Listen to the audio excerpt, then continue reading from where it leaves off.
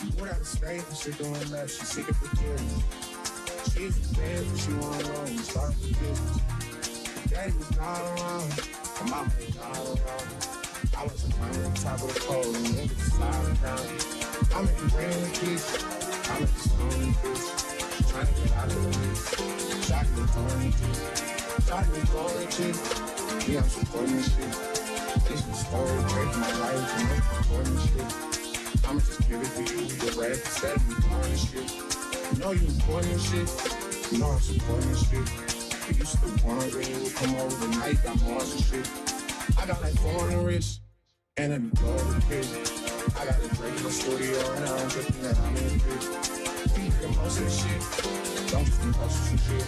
I give you this bread, you run me some red, and then you gon' flow the kid. She moved out of state, but she going up, she see the forgiveness.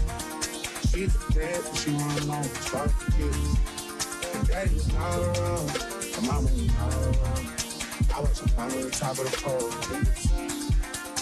I'm making brand bitch, I'm making stone bitch. Trying to get out of the mix. Shawty was throwing shit. Shawty was throwing shit. You know some bullshit shit. This is a story, break my life, and I'm supporting shit. She got a business plan, and she sad, I'm a right job. Stay with the sister now, she got a man, but he out of town. Soon as he out of town, they hop in the quick and all around. I went to find the top of the pole and then it's all time.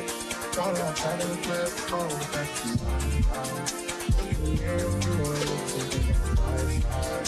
Probably 25, you turn some good to 39. She moved out of state, she going up, she seeking forgiveness. She's bad, but she want alone, start up a business. Her daddy was not around, her mama was not around. I went to find the top of the pole and then it's I'm making rain in beach. I'm making stone fish. Iceman. Trying to get out of the mix. Shawty was throwing shit. Shawty was throwing shit. Yeah, I'm supporting this shit. This is a story, break my life, you know.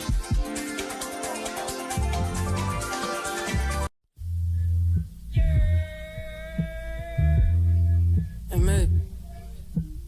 You know we still from the towns, man. Still queen of the towns. That's queen with a K, nigga. You heard? Brooklyn. Straight up out the motherfucking brook. I just wanna pop my shit, don't need no hook. Legal money, but that rah-rah off the books.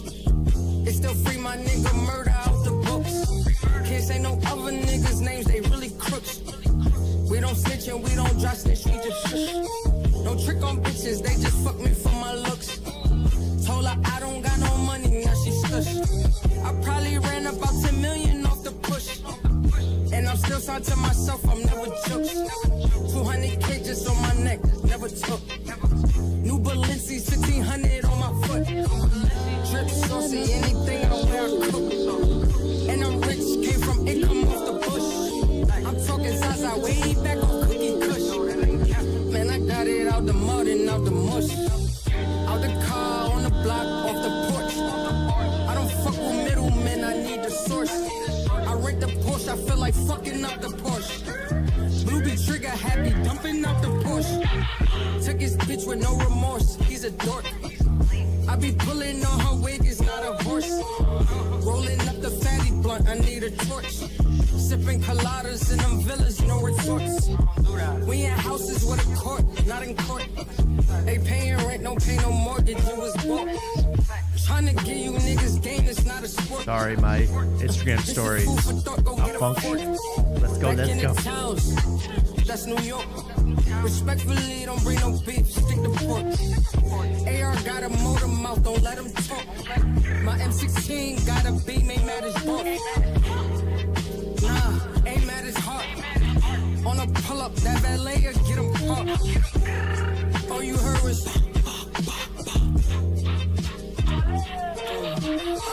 if you don't see me with them niggas, then it's dark. I think it's funny how they flexing, but it's false. I think it's funny how they stretch it, but it's false. Big cap, big cap, big cap, big cap, big cap, big cap. They tried to say I lost, got my lick back. Just made $500,000 off the get back. Nah, never was a setback. I just had to sit back. They looking for me, all you see is inmate, where you been at? give us a couple minutes and we'll be starting the show on After Tonight. Move it with your chest, pop it with your chest, move it with your chest, pop it with your chest, work it with your chest, mix it with your chest, pop it with your chest, rock it with your chest,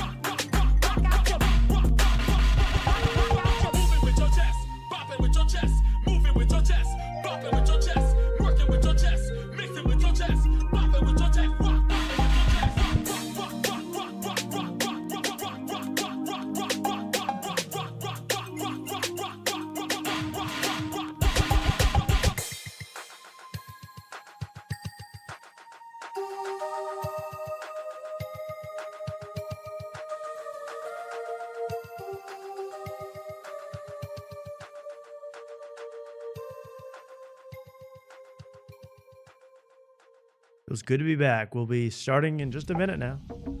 That's a promise. Like a splinter in your mind, driving you mad, mad, mad, mad, mad, mad.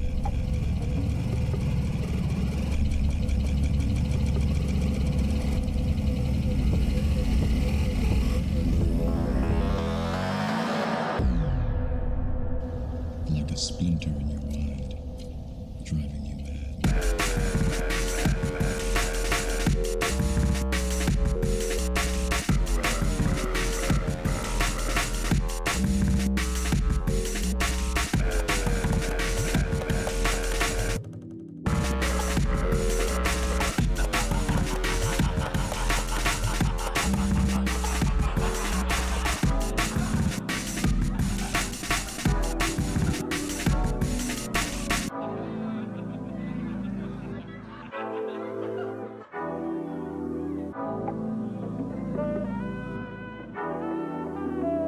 Shout out to Jester in the chat. This is his song, I believe. And shout out to Contributes, who had a song earlier, The Young M.A. Just a minute here. Submit your music now.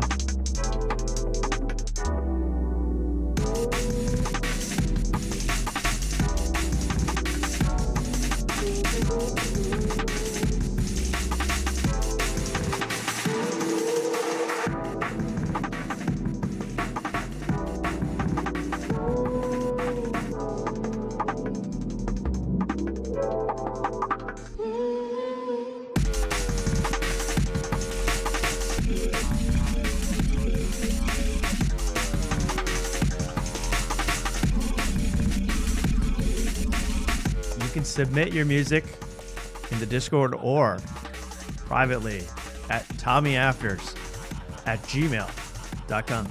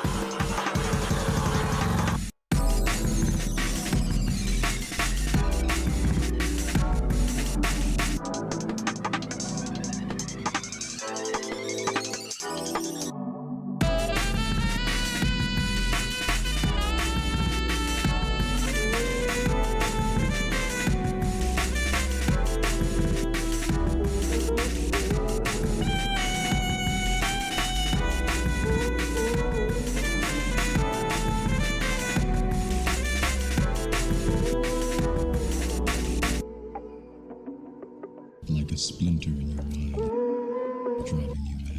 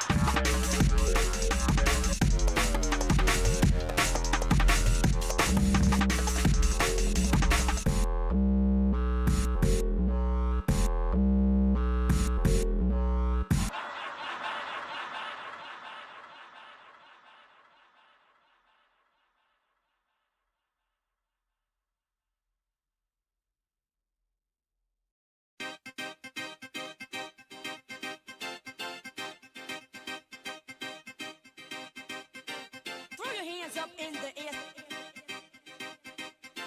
Throw your hands up in the air.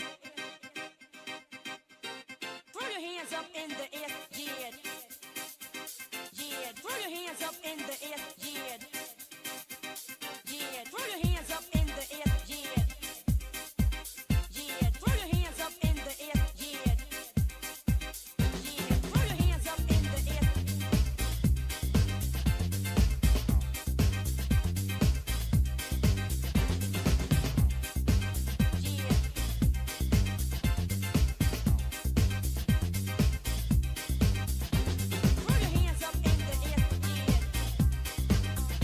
hands up in the air. Throw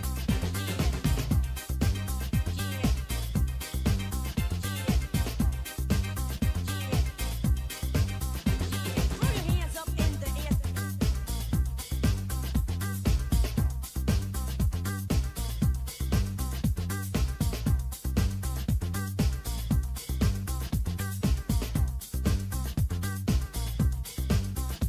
the air. Throw your hands up in the air. Throw your hands up in the air.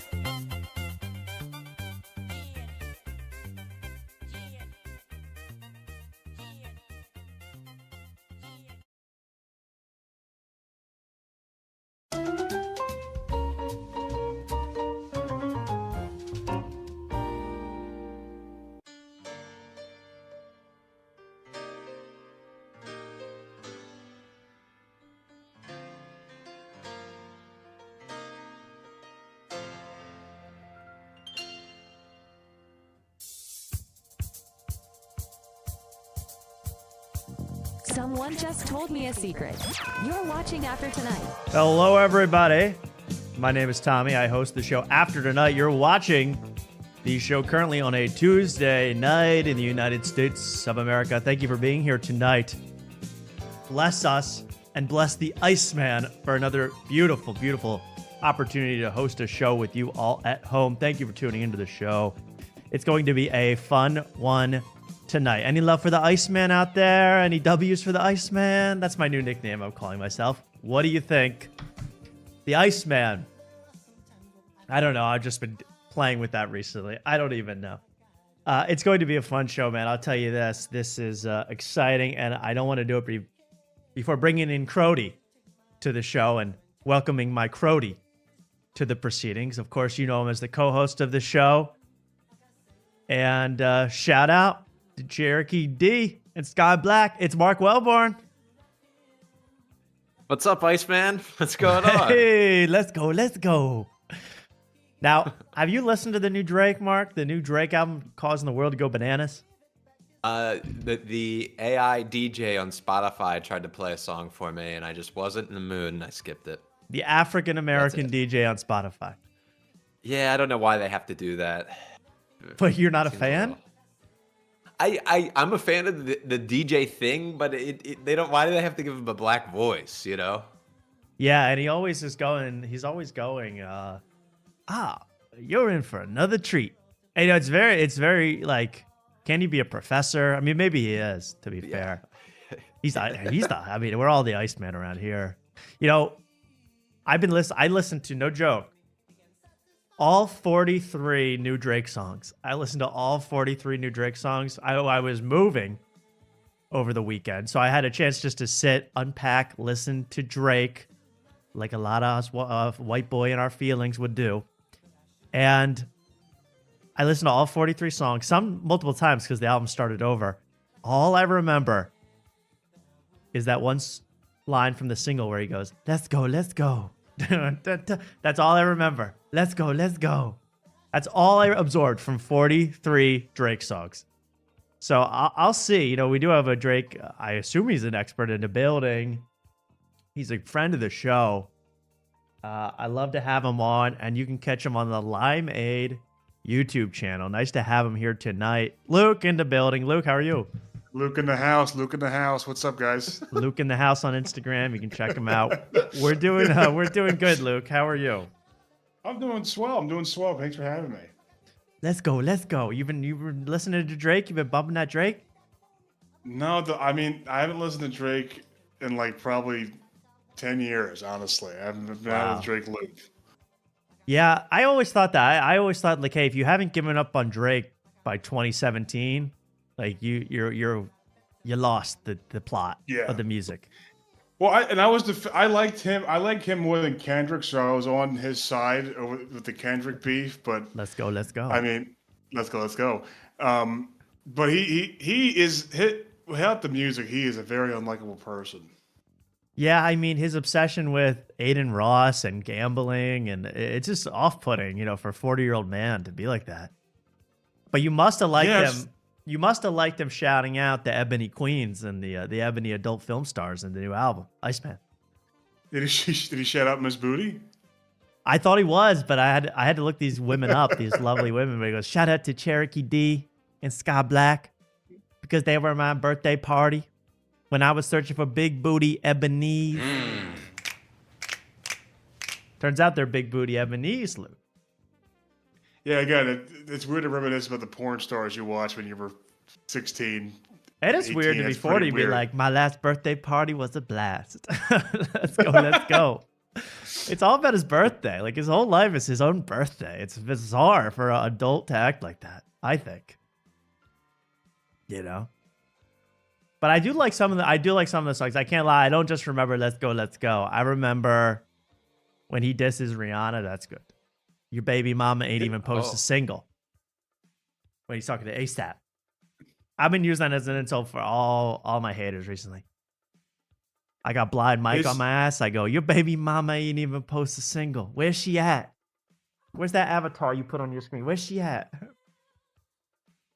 This doesn't really work with a crowd that has not listened to Drake in at least 10 years, like you two. I mean, this is gold. This is gold. If you would have referenced Thank Me Later, I can go Thank Me Later. Thank Me Later is one of my top 5 rap albums. It's about the Iceman. It's about the Iceman now. We're in Iceman era. Thank Me Later is his best album, in my opinion. It's tough to. Is that the blue one with the blue background?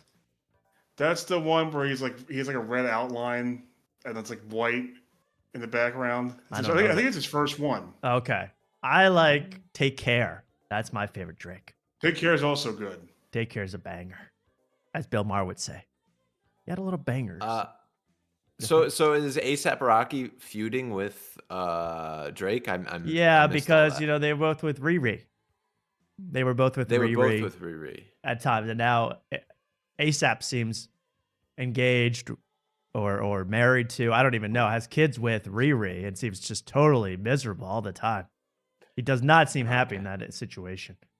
And I'm thinking of doing a wellness check on A$AP because he is none too happy with the Queen of Fendi herself.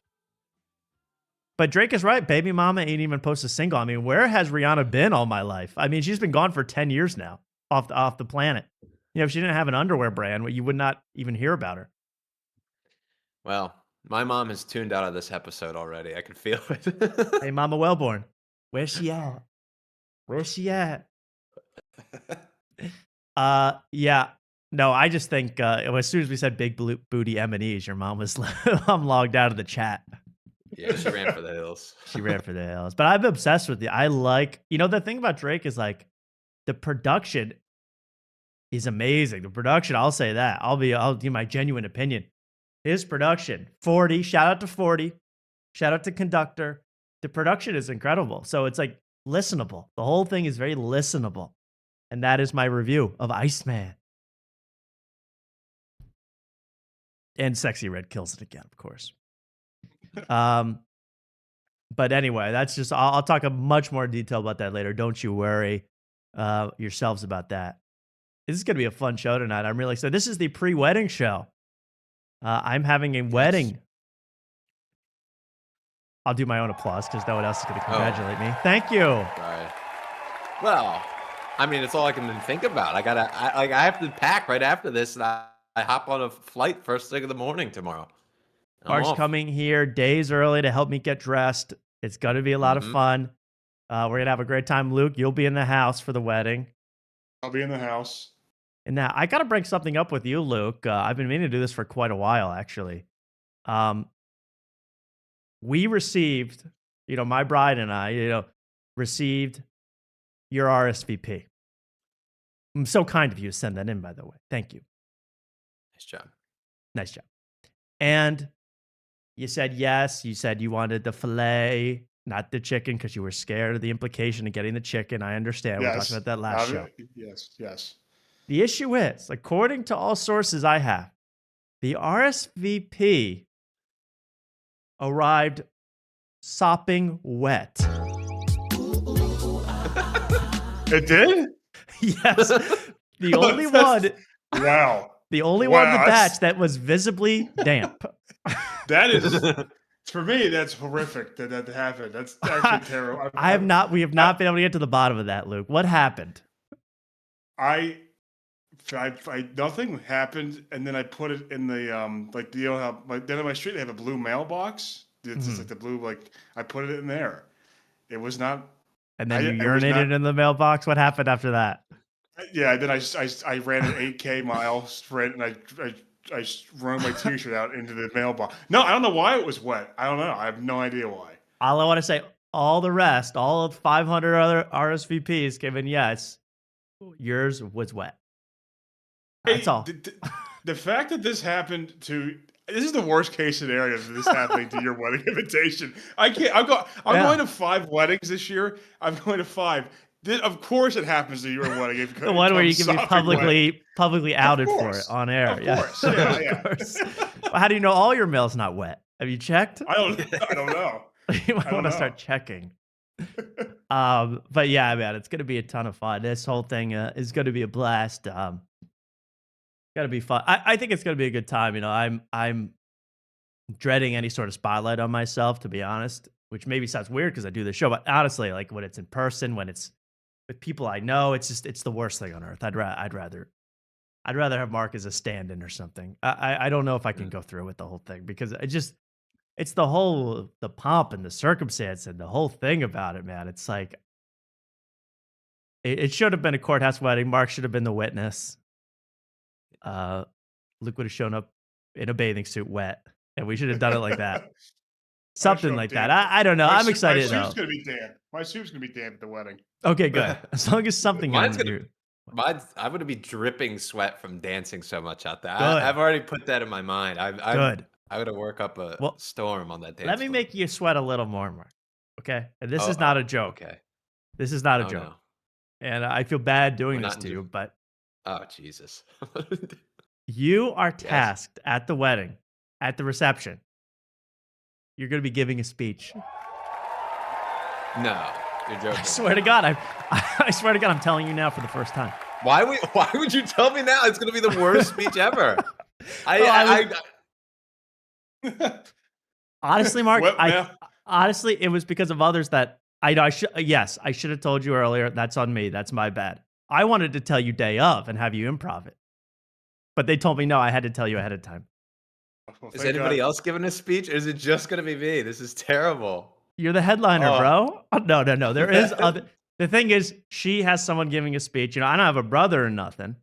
I only have my Icemans. So I had to have I didn't enlist one of my cronies to do it. So I said, Who's it going to be? Mark's the best option. Mark has the best public speaker, Big Stinky, live. Are you kidding me? No, this is not a joke.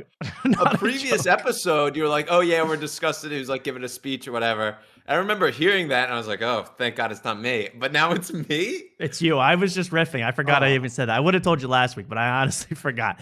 I'm sorry, but Mark, you're a stand-up comedian. You're a great speaker. You got this, buddy. It only 90 seconds, 60, 30 seconds. Imagine it's Kill Tony. Just do your set from that. Wait, I only have to do. It's only a minute. I'll get a. Yeah, just say, hey, it's nice to know you guys. Hey, I'll see you later. It doesn't have, tell, Thank God. 3 to 9 funny anecdotes about me, and you're good. You're good. Oh gosh. The wet mail is a lot better than that. Thank you. I take the Yeah. wet mail over Luke, that. would you like to give a speech instead? I mean, maybe I don't care who Absolutely makes not. it. No. Oh, okay. No, I wanna give Luke, you want to write together? I'm gonna punch up your speech. Let's punch there, it. kid. You guys should punch up together. Seriously. Yeah. I think you should. Well, again, Mark, it's not a high pressure. I know it sounds high pressure, but it's not. All you have to do is say, nice to be here. Y'all are nice. Thanks for having me. Good night. Okay. Next, I coming have to a the stage, Ken's dad. Yeah. Perfect.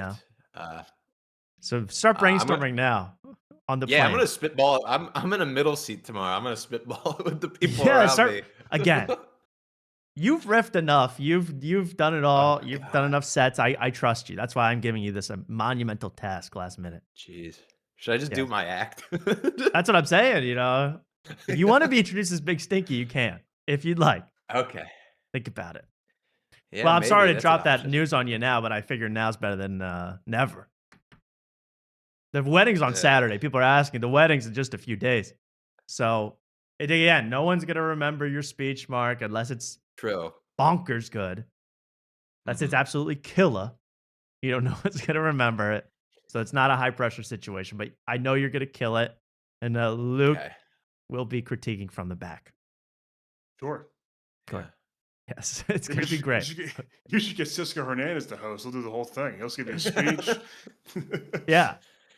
He'll tell you I the should be in the specials. He'll give it to you all. Yeah. So anyway, I just wanted to drop that news, and now we can move on with our lives. Great. Great show. Thank you, Mark, for accepting this great honor. Yeah, no With problem. Such class.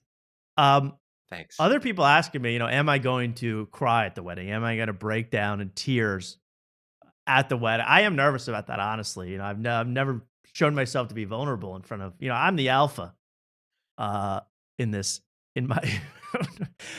alpha, and I don't normally show too much emotion, so it's going to be tough. But I'm going to admit, I'm going to be masculine enough, comfortable enough in myself to admit, yes, when I'm at the altar, standing there and the music starts playing, and I look over and I see Luke. I think, it's gonna happen.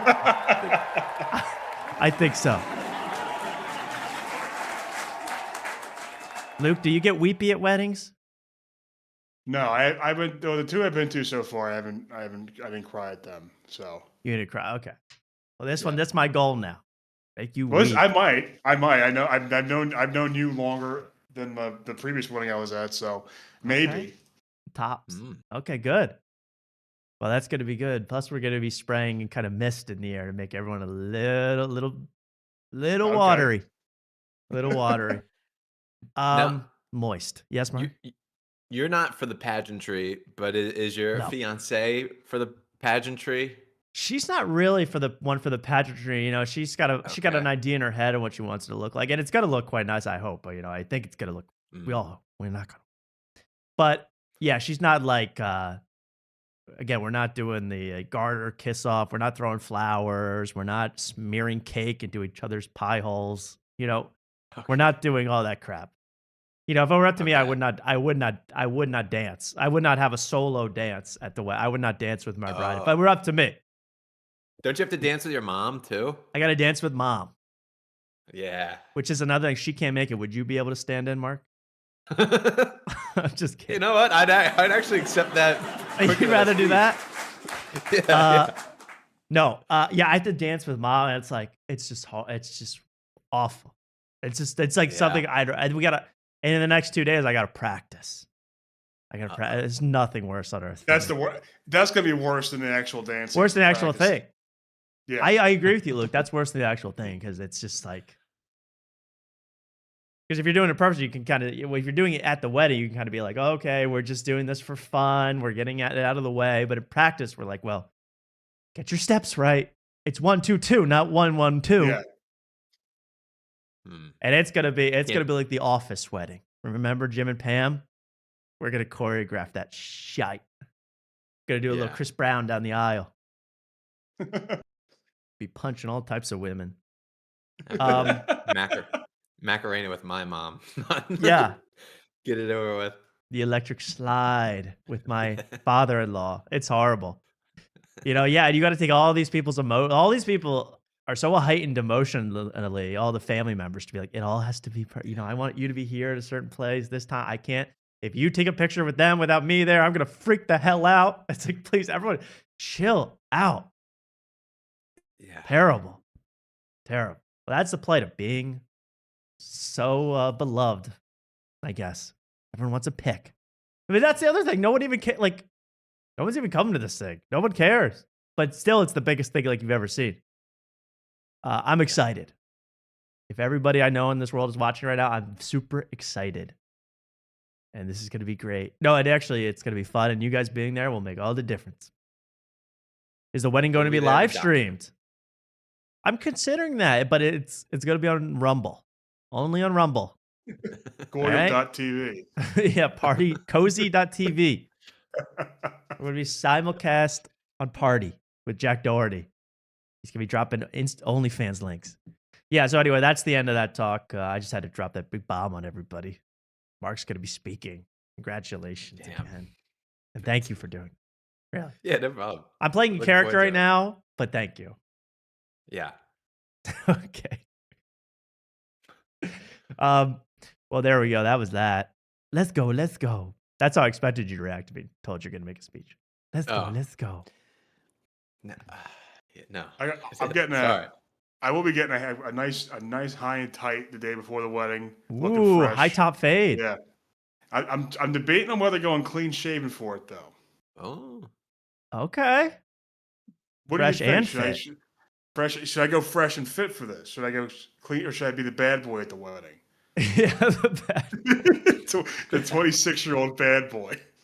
Yeah, wow, that's a tough one. Mark, what do you say? Or Luke, clean shaven or keep it au natural?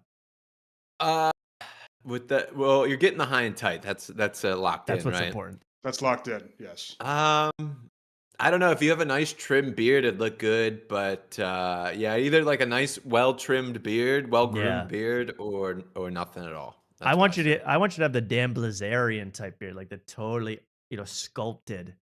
Oh, you should have told me that like a year ago. I would have taken, steroids and been anti-Semitic. I would have been perfect for it. Put shoe polish in that thing. You're gonna look great no matter what, Luke. I appreciate that. You're gonna be glowing. Absolutely.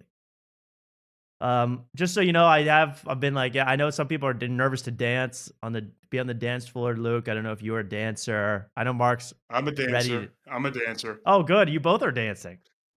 Yeah. Yes. Well, then maybe this will help. I have some dance moves that I think could be useful for you guys at the wedding. Okay, this is just a little tutorial video I found, and let's see if this helps you guys out. Here are 5 unique thrusting dance moves. Look at me ballin'. Look at me ballin'. You see that? See what he's doing there? Okay, that's pretty good. You think you could pull that one off? Yeah, I could pull that one off. Okay, what about this one? Look at me ballin'. Look at me ballin'. Luke? Well, maybe at a CYO dance in 2008, but maybe not. Can you go that slow, bro? I don't know if I can go that slow. All right, I want this then fast. This one, I know Mark, after a couple bodega cat drinks, is going to be like this. Look at me ballin'. What the hell? I shoot my shot and it go when you know it's flawless. Yes. Okay, that's fast. All right, can you go that fast? If you're not wearing like real tight underwear, I mean, everybody's gonna hear everything slapping around. Wow, you're slapping around down there. I didn't know that. Well, I mean, never mind. Oh, I know what you mean. There is going to be a little bit of noise. I know what you mean. Yeah, yeah. Could be like hitting the punching bag. Then we get this. Then we get this one, which I think Luke could pull this one off best of all. Look at me ballin'. Look at me ballin'. I gave my number There we go. bag and now it's callin'. Then there's this one I really like. Number 5. Luke, you work on this in the next 2 days, okay? Okay. Yeah. And talk about, this is a bad boy look. You might want to rock this for the reception. I should rock this. This is bad boy. Bad boys for life. Ballin' on the court, selling swish. Yes. Hit a couple deep thrusts. Mark, give me one of those, just above the waist, Elvis on Ed Sullivan style. Look at me. Yeah. Oh. Yes, sir. Okay, like ladies, calm down out there. Wow. I like the one where he was doing it like he was just thrusting his genitals, but he also had to point at his genitals. Look here. And looking down. Yeah, where he's pointing. Yeah, I like that one. Let me get this one.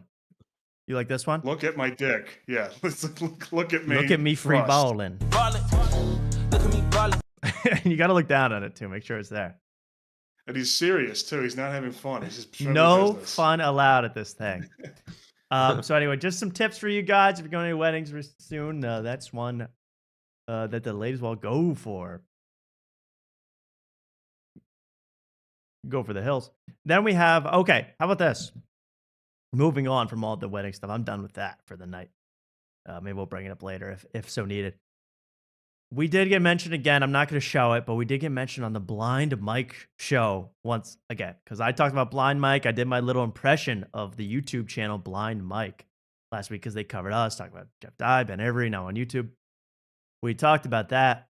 And we talked about Blind Mike covering, and I did a little impression, and he seemed to like it.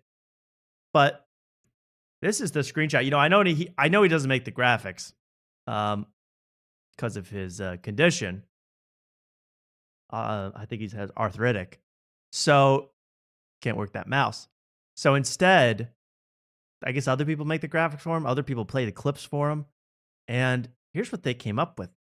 Again, why is there? I mean, am I that unappealing that every time I'm covered by another channel, they have to put an extreme filter on me, an extreme LUT to make me about 8 shades different? And I think worse. Here's what Blind Mike cooked up in the lab. Check this out. You're gonna be shocked by this one. What is this? Why am I searing red? Why do I look like Tony Hinchcliffe at the roast of Kevin Hart? Okay, so I gave Blind Mike a new nickname. That's Blind Mike the Lugnut. That was the nickname I gave him. Now, why am I deep red? And here's the other thing about this show. I didn't know this. You see this little character in the bottom right? It looks like it's from, what's that, Second Life? That's the co-host of the show. It's a small avatar man.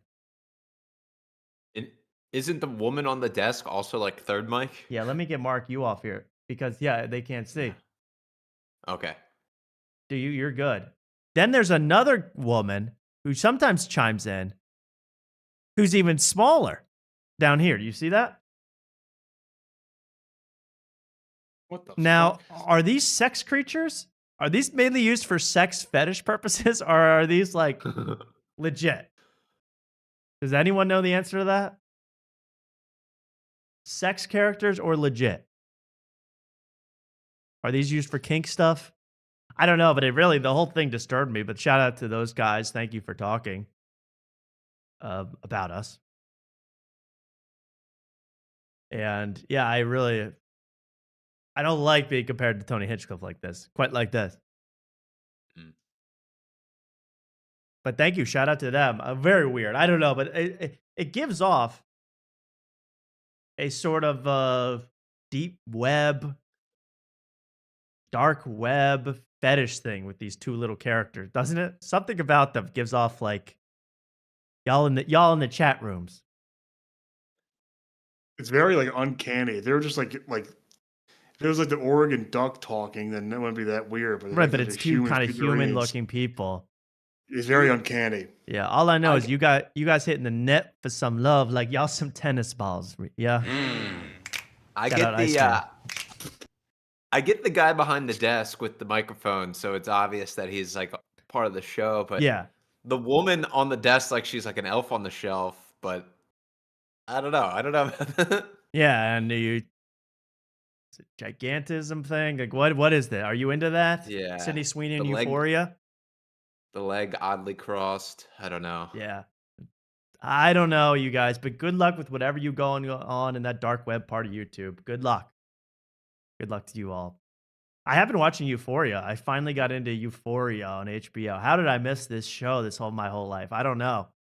I just finished season 1, which I think was 10 years ago, and they were in high school, and now they've just gotten to college or something 10 years later in the show. But I don't know. Has anyone seen Euphoria out there? Anyone? Nope. You guys heard about this? No, I try to avoid it. It's weird because it made me feel like when I was in high school, did I miss all the times you were supposed to be doing Molly?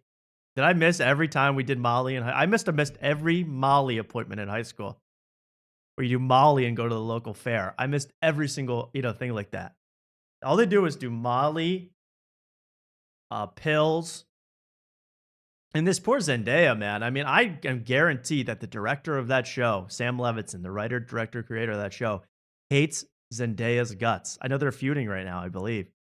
Because the whole show, Zendaya's known as being, very attractive, good-looking woman.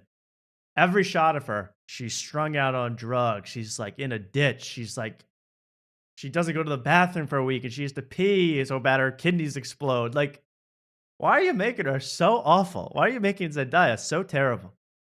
That's really what bothered me. I'm saying I don't even love Zendaya, but give her some shine. It's really she's constantly dirty and dusty and ashy. It's like, can we give Zendaya some love here? They put Sydney Sweeney in the hottest outfits you've ever seen. They put the other woman, I don't know her name. They put the girl that does OnlyFans. By the way, and everybody does OnlyFans. From season 1 to season 3, all the girls start doing OnlyFans. So if you're into that, check it out. Was it Euphoria, the show that we found somebody who sounds exactly like Angus Hypno? Like Hypno. Angus T. McLeod. Okay. Hey Rue, I don't know if that's a good idea, bruh. Hey Rue. I can't get you nothing today, Rue. I'm all sold out, bruh.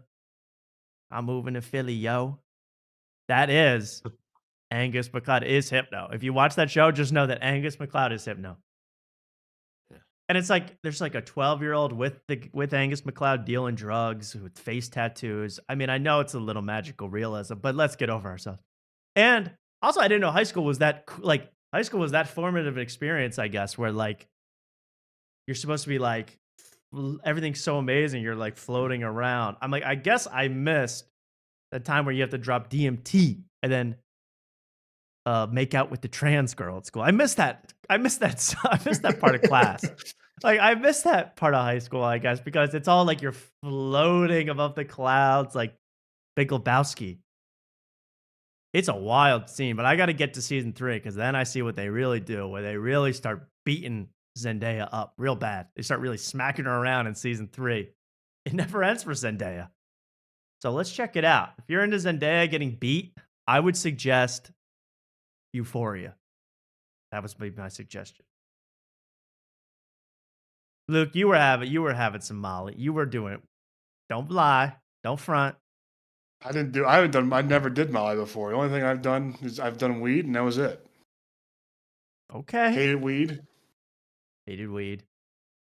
You hated weed, so now you're straight edge, or you drinking? I drink occasionally. I'm a what's it called? A teetotaler? Is that what it's called? I don't really do much. I'm very boring. Good for you. Well, you better get crunk at this Saturday night. I will get crunk. Okay, good. Well, I'll do Molly in the bathroom at your wedding. Yeah, we are gonna have a Molly stall. We all will be sniffing that Molly, that Coke. Terrible. It's so terrible. Don't do drugs, kids. Because if you do, you might end up like one of these people, that I'm about to talk about. I don't know. I almost wanted to name this little thing a segment. I don't know if I want to call it this or that. I don't know what I want to call this new late night segment I came up with. Then late night is a big part of tonight, by the way, with Stephen Colbert about to be off the air, I think tomorrow or on Thursday. Last show on Thursday. Ben Gleib about to start his late night show. Julian Shapiro, Barnum and Bailey about to start his late night show.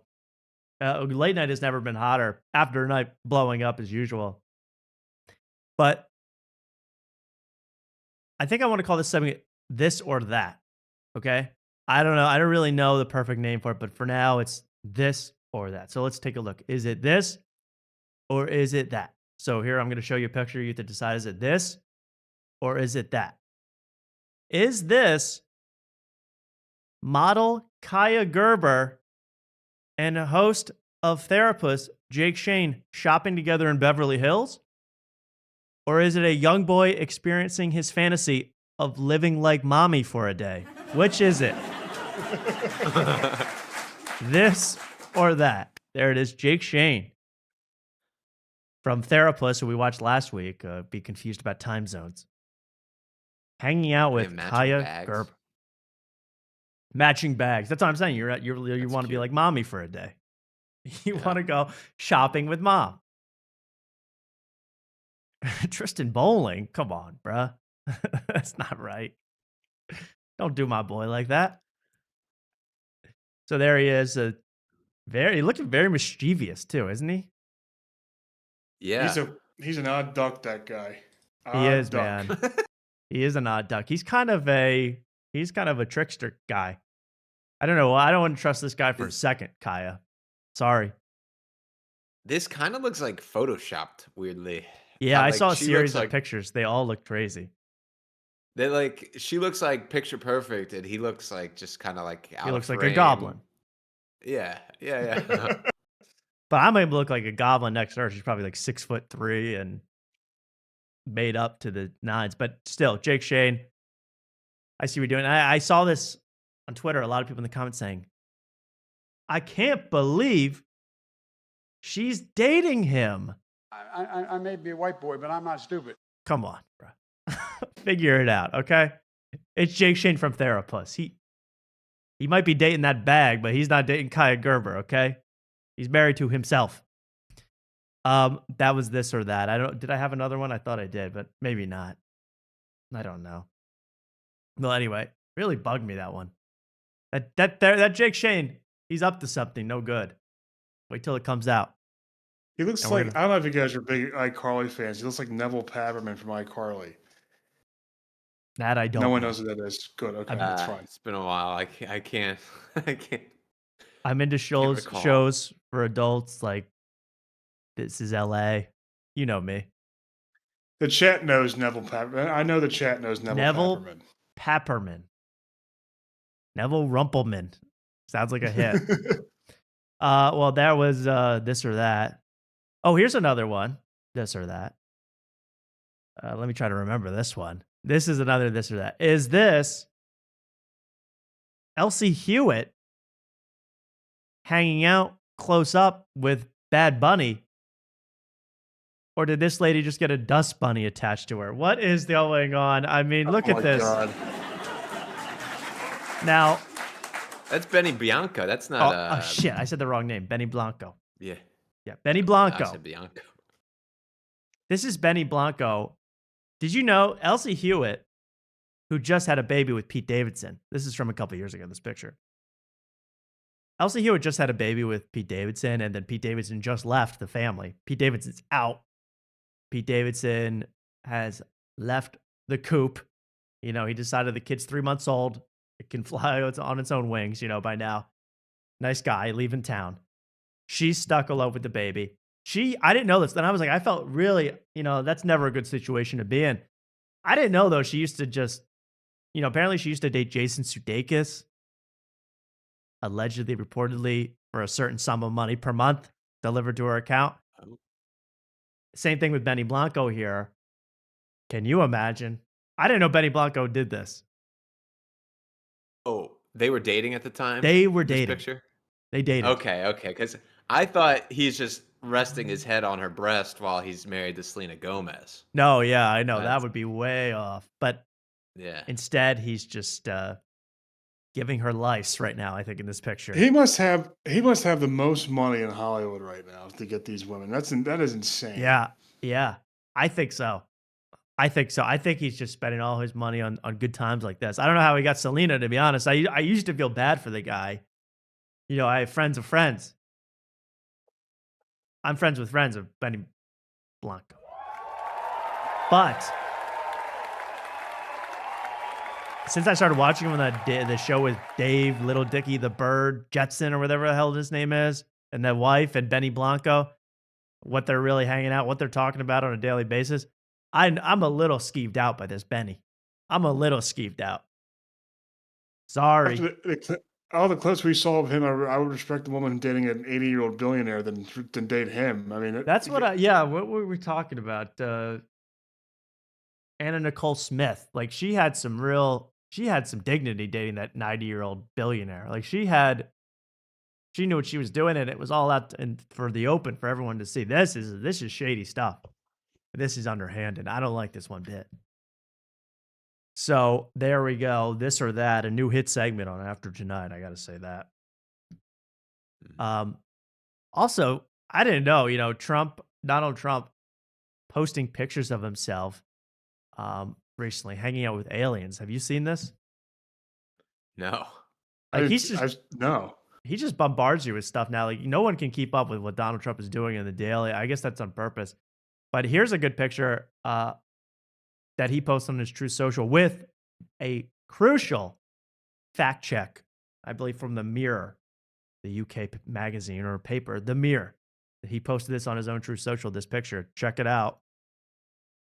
Here's Donald Trump walking with a buff, naked alien down the runway.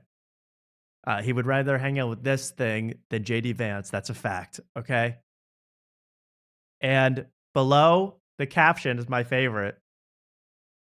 You could tell it's AI because that truck in the back is missing its wheel. There you go. See that? Now, I did actually see this picture, but I had no idea it was posted by Trump himself. Yes, Trump is the originator of this image. So he's really going all out, man. He is really just going full grandpa Facebook on us. Just posting whatever comes across his way. And the separate is, if he's still kicking in 5 years, he'll be going, you guys remember when I was with that alien on that runway? He will not be able to differentiate. I like how well behaved the alien is. It just came to Earth and now it's willingly being put in shackles and walking next to the president. Yeah, they're walking kind of peacefully. There's not a lot of armed security really for this naked. No one's freaking out. alien. It's all like status quo. It's like everyone's like, oh, it's they're normal friends day. with the Greys. We've become friends with the Greys. Anyway, I love what Trump's doing out there. Not really, but I love this sort of stuff. Total boomer grandpa mode. He's gone now. Really, really special. So that's another little thing. Also, I want to give prayers up. Prayers up to a female comedian who has been going through it recently. And Mark, you can certainly relate to this one. Amy Schumer, this is according to the news. This came across my wire today. Amy Schumer says she underwent a botched colonoscopy. Mark, as a fellow colonoscopy survivor, any words you want to give to Amy? Hang in there. It'll be all right. I would love to know how they botched it. And I'd love to know, am I getting better colonoscopy care than Amy Schumer? Than Amy Schumer herself. Well, I think... Yeah, go ahead. Sorry. No, I just, this was a nasty thing I heard someone said. They just said, judging by the picture, they must have tried to do it through the mouth. And that's why they must have they messed up. That's the botched.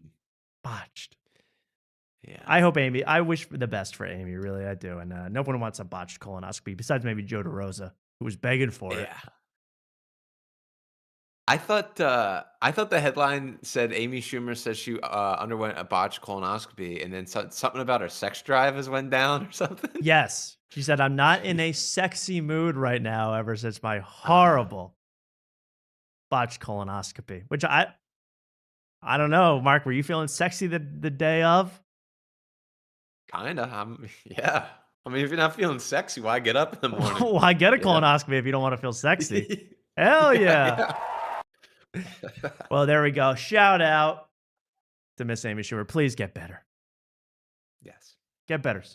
We need you back. As Apparently a colonoscopy survivor, I'm with you, Amy. Yeah.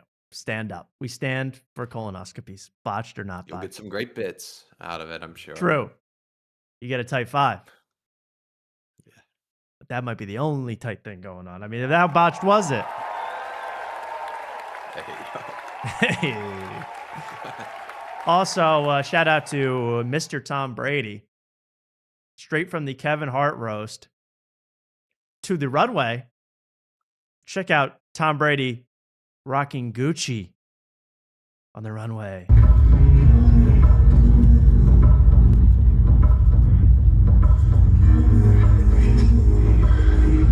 Now, is it just me, or is he becoming less human by the day? I mean, he looks like one of Blind Mike's avatars that hang out with him now. Yeah, honestly. I'd like to see the side by side. I mean, he is barely a human being. And it's giving Elvis's coffin outfit. I mean, it's a disaster, Tom. Why is he doing this? Does he need to do this? What the hell is this? It's weird. It's like, I didn't know a guy so successful and so world renowned, the GOAT of NFL football, it could be having a midlife crisis such as this, to think I have to rock the runway at Gucci. Yeah. But I don't know. Like, is this even I feel like this is after the midlife crisis, because I thought the whole midlife crisis for him was when he went back to football, he lost his model wife. Yeah, but I mean, he went back to football, won a Super Bowl. I mean, this to me is it's a long midlife crisis, but it's still going on. And the leather daddy look is not going to save you. Again, it's bad. Your dad is doing this. You're a dad of like teenagers now. You can't be rocking the runway all leathered up, kissing your boys on the lips, wearing all leather. It's not working.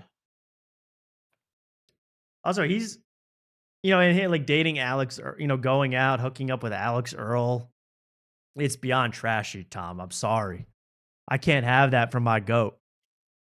Yeah, him and Belichick going after the young ladies. They love the young ones, man. I'm gonna go back, guys. If he keeps doing stuff like this, I'm going back to my original GOAT, Johnny Unitas. Whoa! Thank you. I can't take it anymore. Every time I see Tom, it's like it's his own. Yeah, did you notice that? A new Mark Normand. Yeah, I thought that was coming from Luke. I thought Luke was big. I was like, wow, Luke really got good at that. Because we got everyone, I don't know if people are getting sick, but most people enjoy the Mark Normand. Wow. But when you combine it with the much more surprised. Whoa. Wow. It's a pretty hit. You really know you dropped a good one. That slaps. You know who I saw the other week?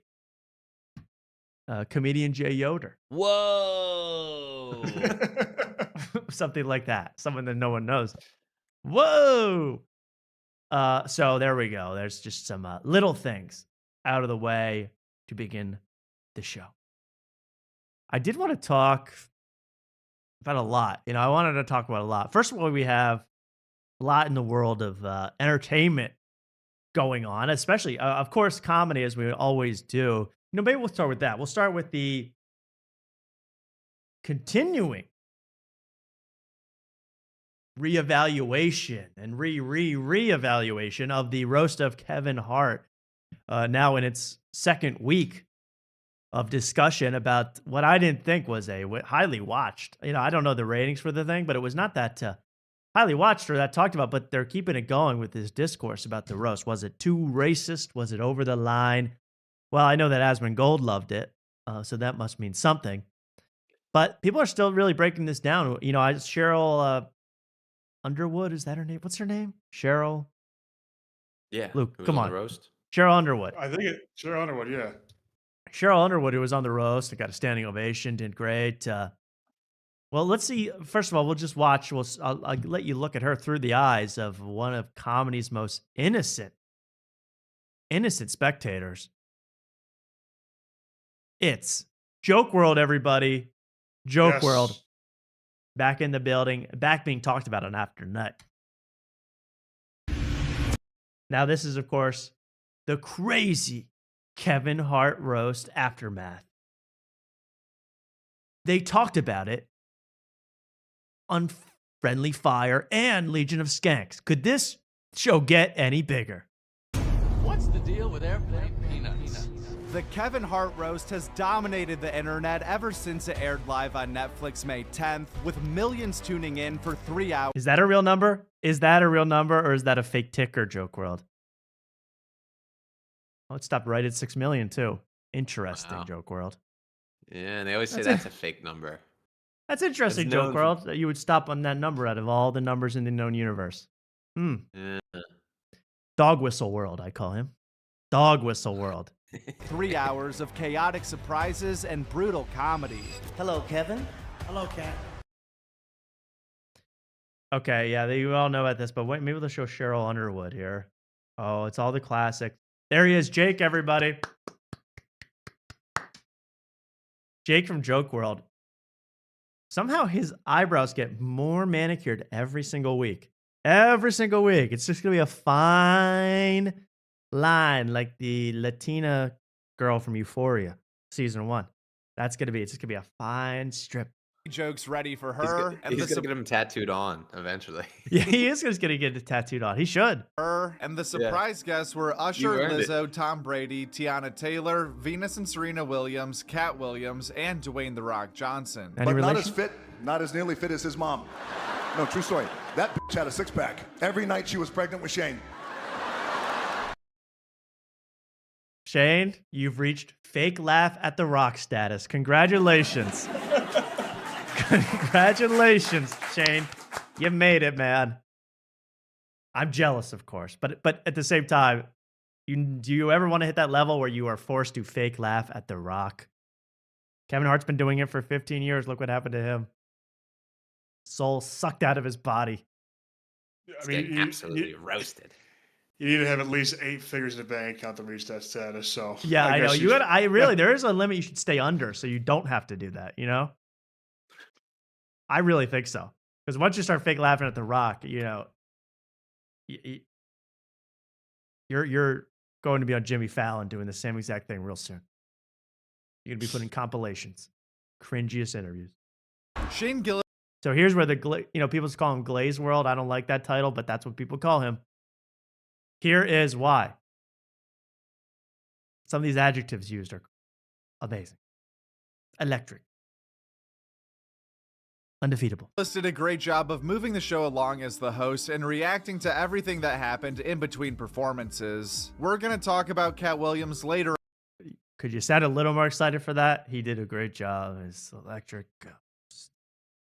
He moved the show along. He moved the show along. Doesn't time do that naturally? Yeah, right. He went from one segment to another. Right. He said words into a microphone. And then time passed slowly. Yes. On in this video, but moving. That's so funny. Kept the show moving. He kept the show moving. Hey, Joke World says he's impartial, by the way. He's the Sports Center. He only reports the facts. Between performances. We're going to talk about Cat Williams later on in this video, but surprises like that one and seeing The Rock drop the PR training to say crazy shit for humor's sake is what makes these roasts so electric. Shut up, Joke World. Shut up. So now you're riding on the Rock train now, Joke World, huh?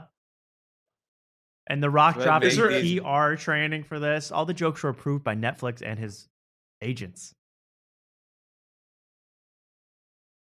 It was so make these roasts electric. Electric. This is why these roasts Our can't miss events.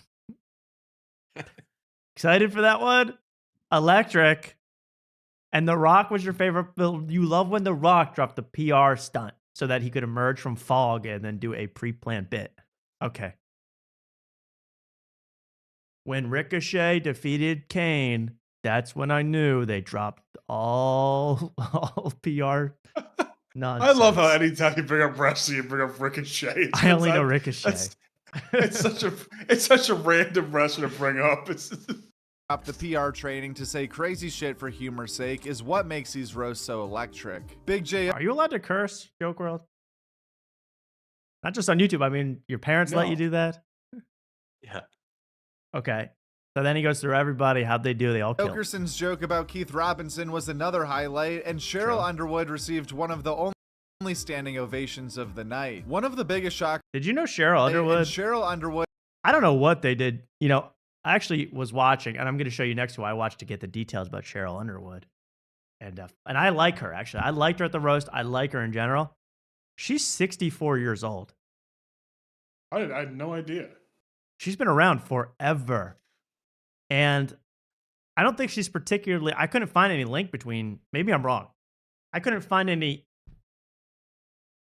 easy to find link between her and Kevin Hart. But she just got a Netflix special, right? This is just announced right after she did this. So they're trying to pump up Cheryl Underwood. I barely had ever heard of her. She did The Talk on ABC for 14 years. So I don't know what the resurgence of her is, but I mean, I like her, but very weird. Cheryl Underwood received one of the only standing ovations of the night. One of the biggest shockers, no pun intended, might have been Lizzo. I don't know why I assumed she'd be super annoying.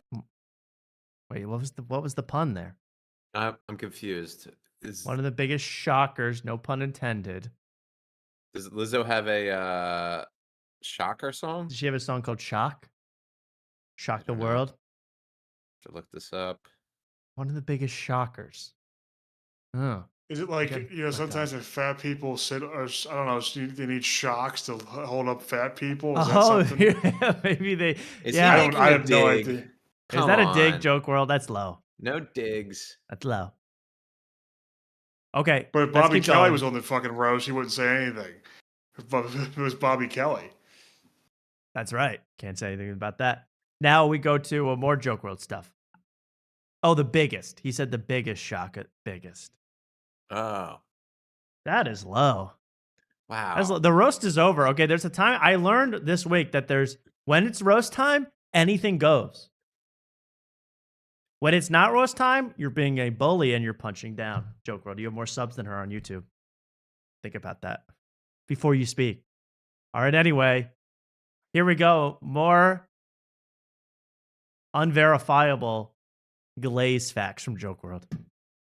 And some Tony Hinchcliffe love here. I love this. To show how important the setting can be for different types of comedy, because the next night at the actual roast, it was the opposite, and Tony Hinchcliffe had one of the best sets of the entire show. Quite literally telling double to triple the amount of jokes in his performance than anyone else on the panel, and receiving So that's now an award. That's something to celebrate, that he just spoke, as we talked about last week, just spoke at a rapid speed, so was able to get it 2 to 3 times the amount of jokes. That to me that's a funny way to measure comedy. Yeah. He did 3 times the amount of jokes, speaking at 500 words per minute. He was actually telling jokes in a tone that only dogs could understand, but they killed. I was like, what does that prove to anyone? Quantity over quality, that's right.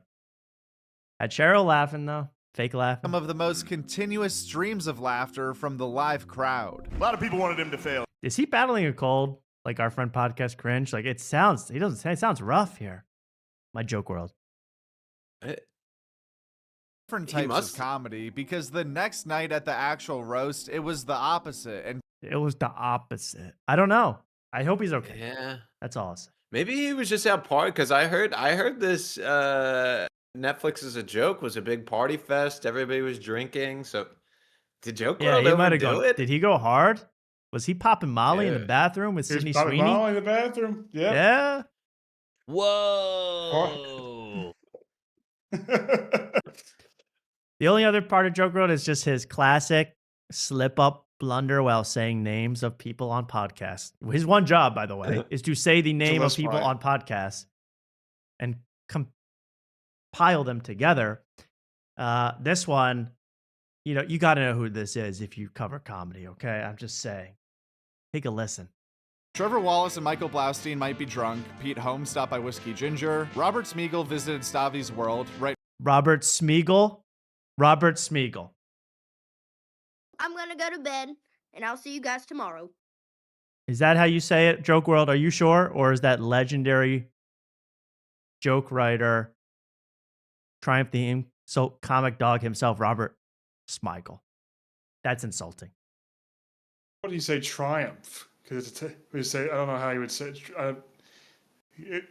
Actually, I bombed this. I'm sorry. I'm so confused by that. But okay, no, but I'm saying Smeagol. That's from Lord of the Rings, you nerd. Okay, that's Smeagol. That's Gollum. That's bugging me. You can't call him Smeagol. The best one was when he said Jim. He said, was it Jim Gillespie or something like that? Jim Gills Pie. Jim Gills Pie instead of Gillespie. Jim Gills Pie. Gillis Pie. His mind was obviously on Shin Gillis at the time. Jim Gillis Pie. Anyway, that's just what I wanted to say about Joke World. Joke World, learn the names, man. I'm not going to hate on you for anything else, but learn the names. You had one job. Now, the roast was dissected by Andrew Schultz on both his podcasts for varying amounts of time. They did 30 minutes about the roast on that Brilliant Idiots podcast with Charlemagne. Charlemagne's going, make jokes about what you want, but people dying, bruh? Nah, stop it. Why's that funny? So then he had to explain comedy to Charlemagne the God, always entertaining. But here's someone that I really loved their breakdown. I just thought they had such a good breakdown of the roast. Excellent points. And in fact, when reciting the jokes, made them funnier than the performers of the jokes themselves. It's black nationalist Dr. Umar, everybody. Oh my God, Dr. Umar on After Night? This is great. This might be Dr. Umar's first appearance on the show.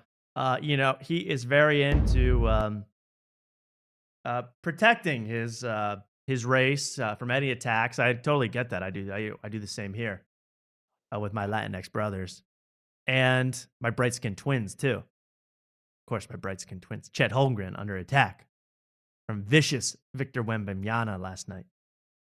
Disgusting. All right. Shout out, by the way, what's the score of that Knicks game, Mark? The Knicks Cavaliers game, real quick. Don't tell me. But I wanted to ask you. Did you see who else is dating a Nubian queen from the NBA world? Who?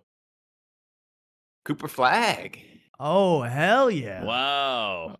Yeah. Love Cooper Flagg. I didn't know he was into the Nubian queens like that. Shout out. 94-89 Cavs. 3 minutes left in the fourth quarter. 10-point lead, you say? No, 5-point lead. 5-point lead. I misheard. That's awesome. Let's go, Cavs. Anything to beat the Knicks and make Sam Morril unhappy. That's mean. But it's not just Sam Morril, it's all Knicks fans I want to be unhappy. So does that make it better? There's not a single one I want to be happy. So I'm rooting against all of them. Unless Dr. Umar is a Knicks fan, in which case, Jalen Brunson's the GOAT. He might be. Let's take a watch at The Art of Dialogue, which I love the show. I never watched the show before, but it's hosted by a guy named Hart. Wow. So The Art of Dialogue with Dr. Umar.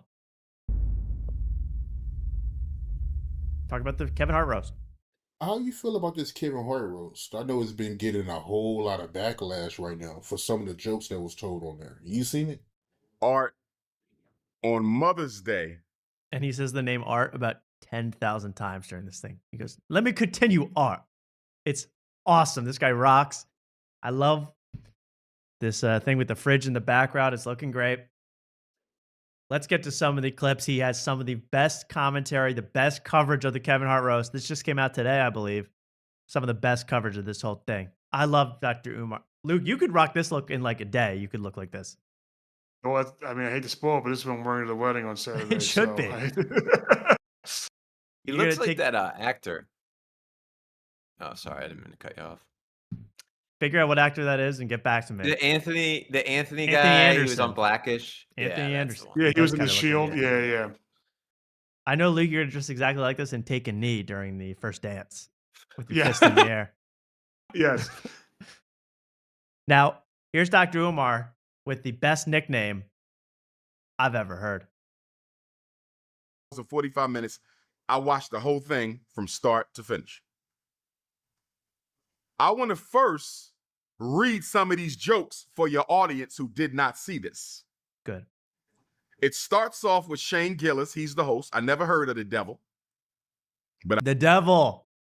The white devil, Shane Gillis.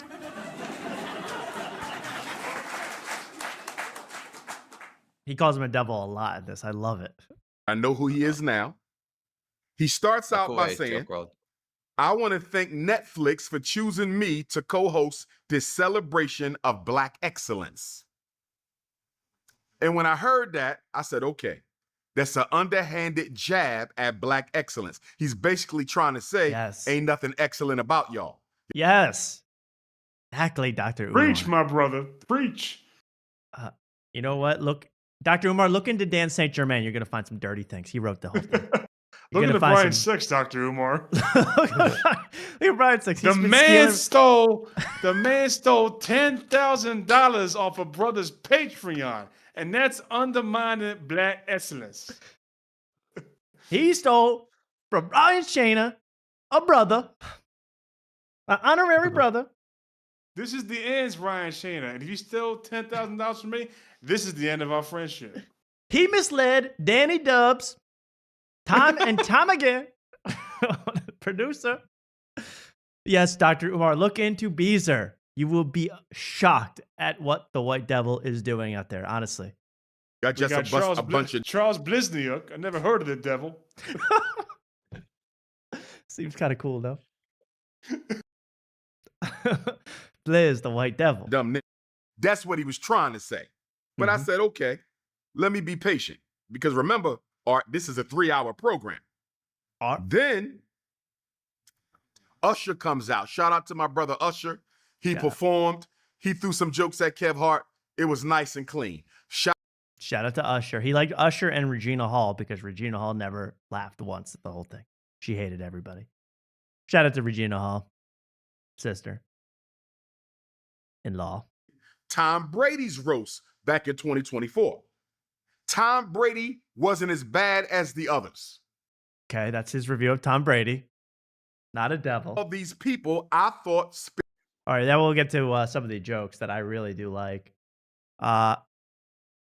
Here's where he really starts to make... He gets in a flow here, and he makes these jokes really hit. Like, these jokes should have been delivered by Dr. Umar. It would have killed. They told me to be racist. He said it on the mic. And listen to this joke from Shane Neanderthal Gillis. Whoa. He said... Yes. Shane Neanderthal Gillis. All right. Left First should be attacking Dr. Umar any day now. Any second now. Left First should be going to the aid of his big boys. Yep. Going after Dr. Umar. Bro, I'm just defending my friends that are Neanderthals, bro. Don't attack Neanderthals. They don't like it. Shane was really hurt by that. Kevin's ancestors came to America on a slave ship and a bottle. Kevin's ancestors came to America in a slave ship and a bottle, Art. See, Art. See, that made the joke funnier when he told it like that. That was actually good. That joke's funny now.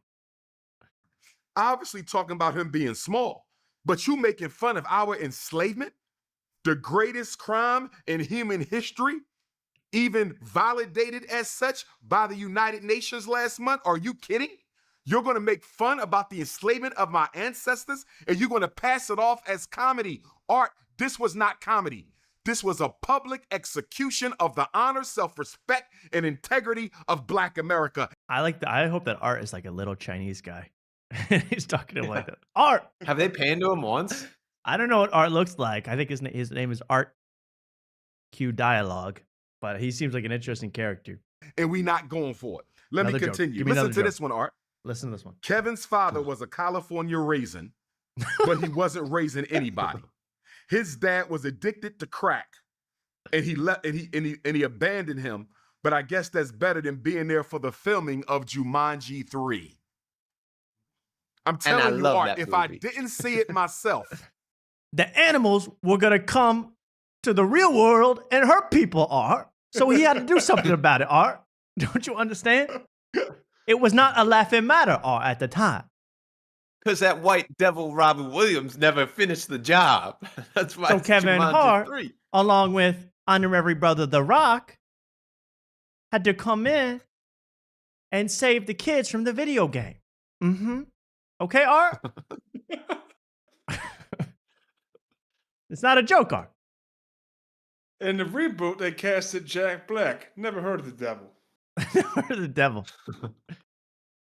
Big gnome-looking creature. Jack Black. And he's using our culture as a last name? Unbelievable. His last name is an attack on black excellence, which he does not have because he is not black. Right. Or excellent. He is not Jack Black excellent. He is Jack White mediocrity. May I continue, Art? if I didn't see this myself, you couldn't have told me that these were the jokes that came out of white people's mouths on international television while we were sitting right in front of their face. Let's continue. Here's another one. Now, Shane Gillis didn't say all these jokes, Art. Some of the other white comedians said them too when they got up to the podium. But most of them came from Shane's. Scary part, Art doesn't even exist. This is just that's what I'm saying. psychotic brain. I would love to imagine are you saying Art and there's no one there. Art. Art, let me continue. He's just speaking to a wall 1 foot away. Art, please. Let me continue. Art. It'd be funny if it was just a printout of just a computer. Yeah, right. It's just an image. Just a picture of a guy. Yeah. Oh, if you will. It's a face drawn on a basketball. Art, please, if I may continue here. He says his cousin Danny is making grilled cheese at night, Art. It's unbelievable. He's putting down the mentally challenged. Our brothers in the mentally challenged community, Art. Neanderthal Gillis. Ooh. Listen to this one. Ooh. Kevin did well in Saudi Arabia because they thought he was the monkey from Aladdin. How is that funny? Oh my God, it's Art. Oh, it is Art. Yeah, what a deep voice. I agree. That was maybe my least favorite joke besides Ninjas by Tony Hinchcliffe. Well, I think Art has Cyborg doing the intro to Fart Carnival with that voice. Yeah, he should be saying, how is that funny? To Fart Carnival. How is the title of Fart Carnival funny? Art. Ocho. All right, we have one more clip from this, but you can watch this whole thing on your own. It's incredible. He reads he does every single joke from the roast in a row while talking. Well, Art never says a word. It's pretty great. Let me continue, Art, with this one. I ain't got nothing to do with that. All right? Now, he gets up there and guess what he says? What? He says, "Hello, Cheryl Underwood. You look like the donkey from Shrek." Disrespectful, man. Well said. Art coming in. I mean, Art's tagging the jokes now. I love this. Yeah. Something about his delivery, Art responding is like, that's Abbott and Costello. That's perfect comedy. You don't need a real roast when this goes on. Yeah, he does it. It doesn't even sound like properly mic'd up. It's like from a distance. No, Art's it's muffled in another room. Yeah. Art's tied to a chair. I know. It just has to listen to all this from Dr. Umar. I mean, this is funnier than anything. This is the funniest. This is funnier than anything on that roast. I'm telling you, this is amazing. better than the roast. This Dr. Umar killed it. He gets up there and guess what he says? One more time. I love this delivery. He says, "Hello, Cheryl Underwood. You look like the donkey from Shrek." Disrespectful, man. Art. He's gonna cry. Art's gonna cry. That's so Disrespectful, funny. man. Disrespectful. When I man. tell you, brother, they terrorized our sister all night long. They humiliated and shamed our sister all night long, and not a single black man in there stood up and said anything about it. Let me say this to my brother. Draymond should have beat Tony Hinchcliffe's ass. I mean, that's without a doubt. Without a doubt. Well, shout out to Dr. Umar and Art, of course, my new favorite host, Art. I mean, really, watch this for yourself. Every joke he delivers perfectly. It kills in the room. It's brilliant. And it was better. It was honestly, this whole 3.5 hour roast summed up in 30 minutes. It was perfect. You don't need to watch anything else. You don't. And you notice Tony Hinchcliffe, the casual, confident, slow pace that Dr. Umar is delivering these heinous, awful, disgusting, white devil Neanderthal jokes with, the pace he's delivering it with. That's how you're supposed to do it. Confident. And you must always address a invisible third party named Art. Well, there we go. The roast of Tony Hinchcliffe still raging in the creator world. People still talking about it. I don't know. I'm into Iceman now. And Shane Gillis was an Iceman, by the way. You guys see him in the music video? I did. I saw that. Yep. With Adonis. He wasn't with Drake, but he was with Adonis. Let's go. Love Adonis. But how could Adonis drive the car that well? I didn't really get, like, you know what I mean? Like, he took over the cop car from Shane Gillis. He's whipping that car all around Toronto. I don't know. He was just driving a little too smoothly for my taste. I would have had the 8-year-old be like swerving and stuff, but then I'm going on a pretty straight track. And then the brother attacked a man's black child, Art. He attacked Adonis, but he didn't think he could drive that well, Art. That's not right, man.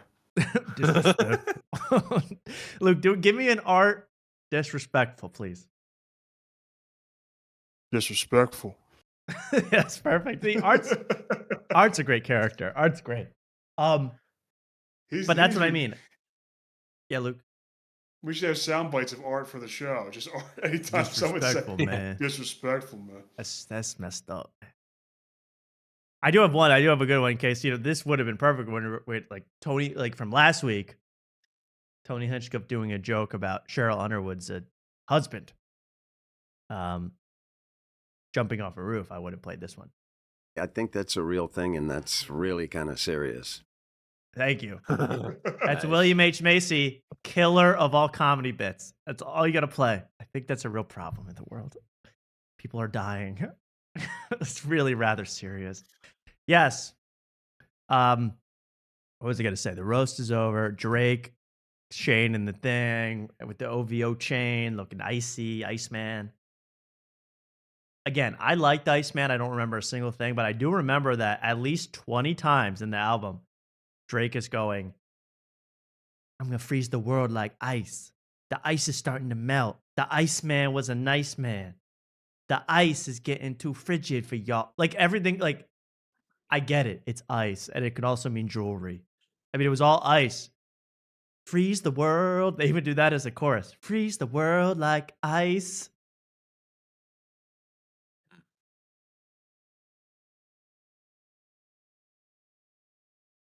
Interesting basing a whole album about that when that's like a controversial thing in America. Although I don't hear people complaining about it. I guess somebody got shot. I don't know. I stopped paying attention. Oh, you're talking about, yeah, that's never really brought up that it has anything to do with ICE, the immigration enforcement. Yeah. True. That's a good point. Freeze the world. Well, then the White House immediately put up like their own the Iceman graphic, the album cover with MAGA. Like, is Drake approving that? Is my brother approving that up in Canada? I don't know, Drake. You got to speak on that.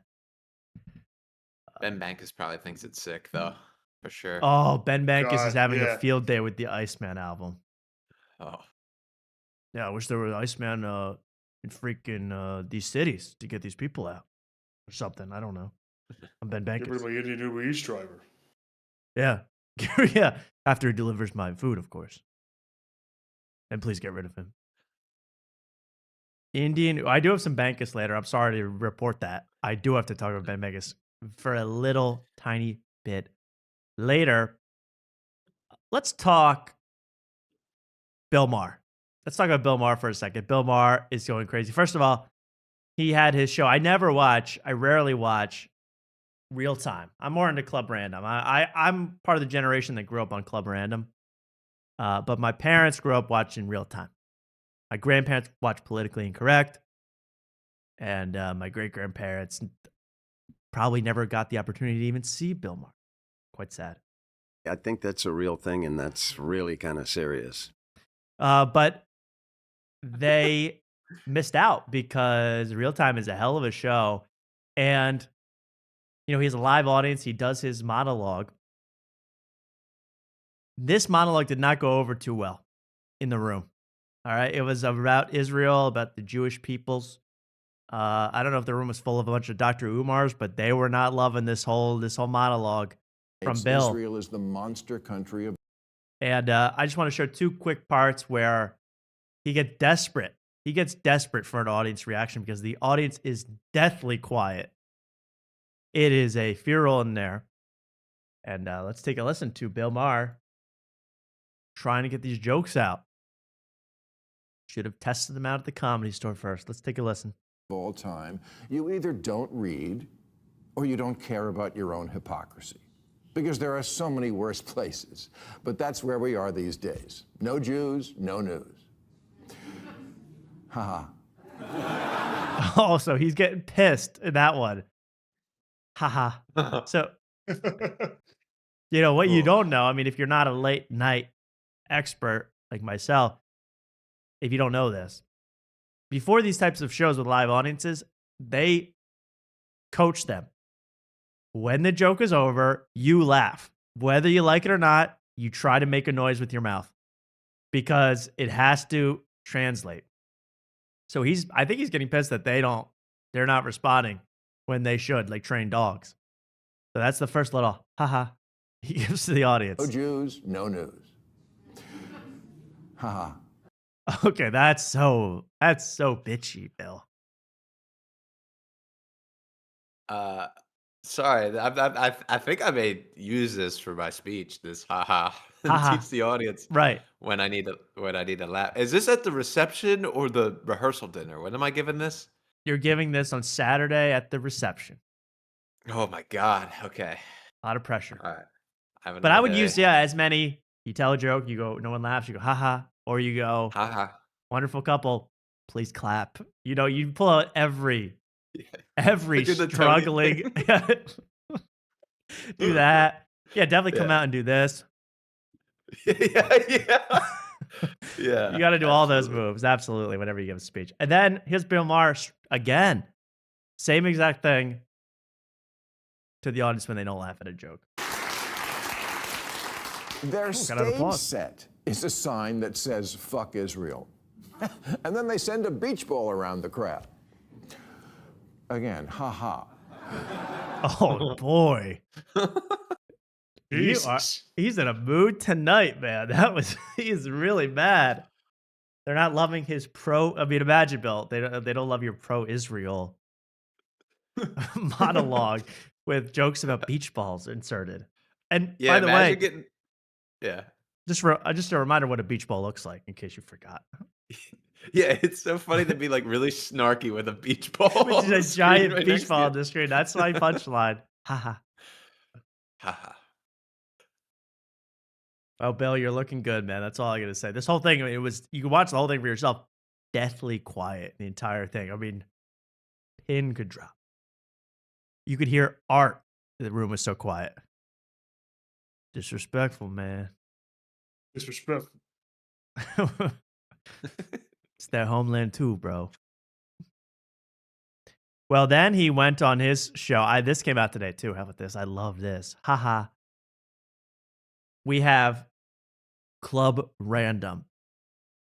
with Will I Am. Will I Am, Black Eyed Peas, ladies and gentlemen. So good. Will I Am, who is now not really a musician anymore, but a professor at Arizona State University teaching AI. Wow. Whoa. Teaching about AI. Doesn't seem to know too much about AI from what I gleaned from the interview. He knows how to wear a hat, though, and that's really all that matters to be in an ASU. If you wear a professor-like hat, you can teach at ASU. And here is Will I Am. This whole thing is incredible, this whole show. You know, I love Bill's ad reads. I love it all. I was even trying to find a way to get this sound drop on the show. I don't even know where I would use this, but I guess if we were pretending, let me say, hey, guys, guess who we got on the phone? Guess who's calling in to defend his Israeli comments? Bill Maher. Bill, what do you have to say for us? So, I saw a spider in my house the other night. Not a little one. This thing must have gone to the gym. And once you see one, now you're thinking about all the ones you didn't see. True. Thank you, Bill. That was very nice. Thank you. Great point. All the ones you didn't. That's part of his ad reads where he does the best fake laugh in all of advertising, including in this one, this beginning. I don't know about you, but I'm a big fan of green in all its forms. Get it? And for fellow lovers of... Just that. He gave himself his own little haha. All right, now we get to the Will I Am interview that changed the globe, taught me to believe in AI. In fact, Will I Am starts off with this intro is, Will I Am has to pretend he's a serious professor businessman now. It's so good. You're going to love it. The guy who wrote Boom Boom Pow. Remember that. Now he's a professor of AI. Stayed with you? Yes. Will I Am? Sitting right there? What How up, are man? you? Good to see you. Been too long. Call What are you watching on your phone? Oh, no, I was talking to my my CTO about sensei. Yeah, really. You got a black robe, a black belt, man. You're ready to karate there, Will I Am. But I was just getting off the phone. So he waits till Bill Maher's in the room and be like, oh, I'm just in the phone. I was on the phone with my CTO, my chief technological officer of my company that I run. You know, he's really into I'm smart, I'm a professor. Jaylen Brown of the Boston Celtics says the same thing, where Jaylen Brown is teaching classes at MIT about how to put ball in hoop. You know, it's this thing that some guys have of I need to prove that I'm intelligent desperately, even though I'm already successful in so many other ways. So I just got off the phone with the president. That's right. Yeah, Trump was just telling me about this alien he knew. Big gray guy, buff as hell. So that kind of big man on campus. Then we go to a discussion of music, Will I Am's music. This part is really where I tuned in. My ears perked up because they discuss one of my favorite songs by Will I Am and the Black Eyed Peas. First of all, let's take a listen to what Bill Maher thinks about the Black Eyed Peas.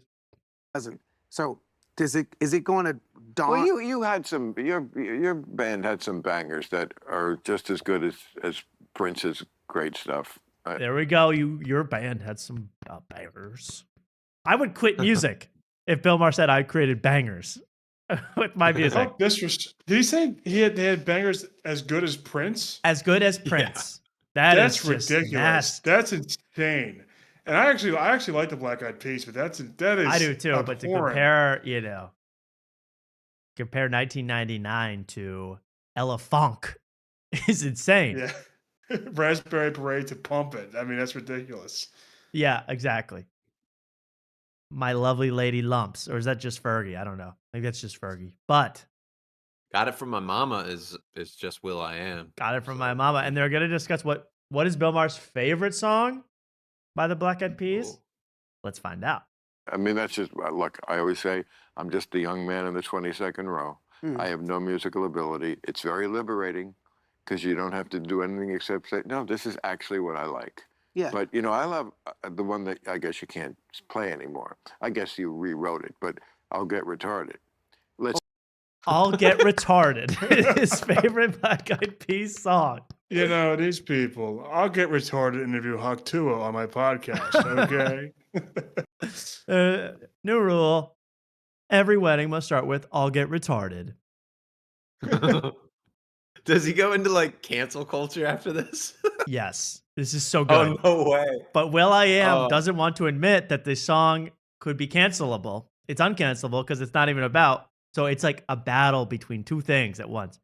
Will.i.am's trying to say this song was never even offensive in the first place. Bill Maher trying to say, so what if you call people retarded? You're dancing. It's a banger, okay? Maybe my favorite, just wrong line of all time, the name of the song. you can't play anymore. I guess you rewrote it, but I'll get retarded. Okay, I mean that awesome. Let's get started. Let's get started. You're adorable. Let's get retarded. And like, I'm not trying to say the word retarded. I'm not like, reveling that we can say it again. It's not that big a deal. If you don't want to hear it, I'm sorry. So I could break down But, that. it just shows what a different place we were in 20 years ago. Yeah. So, but if you're in, Yes. So here we go. Boomer mode activated. You could say, let's get retarded back then. In here. I want to hear Bill Maher like sing a song that's called "I'll Get Retarded." Like I I'll can see get him doing it. retarded. It's hot. Or just like he loves the Beatles. It would be like like Little Black Bird, like that Beatles song, but it's "I'll Get Retarded." I'll get retarded. What's that one? It's tonight. beginning to feel a lot like retarded. What is that?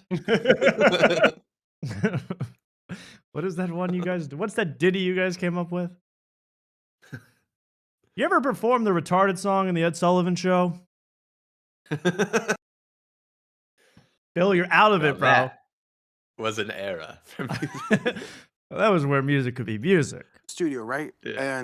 And you have a So here's Will.i.am's convoluted, nonsensical explanation of why the song was named Let's Get Retarded. I never heard this in my life. So good. Different place we were in 20 years ago. Yeah, so but if you're in the studio, right, and you have a conductor or the producer, and they're telling the band, train conductor, and the instructions on the song, and the producer or the conductor says, okay, on bar 24, we're going to retard on bar 24. That's a thing? It's a musical term. That's awesome. Why is that awesome? Uncancelable. Why is that awesome? But his whole point is the producer in the booth told us to slow down the music by saying in bar 24, retarded a little bit. And they go, well, that's perfect. Isn't one of the lines in the song like, let's lose all control inhibitions? Like, so but retarded is also a word in the language that means many things. It wasn't, it's like. Yeah, that's the reason why on the lyric it says, in this context, there's no disrespect. So when I bust my rhyme, you break your neck. We have 5 minutes for us to disconnect from all intellect and let the rhythm perfect. That's great. So you literally say that thing, we have to disconnect from all intellect.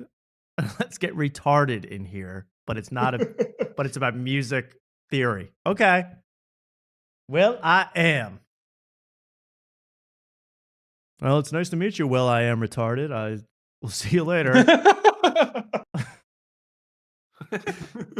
Us to lose our innovation, follow your intuition, free your inner soul and break away from, right? Tradition. Beautiful. So that song. Beautiful. He's not even paying attention to him.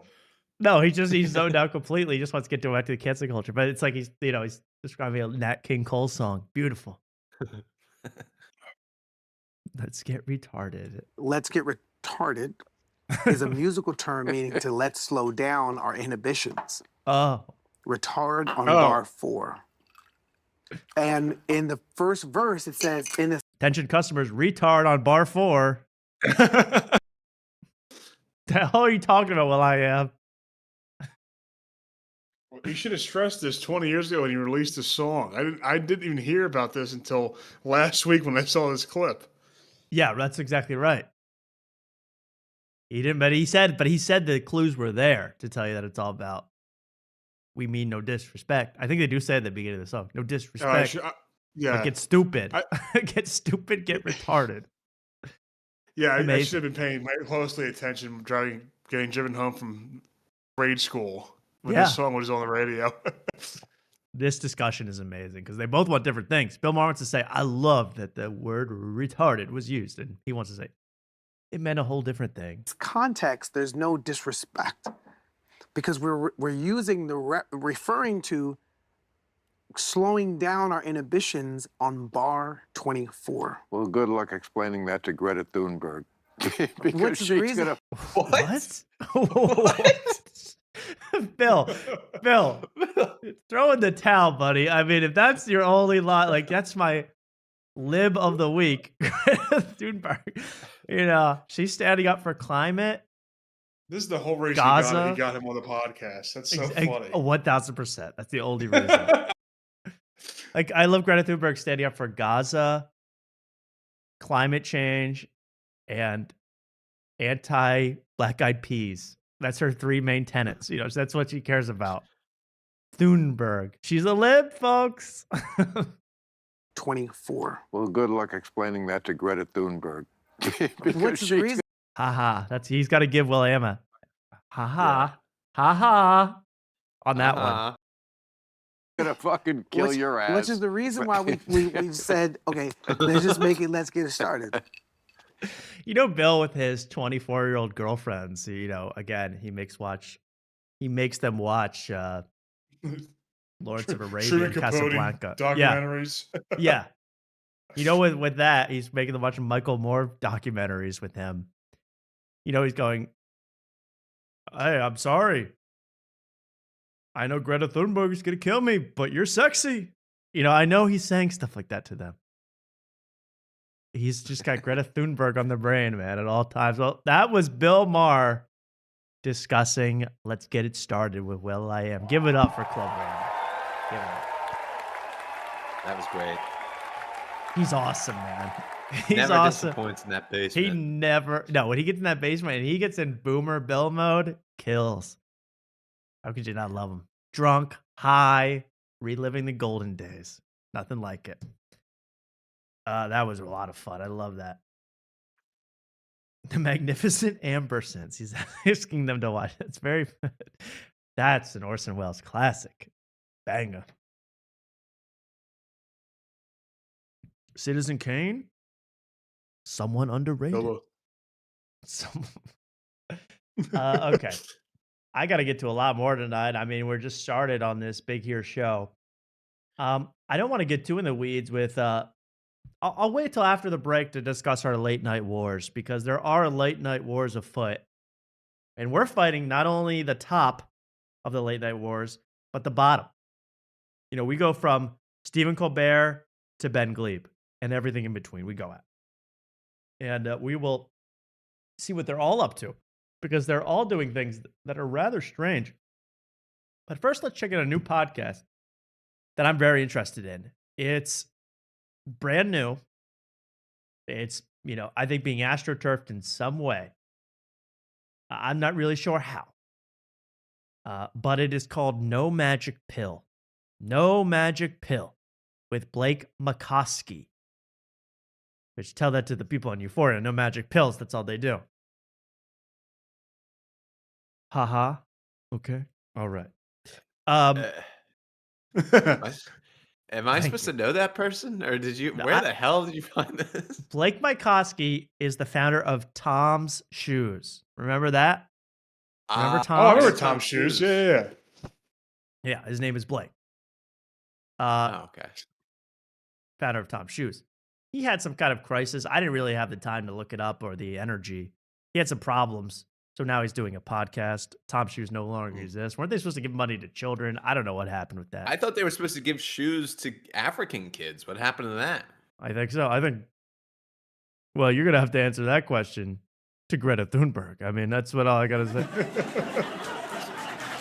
And I'll just say I'm it. Blake That's retarded. Okay. Okay. We got a white man here talking about African children. Art? He wants to put oppressive white shoes on free African feet. How disrespectful is that to the black excellence? I don't know about that. How is that good? Disrespectful. How is that Disrespectful. how is that charity? Blake McConaughey tops. Here's first of all, his trailer for his show. And I want to show this because one of my favorites gets interviewed here. Actor, legend, author, poet, Matthew McConaughey, ladies and gentlemen, in the building. I love when Matt comes out of hiding and gives a self-serving, glazed festive interview. I love it. It makes my heart fill up with joy. And here's Blake McConaughey explaining his podcast. First of all, then we'll get into Matt. Koski. I'm traveling all over the world, speaking to some of the most incredible people around. So before we get to the spoiler, I want to show you. He even goes into fields for this. I want to show you the reveal of a lifetime. So here's Matthew McConaughey, who we're about to see. Then watch what Blake McConaughey decides to wear for an interview with NBA great Kevin Love. Just check this out on the podcast No Magic Pill. Out now. It was a scary place. It was a lonely place. What I realized is this: there really is no magic pill. Repetition is the mother of skill. I always talk about trying to achieve my way out of. Whoa! Whoa! Whoa! Wow. I always say there's no magic pill, but there is a magic hat, and I'm wearing it. It gives me powers. I don't That think is- there's a is a more magic out of place hat I've ever seen in my life. That's an insane. No. That does not look right at all. At the Utah Inside Jazz practice facility. He's like, what should I wear? My biggest hat. So You are- this and everything on the table says you are enough, but that hat says otherwise. That hat says you're overcompensating for something. Because You if are you too much. yeah, if you're enough, you would leave the hat at home. You would give the hat back to a cartoon detective and move on with your life. So there he is, Blake McConaughey. You just get a insight into what kind of guy would wear a hat like that. Okay, you got to figure that out. Then he interviews Matthew McConaughey, and I saw a headline of this in People magazine or something like that, where Matthew McConaughey reveals a story, and it's not really well explained in the clip I'm going to show you. But when Matthew McConaughey at some point, I don't know when, a few years ago, left the country and went on vacation for 22 days to Peru to live in total anonymity without electricity under assumed a new name so that he could find out what it was like to be a regular person. Have you heard anything more actorly in your entire life? Let's take a listen to Matthew McConaughey on the Blake McConaughey No Magic Pill Big Hat Show. Was a huge one. Yeah. Okay. So there's Matt. He's a cowboy, as we all know. Let's go to this clip where he's describing his trip. He went to Peru. And I think he went under the name Marco. Okay? He went under a new name, Marco. Now, let's watch the clip. This is amazing. What did happen was meet people that knew me as Mateo. Yeah. That was it. Mateo. okay. Hola. Mi nemo. Marco. You Mateo. the guy from Wolf of Wall Street? Is you McConaughey? Nah, man, I'm Mateo. I'm Mateo. I'm Mateo. Hey, Mateo, man, we loved you in Tropic Thunder, man. Thank you kindly, but I'm just a humble farmer. I'm just a humble cowboy from Hollywood coming here to ingratiate myself in the Peruvian culture. Well, wait till you find out why he went. Like he gives his summary of why he decided to do this whole trip. It's pretty damn funny. Right. So I needed to do what did happen was meet people that knew me as Mateo. Yeah. That was it. Yeah. And at the end of 22. But hola, I'm Mateo McConaughey. Nice to meet you. How you doing? All right, here we go. Look how wide he's sitting. He's straddling that chair like a horse. Look at Blake's shoes. Oh, bro, I guess Tom's really did go out of business with those shoes. Yeah, they're ugly as hell. Ugly as sin. What are those, Blake? Okay, back to the business at hand. 2 days, the tears in their eyes and the tears in mine. This is very funny. Yeah. That was it. Yeah. And at the end of 22 days, the tears in their eyes and the tears in my eyes and the hugs we had on the sadness and happiness of saying goodbye were all based off of the man they met named Mateo. Yes. Who had nothing to do with the celebrity and the experience and times that we had together for 22 days. That one. So he leaves Peru as Mateo McConaughey, lived in a village with no electricity. You know, sorry. The people of Peru, no matter how rural, they've still seen Marley and Me. Okay, we're seeing that. I think so. As Owen Wilson, I think. Oh, hell, damn it! You're right. Somebody in the chat said last cowboy in Peru, and that made me laugh. That was very funny. That's true. He is. They've still seen. What else is he in? I don't even know what he's in. Dallas Buyers. Interstellar. Dallas Buyers Club. They've still seen Interstellar. Sorry about the whole Marley and Me. I've been thinking about Owen Wilson because he's starring in the Rolling Loud movie that's coming out. I think I was thinking of Failure to Launch. Matthew McConaughey. Failure to Launch. Haha. Okay. I'm sorry. They knew it was you the whole time, man. I'm sorry to break that news to you. The Peruvian villagers knew you were the whole time. And they were probably crying when you left because they're like, he's not going to give us any dollars, any American dollars, no money. He's just going to leave? Okay. Hey, did you ever go back to the space to see Anne Hathaway on the planet, or what's going on with that? Were you sad when your kid aged way too fast? It's so sad when a child dies before their parent, but like it made sense because she was like 30 years older than you. She's much older than you. Due to the space-time continuum, man, it was crazy. Loco. Mucho loco. Mucho loco. Senor, do you think if I touch myself that much, I will become a businessman like you in Wall Street? Did you have to get AIDS to get the role in Dallas Buyers Club, or did you have to act it out? I was confused.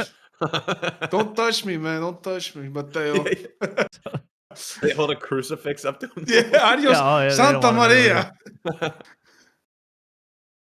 Incredible. What is Ben Stiller like on set? Good question. Good question, man. Mateo's here to answer all your questions about show business. Whatever you need, man. I'm here. Okay. They were crying. They were sobbing. They didn't know who you were. Let's hear the rest. That's right. I got it. I still got it. Yeah. I got it. It's not only this thing. So it gave me a sort of self under identity again. So he went for the only reason to say, hey, I still got it. I still can make people cry and like me, man. I'm still cool as hell. He went to Peru to prove he was cool. I've never heard of it. That's his whole. Did you hear that? Yeah, I still got it, man. To me, it seemed like to prove that he was like still human, that he could make connections with other humans. Like, yeah, I mean, really, you got to figure that out by going to Peru for 23 days and assuming a different name. That's the only way to prove you're human. Go to like Wyoming or something like that. What the hell? What about spending time with your family? That was one thing I was. But no, let's flee to Peru and hang out with locals, pretending to be other guys. They go under a fake name, yeah. Under a fake name, where they go, isn't that the guy from the Lincoln Lawyer? What the hell is he doing here? What the hell? Yeah, affirmed my own identity that I got it. I got it. This is based on me. Yeah, it's beautiful. You have enough necklaces there, Blake? Yeah. Also, I'm also confused. This guy's name's Blake, but he founded Tom's. Right. So it's all a little suspicious. They're suspicious. Yeah. I'm guessing the African kids never got a single shoe. Well, I'm guessing that too, Mark, because listen to how he does his first non-ad break ad break. This is a very interesting way to frame it. I only caught this because I was watching the end of this clip.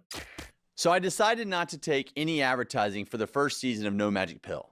Instead, I want to use a few minutes to share about some projects I'm involved in that have really helped me on my journey in hopes that they will help you as well.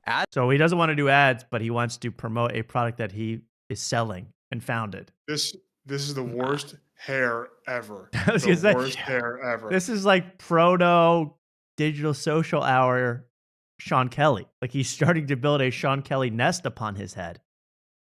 This is like worse than Mr. Noodle from Sesame Street. This is Mr. Noodle. Dude, you're a little lost in the sauce, Blake, with this one. Man, he is like he's like a crooked yogi in this shot. He's like a crooked Buddhist flim-flam guy. As I learned the hard way, there is no magic pill. But there is one thing I do every morning, and that's take my morning water. But there is an elixir. There is a magic elixir. There is no magic pill, but I do have a magic liquid that will heal you. This guy's on the level. I guarantee it. Blake Mykoski and Matthew McConaughey, thank you for coming by the show today. That was fun. Well, I spoke of Owen Wilson, so I might as well mention him. Owen Wilson, how old is he? He's like, I'm talking about 60 years old. Like Owen Wilson is approaching 60 years old, if not 60 years old.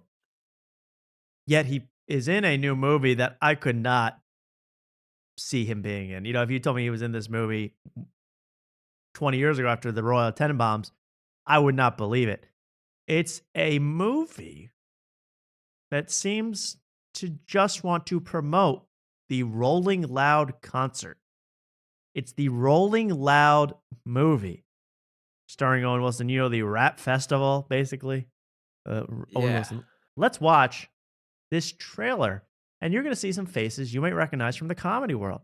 Let's take a watch at the Rolling Loud movie trailer. And I hate when they do this at the beginning of trailers. They say, hey, why don't we boost the volume to 800% and have a bunch of stings, musical stings, as you see 1 second of things happening in the movie. Hey. That's it. We're going to some hip hop festival in Hard Rock Stadium. Where are we? Rolling Loud. Where are we? Fishing at the lake house. Rolling Loud. I lost my son. He has been gone for a while, though. And look who it is. Matt Rife, ladies and gentlemen. Good. Starring in the Rolling Loud movie. He'll do any movie, I've learned about Matt Rife. He's not offered a ton, it seems, but he's in every movie he'll ever get offered.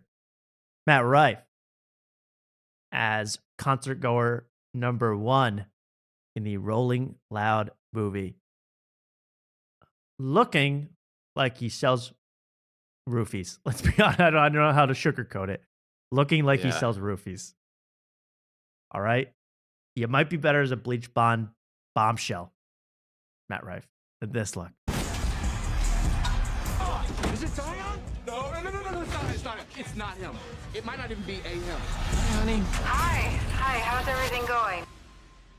Oh, everything's going pretty good. And he's hanging out with Travis. Fiend me.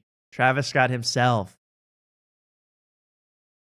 Very cool. This wait till you see the cast that's in this. When I hear a movie has Travis Scott acting throughout, I say, bring me to it. Bring me to the theaters. I want to experience Travis Scott acting. Is he in the Odyssey, the new Christopher Nolan movie? Is he in that? I don't know. I have no idea.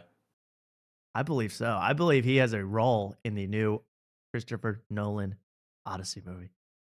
Hey, he did it. It worked for who'd he put in that? Not Harry Styles. In Dunkirk. Didn't he put a boy bombshell in Dunkirk? One of the One Direction guys, maybe? One of the One Direction guys. Harry Styles. Harry Styles. Yeah. That's it. Yes. Owen Wilson, Matt Rife, Christine Cole, Sexy Red.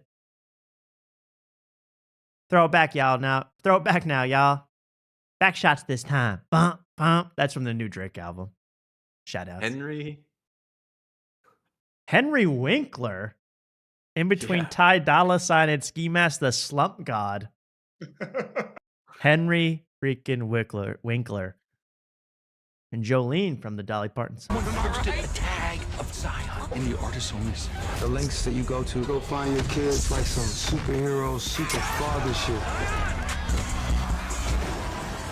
So this is a promotion of Rolling Loud where people get beaten up, thrown to the ground, water splashed on them, fires are started. You know, this is that's the Rolling Loud. It looks pretty dope, right? I mean, Luke's thinking about booking a ticket today. It looks so dope. I'm just confused. How did Owen Wilson even get into this film? Why would he agree to this? Why would he agree to this? I have no idea. I don't know. I mean, money talks, obviously. But, hey, man, I just had to go to Rolling Loud for like 2 weeks. Say my name was Luke Wilson. See if anyone would if I could connect to the people. I don't know why he's in this. But this is the Rolling Loud, you know, as shown on theater screens. Oh, it's epic. It's amazing. It's so cool. Here's the Rolling Loud of real life. And we're going to check in with another favorite of ours, Rakai at Rolling Loud from just a week ago at the festival. Here he is, Rolling Loud's own Rakai, streamer extraordinaire. You guys all know Rakai by now from Wait, what do you mean? fame. And here he is, hyping up the crowd. I don't know why, but watch this response.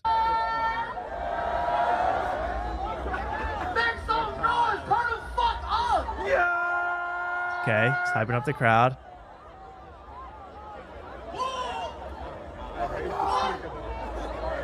Things are being thrown at him. That Rakai fully getting booed at Rolling Loud. Sad. Sad. Very sad. Now, was he Chat- doing his own set? I don't know what he was doing. I think he was hyping someone up, bringing someone out, and they all hated him. Chat, what's it mean to get booed? Wait, what do you mean? Good or bad? Put up a poll.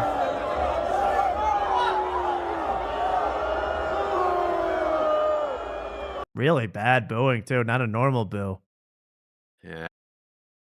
So this is the real Rolling Loud. You have a 17-year-old streamer going, yo, get the F up, y'all. Yeah. He's also doing it with no music behind, no beat or anything. No beat, behind just him. screaming. Yeah. He is actually asking, what's that mean? What does boo mean? Why y'all saying boo at me? Is there a ghost? Somebody point him out. This place is haunted. I'm out of here. He starts throwing stuff back at the audience. Always a good Oh, move. wow. I didn't expect him to throw that on athletically.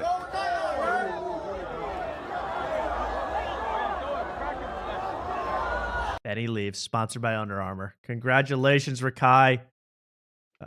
We get him next time. We'll see you at Bonnaroo. Yeah. See you at the Newport Folk Festival this summer. Yo, boo. Port 2026. Just because Bob Dylan went to lectures, y'all go boo? What that mean? He's gonna play Mr. Tambourine for y'all. Y'all booing.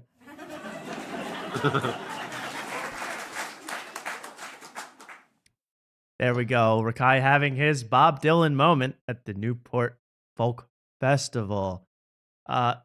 Good stuff there, man. Really good stuff. Well, that was what happened in music festivals. I didn't watch much of Kill Tony. Yes, on a Monday with Shane Gillis and Neanderthal and James McCann, Neanderthal. I didn't see much of that, but I did see a quite, I don't know how to put it, quite zesty shot of Tony Hinchcliffe from a recent arena show. Not just a shot, but a shot that he approved to be put onto screens everywhere. This was the promo for, this was kind of at an arena, one of the arena shows that Kill Tony does, one of the, kind of promo videos being played of the people about to be at the performance. Take a look. This is just very odd to approve this. Look at him. What the? He's doing his finger guns. There's like Tony Hinchcliffe, Ohio State University. You know, he's doing like the NFL promo defensive end. That is a crazy look. It almost looks like fake, like a video game character. He looks like one of Blind Mike's avatars. He looks like one of his friends that are. That's crazy, dude. That's crazy to put up of yourself. I just want everyone to know that at the Intuit Dome. You go, have me with my mouth open, finger gunning everybody. Strange behavior. He is, someone says he is a legit psycho to the point where it's kind of impressive. I completely agree. I respect it at this point. I mean, it's funny. I don't want to talk about any rumors about him being any type of way anymore because it's just like, that's him, man. He's doing his own thing. He's psychotic with it. He sits in throne chairs. He drives a Lambo with iRoast on it. I mean, it's like Donald Trump. It's like beyond parody. Like you can't make fun of it because it's like it's like insane. How could a person act like that? So you just kind of have to roll with it. I don't know. Tony is a special creature, man. Yeah, he really is. Because he really does actually think kind. this is badass looking. He's like, my name's on the fucking Inuit Dome. It's on the Intuit Dome. I'm fingering them all in the audience. They're all getting blasted by me. That's how he thinks. And that's what gives him great joy. It's beyond weird. Speaking of way, way, way too in your face. If you're at all unsure about your sexuality, do not watch this clip. Do not watch this clip I'm about to show you. Mark, are you going to look or are you going to throw it away? Luke's already left his call. I ran out of the house. Let's watch Gianmarco Cerezi at the Netflix is a Joke Festival. I hesitate to show this, honestly. I hesitate to show this. He is performing. I guess he's a comedian, right? But what is he doing here? I'm not so sure. You know, I thought he just had vocal surgery and was on the brink of death. That's why he cannot come on After Tonight. You know, that's what I heard. Brink of death, vocal surgery. He turns into an 80-year-old man. Remember that? Well, here's what he's doing just weeks later. Are any of you unsure? Any of you questioning? Well, this might solidify your sexuality. Take a look. Oh my God. No.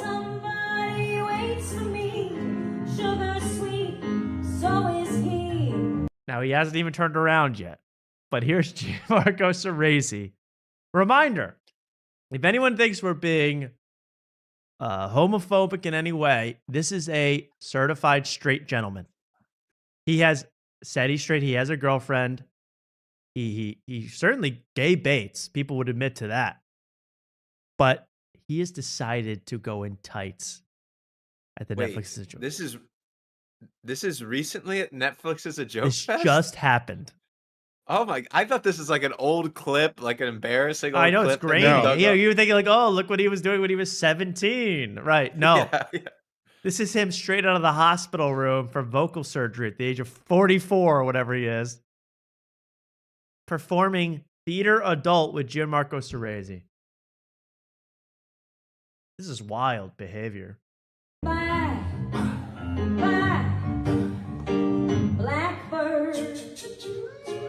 This actually, Oh my I God. hate This is to disgusting. do 2 of these big surprises of the night, but I will need Mark and Luke to perform this during the wedding choreography. We need some choreography.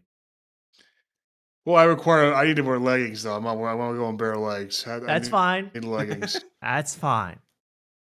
As long as they're sheer.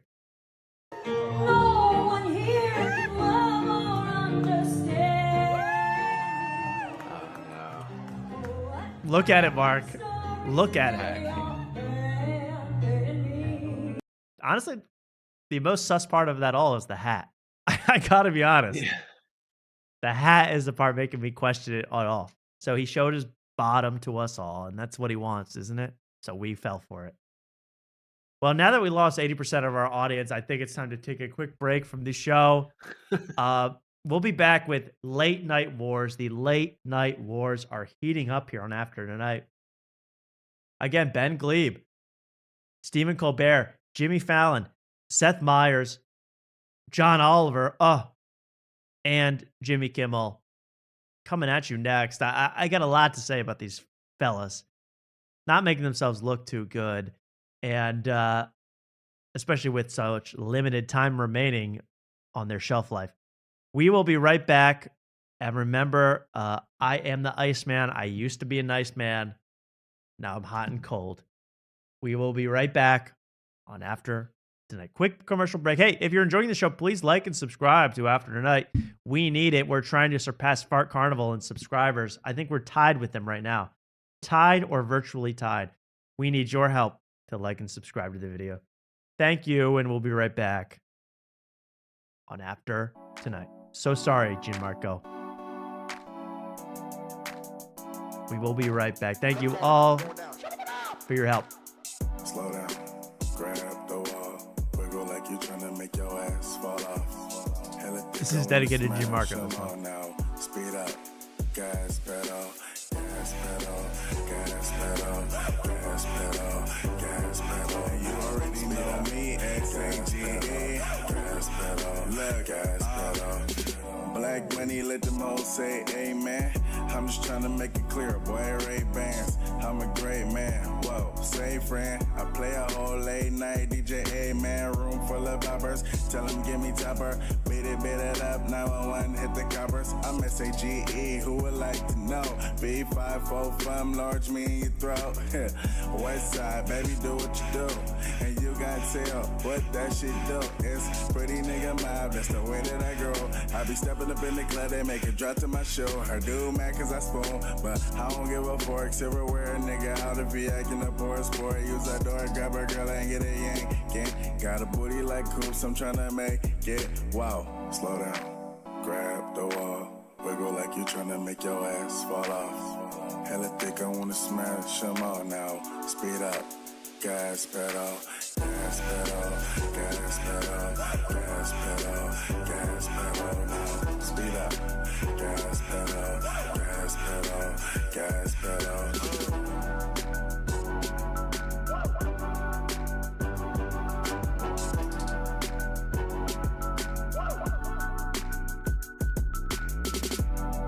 She a trick for $1 bill, and a boyfriend a bitch call him Tyler Perry. I'm in the black bat looking Oh, the humanity. The Knicks have won. Oops, bakery. Never been no faking me. Lead it to the bathroom. Yikes. Hey, how's everyone doing? I'll read the chat for a minute as we settle back into the show. Hope you're enjoying on a random Tuesday night here.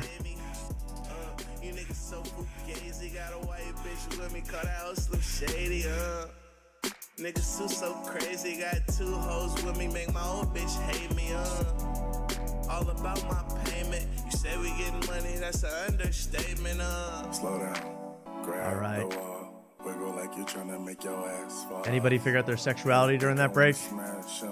I'm confused.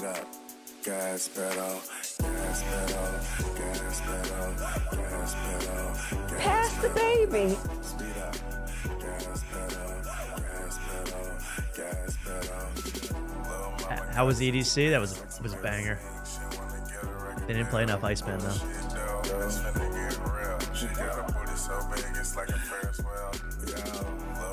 All right, let's get back to this program.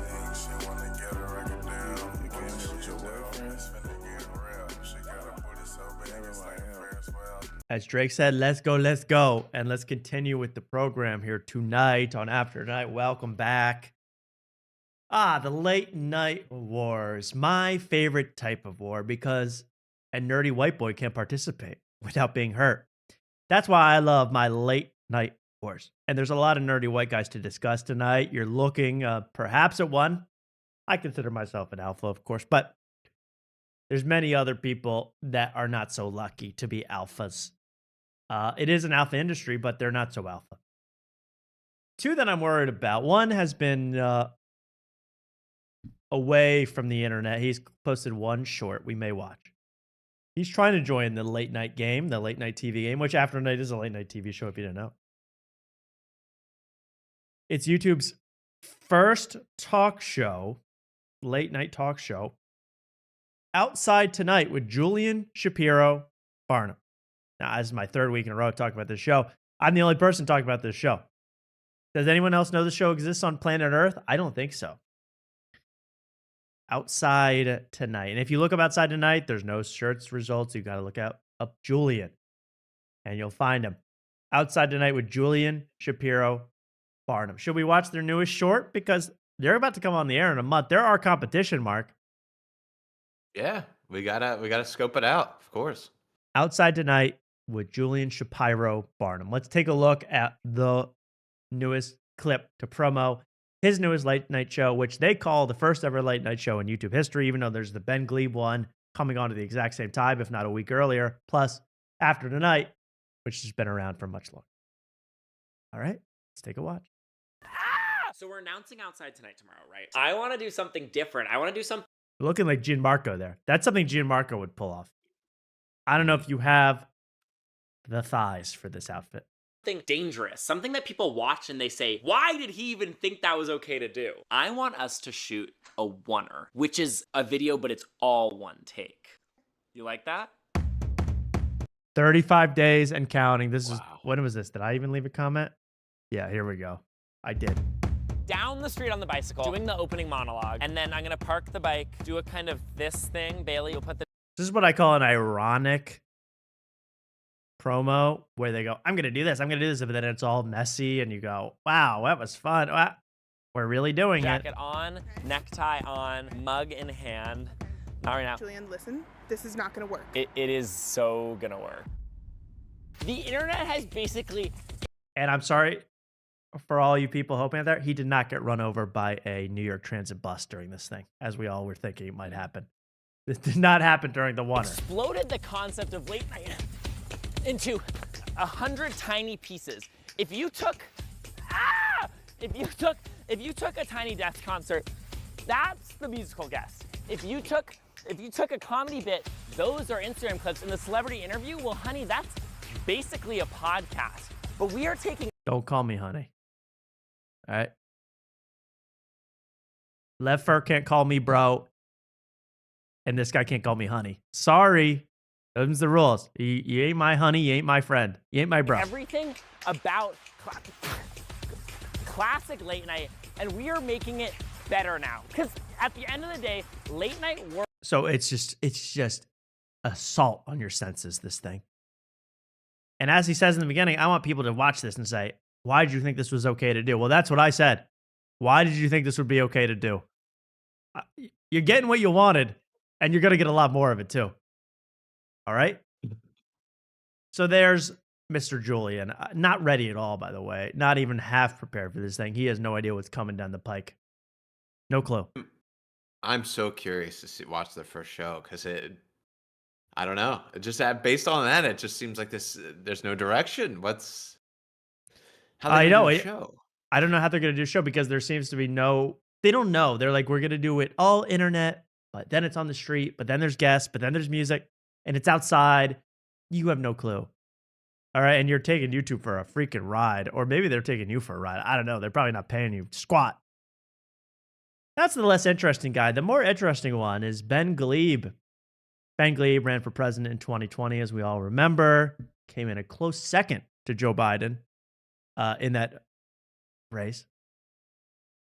And he's a comedian. He's a stand-up comic. And he's been doing a lot. So I've been commenting on all his shorts, all his clips, all that stuff. Let's take a watch at some of his newest material. And we're going to actually see for the first time, Mark, the Gleib studio. Gleib headquarters, USA, where this is being shot. And I'm triangulating locations, believe me. Let's start off with this, which you think would be the studio we saw last week. Not so. Allbirds recently pivoted from selling wool sneakers to repackaging AI.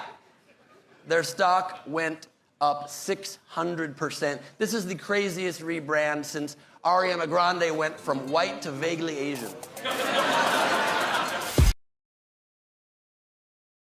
Wait, what you mean? This is your hot topic material. This is what you're going to do to me. So this is not the set, Mark. This is some kind of test set. They're not shooting the show in here. This is I knew this was too ambitious. You know, I wanted it to be here because it's a big stage with a big audience, hundreds of people could fit. I wanted it to be shot here. It's not. All right? Let's watch some more. Oh, here's a good one. Did I comment on this one? Oh, this one's good because Ben Gleib responded to me in the comments. Let's take a watch. Oh, perfect. The war has started. The shots have been fired. Shots have been fired. Girlfriend, swear to God. By the way, you have a plane moving in the background of your background, just like After Tonight. Seen that before. Never seen that in any show in the history besides After Tonight, where they have a plane flying in the background at a certain True point. story. Okay. Met this white guy today on the boat. I know it's true. He said he's creating a documentary series about the creator economy. She said, "Are you hosting it?" He goes, No. We don't need another white man with a microphone hosting a show." My bad. Wow. My bad. Mic drop. Did I do that? Well, good night with Ben Gleib. So I commented on this one. You know, I was kind of in my feelings. I don't like this is the late night wars after all. You got to go after people that are your competition. I said, I believe this is a true story because it stinks. Well, Ben Gleib, good night with Ben Gleib, responded to me. He said, "What's your favorite smell?" I guess because I said it stinks. I don't know if he's been watching the show and he knows that we do a segment called "What He Smell Like." Smell like. But he says, "What's your favorite smell?" I responded, "Fear." Whoa. Fear. Because that's what I smell. I smell fear. So he's going after me. He's clearly a viewer. He knows that we do a great segment called "What He Smelled Like." What does this place smell like? What do you smell like? You know, we always are asking this kind of. I wonder if wait, is this Ben Gleib guy like a New York comedian? I don't know. I think is he LA? I don't know where he's from. I think he's LA. I think he's an LA guy. He's an LA guy. Then we get to the studio for the first time, and there's a lot of things you're going to notice about the studio. Well, here's Ben Gleib coming onto stage for, I guess, a test episode. And this is only found in Instagram stories. It's hard to find this stuff anywhere else. I collected it for you. Don't worry. Well, maybe we'll watch it because I stopped commenting on some of these. I felt too bad. But here's one. For when he first comes on stage. Check it out. It's officially a good night. Ben Gleib coming out to stage. This is the stage. This rug. Oh my God. And now watch this. There's Ben coming out. Knocks over the speaker and the light. Auspicious start there, Gleib.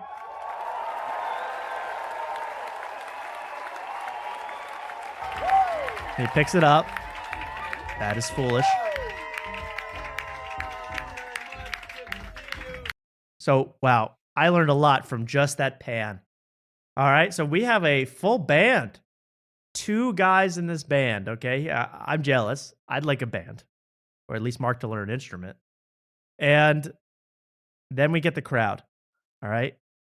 Appears to be about 20 people, not a lot of women. I'll give you credit, Gleib. I'll give you credit for the female audience. About 10 to 12 people. Yeah? 12 people. I would say 12. I don't see 20. No, not 20. Maybe there's a few in this, by these hands. But 12 people, all facing the desk and not him. So he gives a monologue, I guess, where they have to face at a 45-degree angle to him. Okay. It's officially a good night. I don't know about that. Not when I'm around. When I'm out on the town with people, that's not how they end the night. It was a good night. No. When I'm around, it gets hairy. It gets awkward. It doesn't help you. I'll say that. Now we get a small shot of that. We an artist live draw the entire show and show us a comic book at the end. All right, translate that to English, and I think that says we have an artist draw the whole show, like Kill Tony. And then they make the audience turn completely around to look at a screen. Okay. This is gonna... All right, Gleib. I feel you, Gleib. Hard. I don't... But aren't you worried? Dr. Bongo Man. That sounds like a killer bit. That sounds like a sure good that did bit. Well, yeah. You can hear from the one chuckle when they showed a picture of Dr. Bongo Man. It's a hit. Here's my other problem with the show. Here's something else they showed. You know, this is going to integrate the internet, obviously. Check this out. From the setup. Ben Gleib preparing. Oh my God. Can you believe what you're seeing here?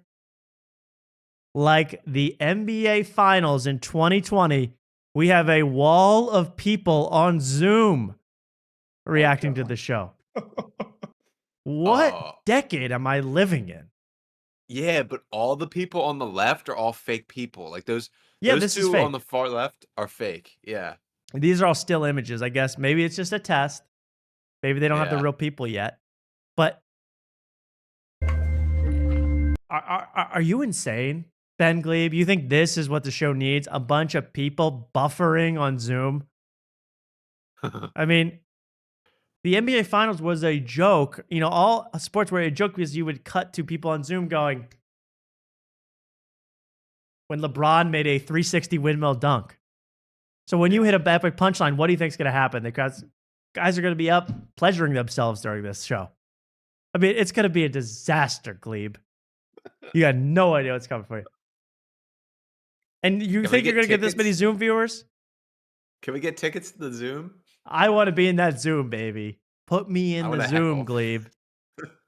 Put me in the Zoom. I'm going to go Jeffrey Toobin on your ass. All right? I just don't know what would make someone in 2026 think we got to have a wall of Zoom. So lame.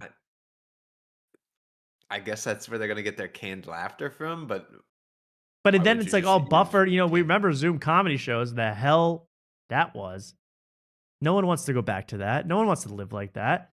This is shot, you know, from viewing all the stories about this is shot in a home. I believe Ben Gleib's home. So can we get an invite? Can we be part of the first studio audience? I'd love to come. I'd love to check that all the permits are in order to host a commercial space with live people, probably alcohol. I want to see it. Can I come? Can I come over? It's absolutely wild what he's trying. And then there's even more. I mean, there's more that I do want to show. There's another video I must show. Here's another shot of the studio just for you fans. On set today. Looking way better. Hello. Yeah. Is that the world? Yeah. What up, world? We're about to go live on our first test episode of Good Night with Ben Gleib. This is the future of late night. I have not slept. I've been cutting up my fingers and stuff. Brazil's logging it all in. We're all logging. Producer is named Brazil. I'll give you credit. That's very cool. I wish I had a hip minority producer named Brazil. All right? Yeah. 1 point in Gleib's corner. 1 point to Gleib. But Gleib's also allergic to finding the proper amount of buttons for his shirt. I mean, does anyone want to see bare naked Gleebles?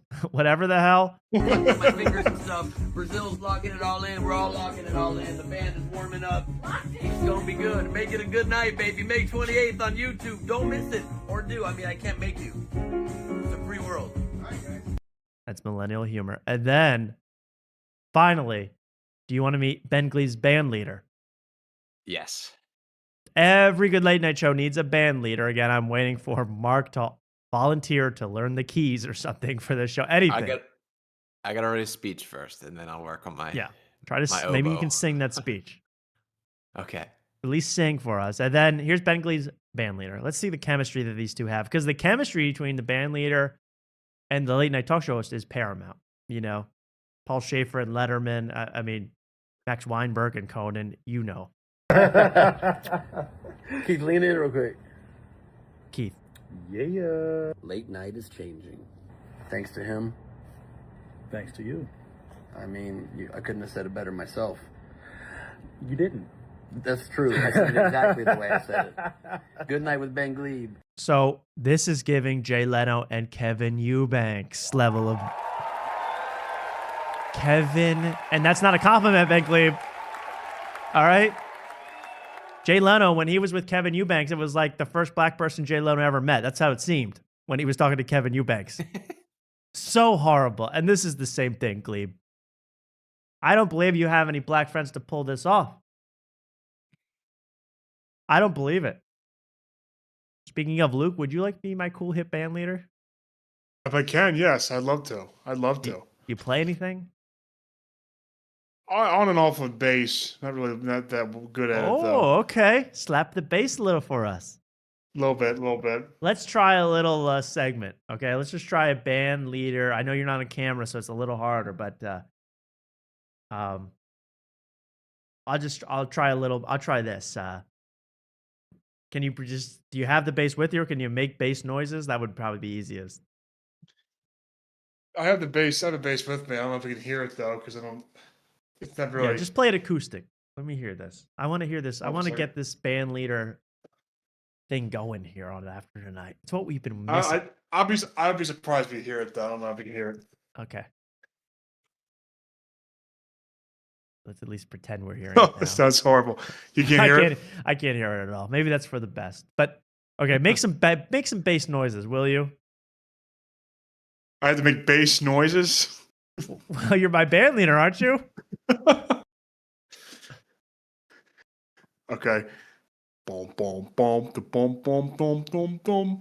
All right, we're back on After Tonight. Hey, give it up for Luke and the invisible bass. Hey, how you doing, Luke? I'm doing great. Tell me about yourself. Yeah. Hey, Luke, I'm not too bad, buddy. Hey, man, what you get up to this weekend? Oh, you know me, Tom. I'm never following the rules. Hey, believe me, out of town, parents, lock up your daughters. Luke's in town. Luke, must have been a nutty weekend for you, man. Get anything funny? Get anything wacky? Yeah, I took my wife down to the park yesterday. Let me tell you, she was loving it. But let me tell you, when the rats came out, she scared them away. Okay. You do have an ugly ass wife. Now, I know you had a better weekend than Clavicular, though. Can we get a name for a second? Oh, I know. Another white boy trying to cramp your style, but let's get into it for a second, okay? Clavicular, everybody. Clavicular. I just have two quick clips to show Clavicular, and thank you to Luke, my band leader, Luke Eubanks. Next time I'll bring my amp. I think I bring my amp up and I'll play. I can hear. Yeah, I want to hear. I want to hear some boom, boom, boom. I want to hear a little bit of that. Great impression though of the bass. Thank you. Clavicular. He has really done well. You know, first of all, they made fun of Clavicular on Protect Our Parks, the Joe Rogan episode with Mark Norman. Mark Norman called him gay. Mark Norman fully apologized to Clavicular on Tuesdays with Stories, like an official apology. Hey man, I'm sorry I ever said anything about you. I never really knew who you were, but you seem like a good kid doing good things. I'm like, he's currently under he has 3 felony counts that he's been charged with. And he's led by an Israeli mobster, but he's like a good kid. Nothing wrong with him. Did High Wick9 get to Mark Norman? I don't know. But it was very strange. Like he really went out of his way to be like, well, I don't want to say anything bad about the kid. He's doing his best. And he's just trying to make a name for himself out there. Sorry I ever said anything about him. That's the one guy of the thousands of people you've called horrible things to you're going to reel that one back for Clavicular. Very strange. Maybe I'll show that in a second. How old is Clavicular again? He's a 20-year-old young man. Okay, so he's not like an actual kid. No, but you know. That's the only thing I would think, he finds out it's Minor. a kid and he's like, I feel bad, but yeah, it's strange. There's probably tons of clips of him calling kids ugly, on that show. There's, actual children. Yeah. I don't even understand. Yeah, he said he was pretending to molest the Rizzler. I mean, it wasn't much. I don't know where his line is. Right. I don't know where his line is exactly, but he draws a line in the sand for clavicular. Okay, here's 2 funny clips from my man Clav. You know, illegally taking the clipping world by storm by having 60,000 paid clippers, but he does come up with some gold eventually. This is the Looks Maxer. Now this is the first time I've heard this phrase. NT-mogged. Clav just got NT-mogged, the letter N and the letter T. That stands for neurotypical. He gets mogged by a neurotypical Chad. Let's watch it. I love this clip because of Clav's reaction to a normal guy. And this guy's not so normal either. He's roided up. Take a look. This guy's giga NT max. Like, he's like being charismatic and shit. Like, dude, like. He definitely spent some So there's clavicular. time today. Bro, yeah. How do you get this neurotypical? How do you get this neurotypical? Question I am asked every day to this guy. I love his reaction when the guy says, like, he's like, how do you talk to people? Fair question, but I love Clap's reaction. Like, I saw you like having a full-on conversation with these girls, and it didn't seem that awkward. It's not up. What? It's not up. I know, but like, how do you become that NT? Live life and socialize. I don't know. Bro, fuck. How? Okay, that's my favorite reaction. He goes, how do you like talk to girls? Like, how do you become so neurotypical and normal? And he goes, dude, just live life and like talk to people when you meet him. He goes, bro, fuck. Oh shit. That's I can't imagine. It's unsurmountable odds for that one. Insurmountable. How old are you? 25. Okay. So I got some time. I got some time to learn the game. Learn how to become normal in 5 years or less with clavicular. By the way, this guy's like the least normal person I've ever seen. He's roided up. He looks 35. He's 25 because he's losing all his hair. His nipples look like they're about to shoot out like bullets, man. Those are insane. He is like Thank God you said that. He's Luke, got not me, this. fembot nipples. I know because Mark is on nipple watch. How could you avoid? But those things are insane. Those They're are pokers, those are man. bimbo maxing. Yeah, he's got a nice. Yeah, it's a nice set there. Well, that was funny. And they look like fake breasts, like silicone implants, kind of. Right, they do.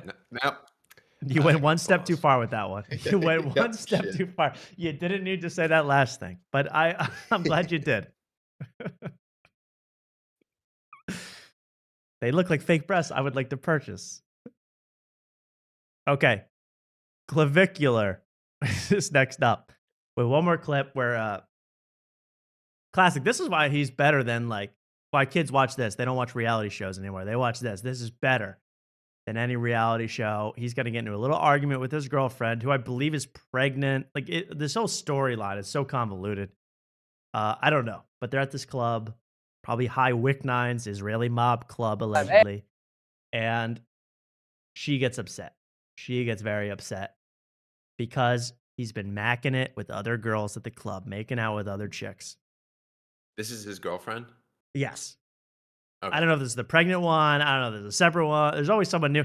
He's always getting charged with a felony on the daily, and a new girlfriend is pregnant also on the daily. It's like every day. I'm like, this can't possibly actually be happening. But let's take a watch. I just love his riz here. It's so good. I just opened my Twitter and saw you making out with 4 different girls in there. Okay, and look who I'm with now. So who gives a fuck? Nice. It's like, do you think Who that? gives a fuck? I don't even know their names. Epic, man. I mean, you. It's Sure. It's like Family Feud, where they're like, "Good answer." Good That's what I'm answer. gonna do. But I'm with you now, girl. That's a line that that Nate would have used in Euphoria and would have worked. But now it's real life, clavicular. Your nasty ass lips are now. That's disgusting. Well, it's like, okay, but they mean I don't even know their names. It's like, but I love you. So. Another great answer. Another great answer. Good answer. I don't know their names, but I love you. but I love you. How does that compare? He's like, look how he's standing over her. He's all sweaty. Oh, He's sweating on her, and his head is over her shoulder. I mean, he's lording over her. I love you, girl. It's like, you know, That's not. No. I understand. I kiss some girls. You could leave if you want, but I love you. No, it's just like. Good answer. That's you it. don't need That's to it. do That's that. it. That's it. What do you get out of making out with a girl? That's it. That's it. Okay?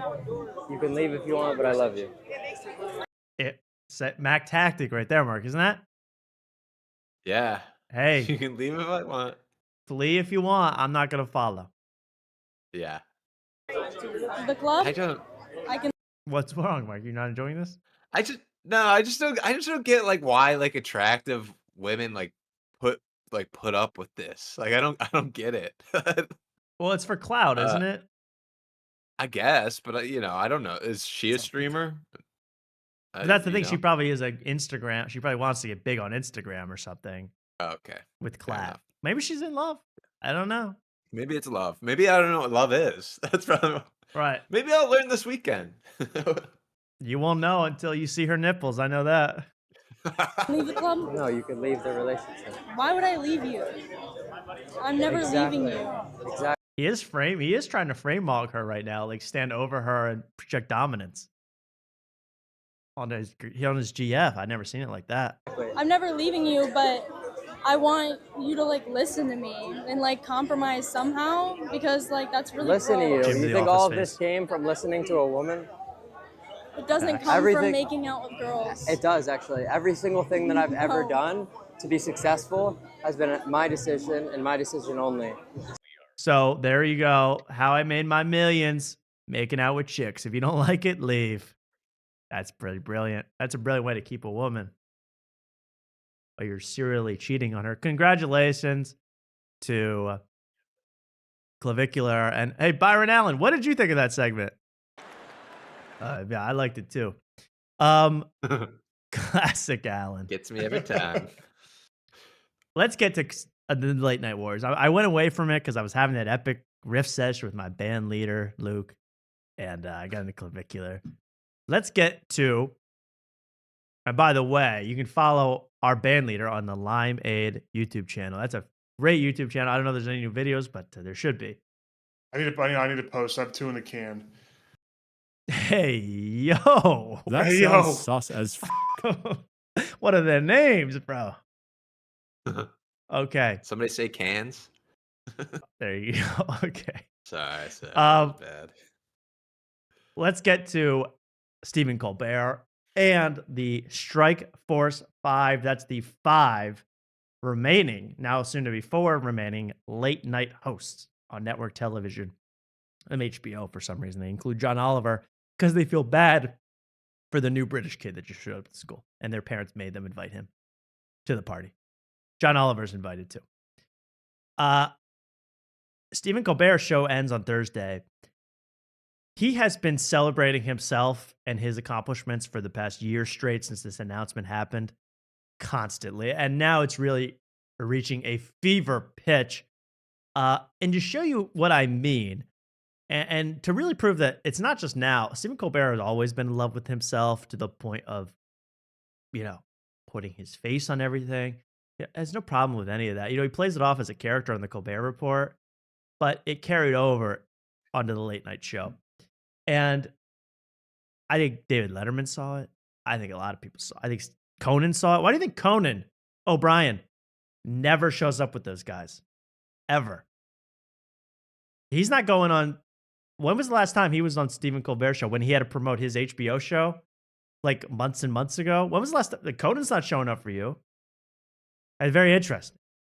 He was on this. He was on at the same time as you. He used to do bits with you. He used to say, just saying, he doesn't have a show right now. What's he doing? Has Conan figured out something that the rest of the 5 have not? Here's a clip. They did a deep dive into Stephen Colbert's studio.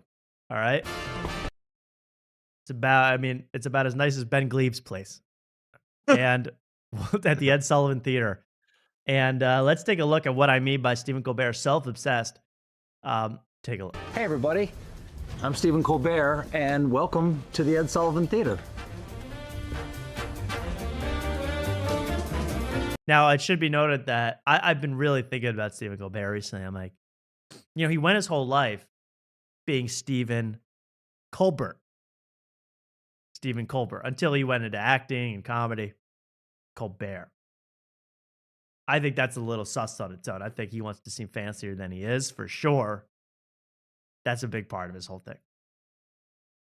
So Colbert decides to do this. When they move into the Ed Sullivan Theater, which is a beautiful building, built like open in the 1920s with stained glass, the Beatles, Elvis. Incredible.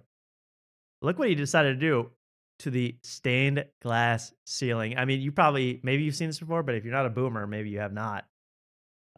Take a look. To the balcony. So I could come up here, and we ended the show a few times up here. I remember doing that. Since we had this beautiful Broadway space that we wanted to open up. Do you see what I see? Yeah. Oh my God. His own face, I think this was apparently supposed to be satirical, but his own face repeated dozens of times in stained glass like he's a saint around the theater. And another big stained glass on the ground level of himself at a desk. That's just the screen, right? The bottom. No, that's enough. Well, I don't know, maybe, but it's always that. Okay. It's always a picture of him. And have a theatrical experience for the audience and for me too, because I just come from a show where I was talking to the camera. The show was to the camera and the audience that was in our television studio. So he goes in the, I actually, I am such a nerd. I was watching this and they go, they used to shoot The Honeymooners here in the Ed Sullivan Theater. And I literally went to myself, wow. Okay, so I'm a nerd. I admit it. I admit it. But you can't be doing this. And I know he started, he didn't know who he was for the first 2 years of this show, by the way. If you watch The Late Show, he was trying to be the old Stephen Colbert, who was a character obsessed with himself, but also himself. But why wouldn't you say, hey guys, now that I'm a political guy who is trying to take Trump to task and be serious and interview senators, maybe take down the 10,000 pictures of me put in stained glass. He kept those all up. All right? He kept those all up. Then we have Strike Force 5. The other 4 late night hosts, I don't really even count John Oliver. Sorry, bro. Again, weird British kid with a snotty nose who your parents make you invite to the party. But he's part of this group. He comes, they all show up. Again, no Conan. They all show up to one of the last shows. This was last week now, but I didn't have a chance to cover this. First of all, here's just a clip of what they do. Here's the problem with the Strike Force 5. All these 5 guys combining. First of all, you should all hate each other. Or you should at least have a dislike for each other in some way because you're straight up competing with each other. It'd be like the Knicks and the Sixers going out for dinner every night after a game. It's like there is supposed to be a guy who takes a share of the audience, and since you're all on at the same time of night, you can't share the same exact audience. People have to pick. Anyway, just so outraged with this whole thing. The problem with them is they come on, and all 5 of them are psychotically obsessed with getting the laugh, getting the joke in. They are late night talk show hosts. They are psychopathic, and they've reached the top, so they're especially psychopathic. And so they all talk over each other constantly. Actually, I should say 4 of them are obsessed with getting the joke out. Jimmy Fallon is obsessed with playing a convoluted game. He doesn't really care about a joke or making himself look good. He cares about getting a weird game that can be clipped. I mean, he literally does this with the Strike Force 5. But here's a clip from them all hogging the spotlight during Stephen Colbert's last show. Yes, Mark? Why are they called the Strike Force 5? Because when the writers went on strike, they formed a force of 5 guys. Okay. And they were doing a show on a podcast because they couldn't do their regular show. Gotcha. Okay. Strike Force 5 never had any momentum. No one watched it. I listened to most episodes. It wasn't hitting. All right. Thank you for catching us common folk up. I watched Strike Force 5. I actually played that ish. Mid, skip. Shout out Iceman. Okay. That was the episodes in order. Mid, skip. Here's them at the celebrating Stephen Colbert's exit. Let's take a watch on CBS. So, on Strike Force 5 will be available on Wednesday. Anywhere podcasts are found. Jimmy Kimmel, Seth Meyers, John Oliver. So they all start piling on this guy as he's trying to give his big last thing. I know that's part of the fun. They're all having fun. But first of all, we're the worst ass in the business, John Oliver. I mean, please work those glutes. He looks like he wears a diaper. Yeah, I mean, you're sagging, bro. He's no John Marco. Oh, no. Those thighs need a workout, honey. Gene Marco to you. We'll be right back. Come on. And then Seth Meyers, you are not a dancer. Look at him start doing the Beach Boy surfer thing. I mean, these are 4 or 5 psychos and four psychos and Jimmy Fallon. Who he's on his, we'll see, is on his whole other planet, Jimmy Fallon. He's on a whole nother stratosphere. Better than this. This is worth getting canceled. Fake laughter. I mean, fake fun out the wazoo. Again, look at Seth. Seth, you like this? Didn't you go to Harvard, dude? And you take on the Trump administration and you're jiving like that.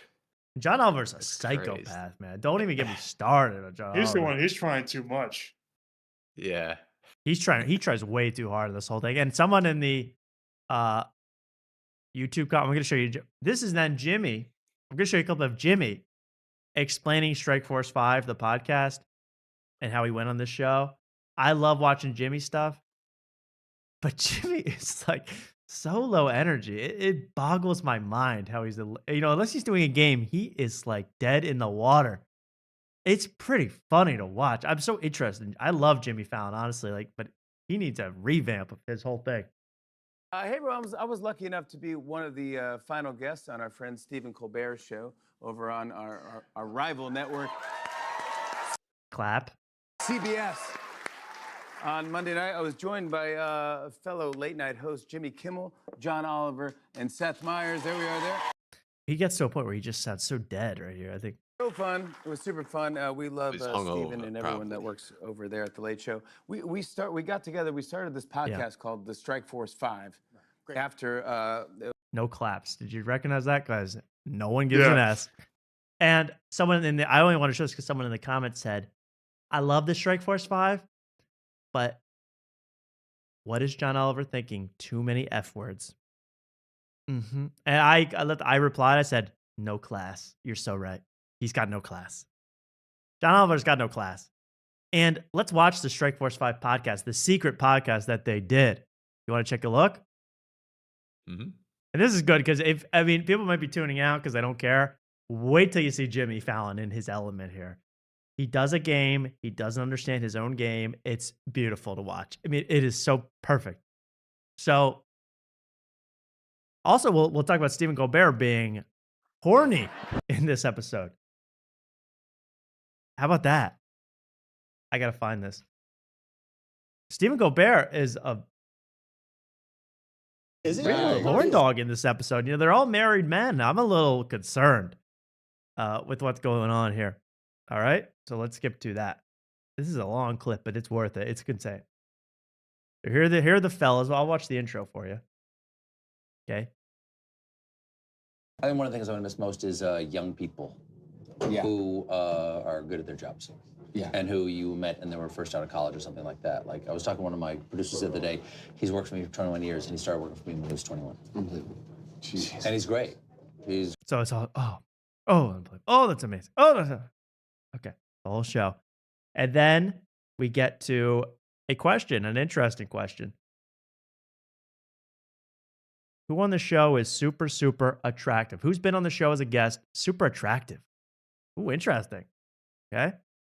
And I should make this a good experience for them. Has there been a guest who was so Jimmy attractive Kimmel. that you found it distracting? I'll or tell you who I did flustered? not expect to be wildly attracted to. Like, I didn't know what to do with myself. Is that I did not. Ben Bankas. Great looking guy. Because I don't. Left fur. Giant of a man. I like this person's work, but I never thought of him as like a bombshell. I didn't know what to do with my eyeballs when Michelle Williams was on for the first time. She sat down across from me and I went, fuck, what's wrong with my head? I better not look directly at her for this. You got a wife at home, dude. I don't know about this whole thing. I'm stunned by Michelle Williams' beauty. And he's a good Catholic boy, by the way. He's supposed to respect. What is this, Mark? I don't even know who Michelle Williams is. Well, is that it? Is that me? Is that on me? I don't know. I mean, look her up. I know Luke, you know Michelle Williams. Okay. Nope, no idea who that is. All No right, clue. let's continue with the show. Entire interview, there was something about her vibe, her face, everything. Have you interviewed her? Yeah. And by the way, Seth Meyers, like how uncomfortable he is with this whole thing. He's like, I thought we were gonna make like a joke about like, oh, when Viggo Mortensen came on, I was a rap. You know what I mean? Like you're supposed to say like a guy as a joke. When John Lithgow read his poetry, I couldn't fucking do it with my eyes. I was soaking wet when John Lithgow was on. You know, you're supposed to make a joke like that. And I'd be like, ooh, I was like, my heart was a flutter. So beautiful. Let's see who else. Who do I have trouble with? Mark's now ogling and judging Michelle Williams. Your thoughts? At first, I thought, like at first glance, I thought it was like the waitress from It's Always Sunny, but it's not. It's not her. Different people. And you what could you rate her on a scale of 1 to 10? I don't know. 7. Apparently, you're not supposed to say 7 anymore. That's what I learned. That's the one rule. You're not whatever, right? Yeah, you're not supposed to say 7. Okay, Mark, give her a rating beyond 7. I mean, I'll give her an 8. Wow, I mean, she's good. And but the it's dress, nothing, like, but these people are dealing with celebrities all the day. They can get any kind of looking woman they want. So to say this is the most like attractive is just kind of strange to me. But that's me. Really? Okay. Yeah. Not a fan of Michelle Williams. Really, that was a fake 8. That was a total fake 8. No, it was a genuine 8. You don't really think she's an 8? She's a perfect 7, I think. Is that like a rating 7? Wow, you guys are harsh, man. I think she's. I mean, in Hollywood terms, she's probably like an 8. Like in real life, compared to the people I see, she's probably higher. But now I know. Now I know why. Now I know exactly why Mark only gave her an 8.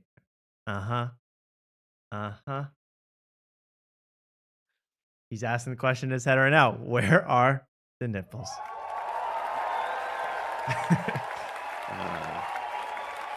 Okay, Michelle Williams. It's gonna be another actress they're about to name that you guys probably don't know, but you should. Are you still talking about beautiful people, right? Yeah. Okay. Yeah. I used to have a Rachel Weisz problem. Rachel Weisz. Anything? Anybody? Going once, going twice. Rachel Weisz. I've recovered. When Rachel Weisz would be on the Daily Show, I would leave the building for fear that I would say something stupid to her. Even though I would feel like I was afraid I would like stand in the hallway and go, hi. You know, like, you were great in the Constant. You were great in the Constant Gardener. Has it been weird to find out that this whole time you were her type based on who she had Okay, so that was another. So he names 2 women he finds extremely attractive to the point where he can't even talk to them. Well, his wife's at home watching this going, I don't know about this even. Mark, Rachel Weisz. It's time to give you a rating on Rachel Weisz. See, these are all like Hollywood actors, so it's tough. It's tough to.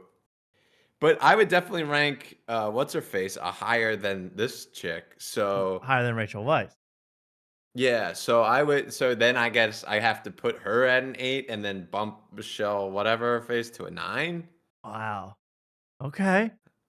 I don't know. That's incredible. Okay, you're saying 9 for Michelle Williams, 8 for Rachel Weisz. Yeah. Okay. Yeah, she doesn't do it for me. Now look up Stephen Colbert's wife and give her a grade. Okay. Okay. Really upset the apple cart here. Okay. So now, Luke, are you paying attention? He's named 2 women he finds so hot he can't even control himself. Yes, I think Rachel Weisz is more attractive than Michelle Williams, though. I think Rachel Wow. Weisz, I give her an 8.5. Could this be the beginning of the feud between Mark and Luke? Wait, you said Weiss was hotter? Yeah, I think she's more attractive than Michelle Williams. Okay. Well, I am biased to blonde hair, so that could be partial. That could be the problem. That could be it. That could be it. Well, neither of them are Miss Booty, I'll tell you that. No, they're not. They're not. They're not even Cherokee Sky or whatever the hell. Cherokee D. Cherokee D. Big Booty Ebenezer at my birthday party. All right. Now watch this part where Steven has to brag big time.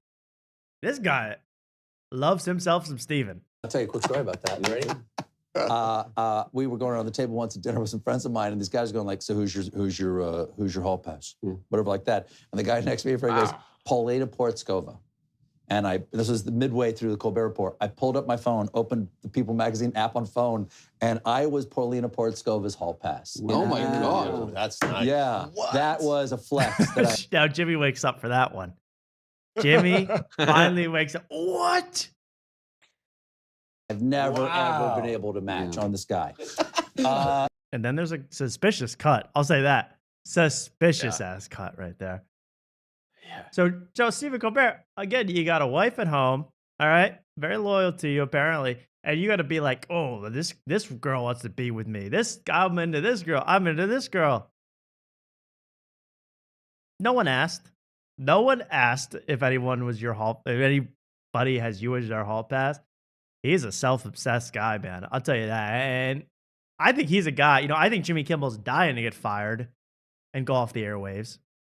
I think Stephen Colbert's devastated he got fired because he likes being on TV every night.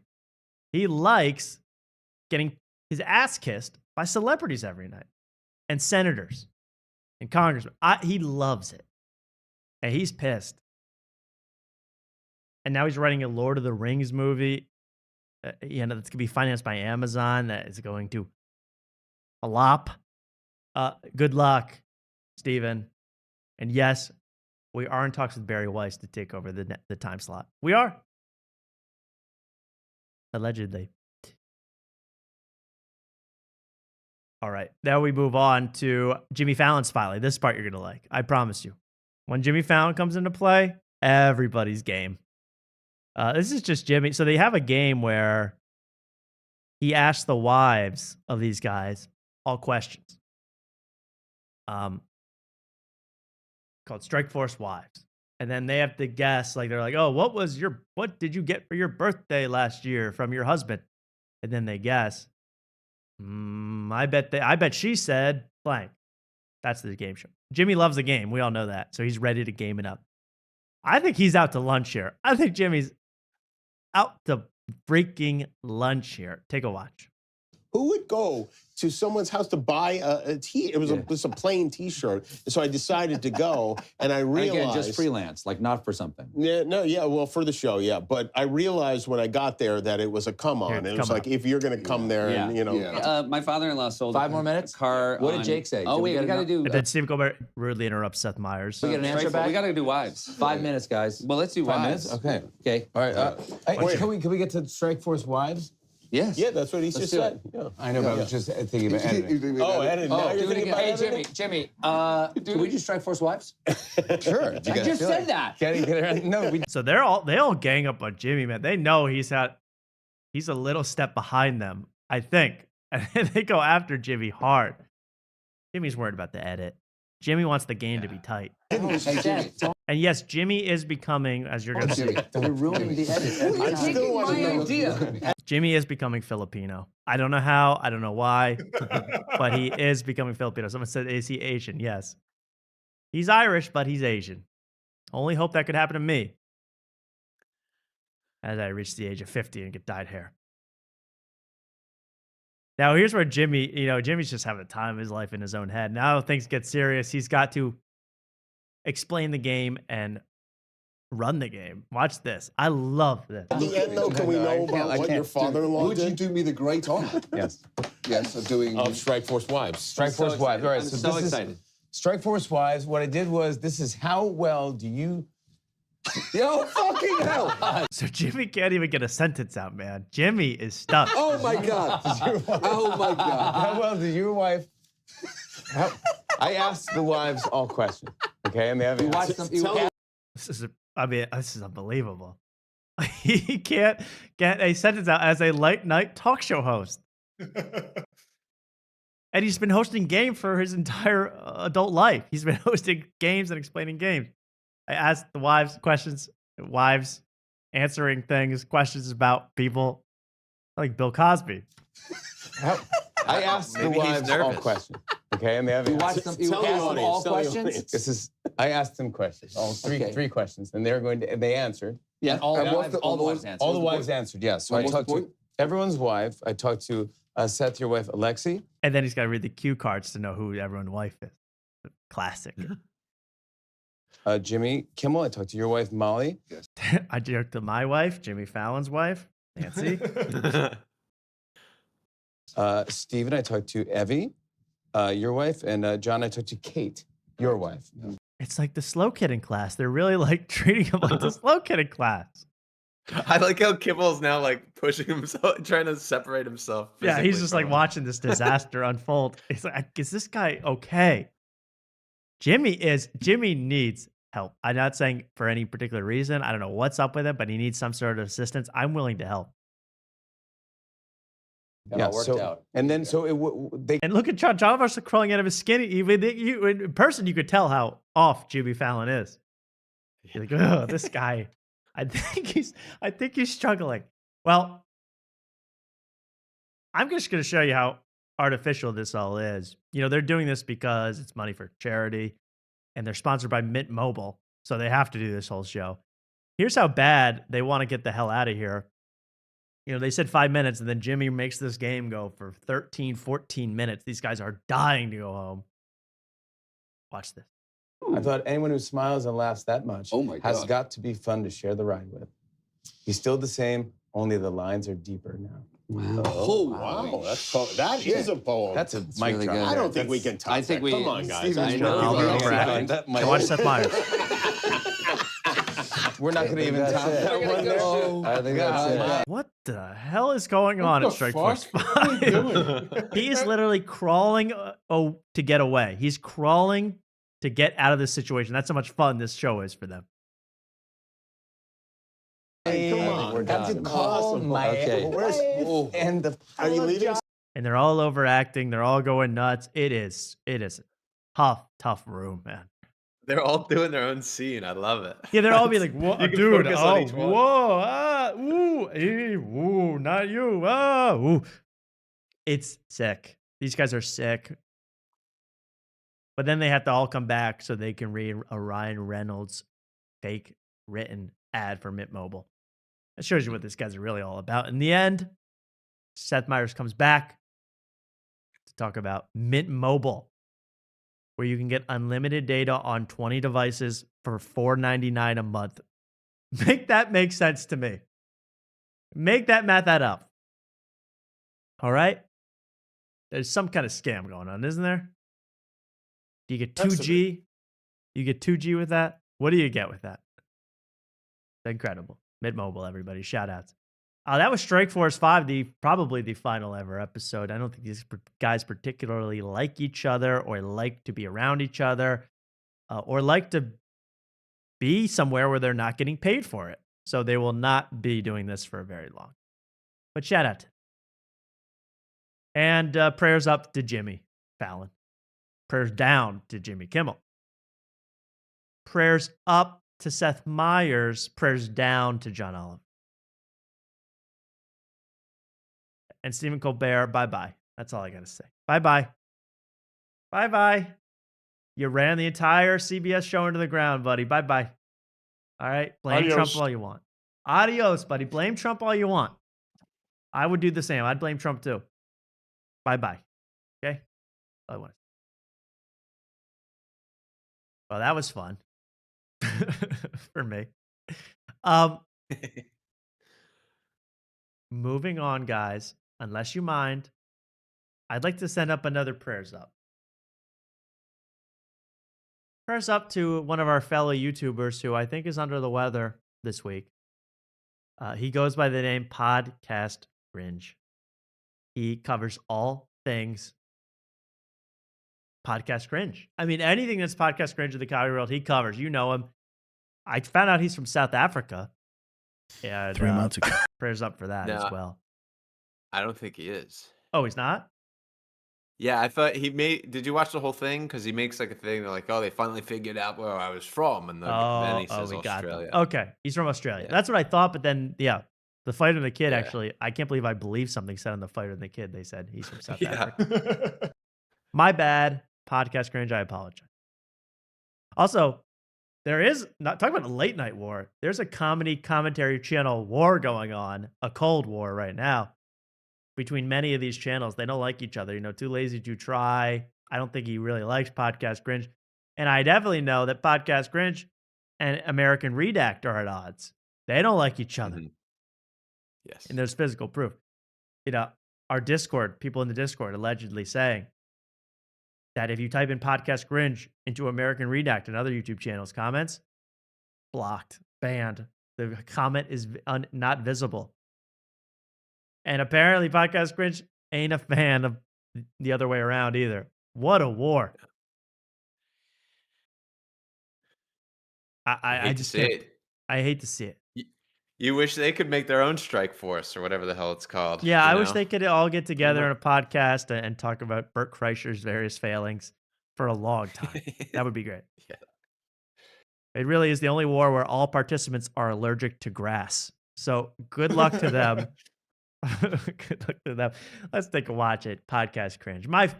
Not my favorite, but just maybe the guy that warms my heart the most of all these guys. All right, dudes. So I'll show I just want to hear what he sounds like, and then we'll get to my favorite clip of the night. It's hard to argue with him. Yeah. Brendan Schaub just walked out of his own podcast after. That's all you need to hear. All right?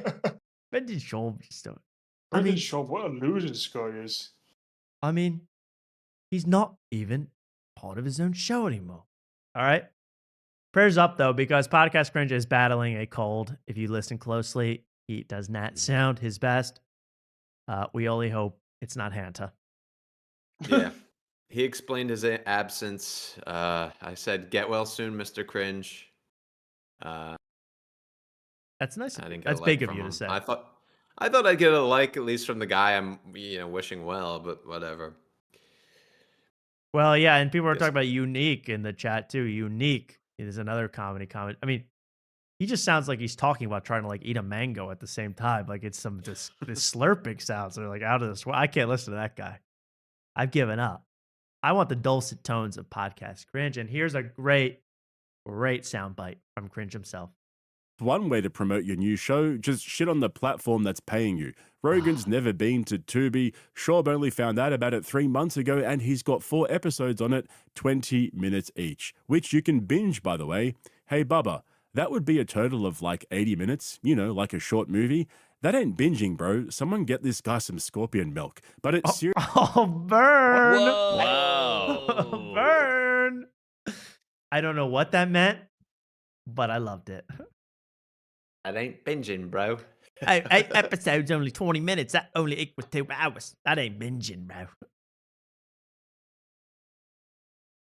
That's shorter than the run time of Gallipoli, one of my favorite Australian films.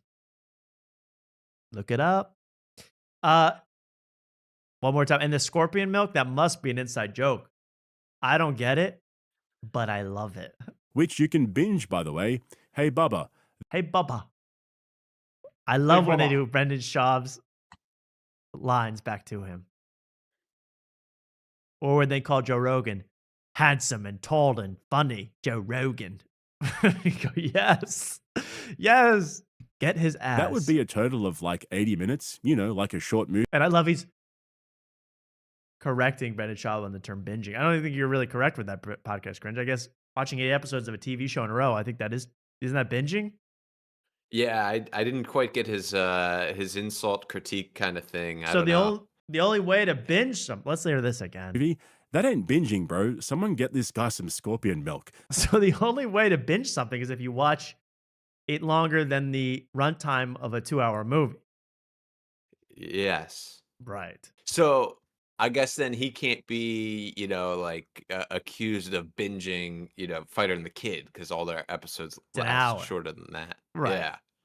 Right. So he's saving his own ass there with that. That's true. I'm sure he goes back and turns on Paris, Texas after that. Something very artistic. Drink some scorpion milk, bro. Maybe you'll feel better. Yeah. Shout out Bubba. My Bubba. My personal Bubba is Podcast Cringe. Bubba. Okay, Bubba. That might be the dumbest thing I've ever heard.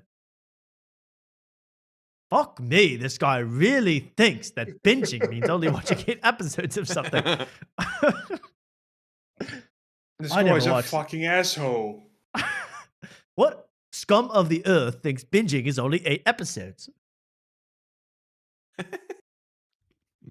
Seriously, someone kill this guy. With a gun. Shoot him in the head with a gun. This is my call to action. I need results. Please, I'm threatening Brendan Schaub's life. Please kill the man. I'm Podcast Cringe. There we go. All right. Anyway, prayers up, man. I'm serious. I'm not joking this time. Hope he feels better. I hope he feels a lot better real soon. Okay. Scorpion milk is RFK. Oh, okay. Whatever you say. Well, we have a few more things to really dive into before we exit this mortal realm, including. Well, there is drama with. I meant to play this at the beginning because there is some drama with Iceman, the album. Iceman, by Drake, has some allegations against it of plagiarism from one of our favorites. Seriously, this guy is saying Drake ripped him off. It's one of my favorite rappers, and you know him from the XXL freshman list, 1900 Rugrat, accusing Drake of stealing his beats. Alright, so I got a story time because I just listened to Iceman and Drake. You got me fucked up, bro. Not gonna lie, you got me fucked up. So when I made the intro to I love this kid, 1900 Rugrat, dressed like a Barbie doll with a special edition from Hot Topic. Very cool. my first album about a year and a half ago, Drake was hitting me up around the time and wanted to hear music, a Drake producer. So I sent 10 songs through. Wait, who's that? Who's that? Wait, I just What the hell? Why is Rue from Euphoria walking around? Oh, no, Rue's sister from Hunger Euphoria Games. walking around. I meant Rue from the Hunger Games. Oh, no. Rue's sister, Dia or whatever, walking around. All right, I don't know what's happening in Rugrat's house. Where's Tommy Pickles? So I sent 10 songs through, and they was all finna be on my album because I didn't want nobody to steal my shit because I know how people move. So, boom. The one they took a liking to was the intro. Now the intro still dropped. I said, no, you can't have this song. He wanted me on his album still. He said, I'm gonna send you. I've lost the train of what he's talked about completely. I'm sorry. I've just zoned Yeah, out. the train's out the rails at this point. But from what I can tell, he sent Drake a bunch of instrumentals or finished songs because Drake asked him for them, and then Drake was like, Crody, we about to make a smash, and then he never got back to him, and then he sang the new album. He stole one of the songs from Lil Birdie. Not even the black woman living in his home could. She wanted to get pay away from attention. this. Yeah, I mean, exactly. It's Drake stealing your music. It should be the biggest thing ever, but I can't follow it, man. You a verse through. Never sent a verse. I didn't give a fuck till I just went and listened to Iceman, and I listened to Little Birdie, and then I went back and listened to the intro of my first album. And he's choreographed this. He's so explanation. demonstrative. Look, He's so demonstrative. It's crazy. Yeah. Let's go. Twin. That's the only beat I've ever produced and sat there and produced. Don't rip my shit and repitch it like that, fam. That's fried. That's fried, huh, Brody. That's fried. Yeah, that is straight fried. If that is true, those allegations are true. That it is fried, but I just hope this gets settled amicably. People saying this is Hypno. This is Hypno. Of course, this is Hypno. This is Hypno's look and hair. I know that, and beard. Pretty much. That's fine. Have you seen Hypno before yet? No. Oh, Never. okay. Okay. So it's just me. It's just you. You're the only person who's ever put eyes on the man himself, our frequent guest, Hypno.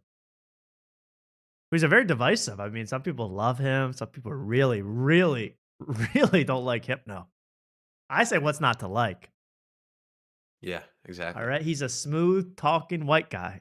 What's not to like? I don't know. Well, and Hypno, he said he's coming to the wedding, but he's not. He's not. Okay. I mean, he claimed he was, but he's not.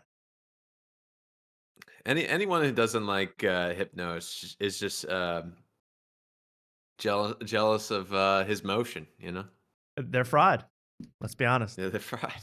Yeah. They're fried. They're cracked. They're beat. There are a lot of things. There are a lot of things. I think that's a real thing, and that's really kind of serious. True. Let's take a look now before we go. Two things I really need to get to before we go. Well, there is a.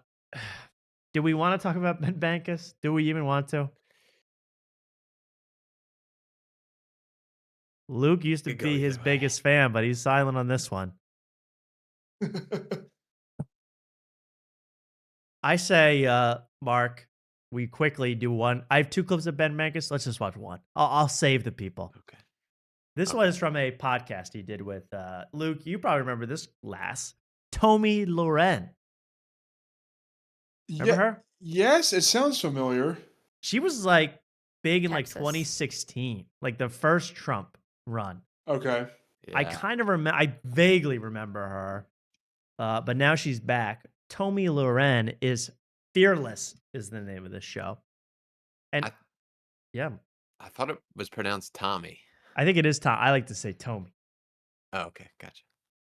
I don't know. I think is it Tom? It is Tommy. T-O-M. Is she like a chick on like ESPN sometimes that talk about sports? No, she's just a right wing commentator. Okay, yeah, I've seen her before. Yeah, and she is fearless because she's willing to sit in the same space as Ben Bankas. That makes you fearless in my eyes. That is, yeah, that's pretty fearless. That is fearless. Let's watch the intro. Then I want to hear Ben Bankas explaining his comedy and podcast appearances. I mean, no one does it like I can't wait. I can't wait. So here he is. I'm sure this is a cold open. Ben Bankas, far right wing comedian. On kind of an L run recently, I would say, after his showing his own butt from the clip of the woman just staring at him and then releasing merch about the woman who just stared at him and then taking the merch back and blah, blah, blah. I'm sure he's hopefully getting sued over that. We all hope. But you know Ben. If you watch the show, you know Bankas. What do you make of late night TV? It's bullshit. Who's watching Okay, cancel him. Cancel him. it? Nobody. It's not entertainment. Now it's all about let's just make. And why does he sound so freaking whiny in this one? Yeah, more white. Yeah, Entertainment. yeah. My entertainment. Watch this shit anymore. Watch Crody. me instead, man. Why are you watching him? The crooked lip, man. Come on, Crody. Come on, Crody. You know that Drake F's with me, bro. He wants to get the Indian Uber drivers out of Toronto, too. TV. Why does every other country in the world get to have a culture? I respect you as a human, but we want our American cities to look like American cities. You respect Ben Bankas as a human? Well, that makes one of us. Okay. Let's get Let's get to Ben Bankas explaining himself. All right. So this is after when I see Ben Bankas on a podcast, I don't watch it. Believe me, I didn't want to watch this whole thing. I skip to the very end to see how the host is dealing with Ben Bankas after an hour. I always go to the end. I say, are they exhausted? Did they leave? I mean, where are they mentally? Let's take a watch at Ben Bankas explaining himself unnecessarily, but it's fun.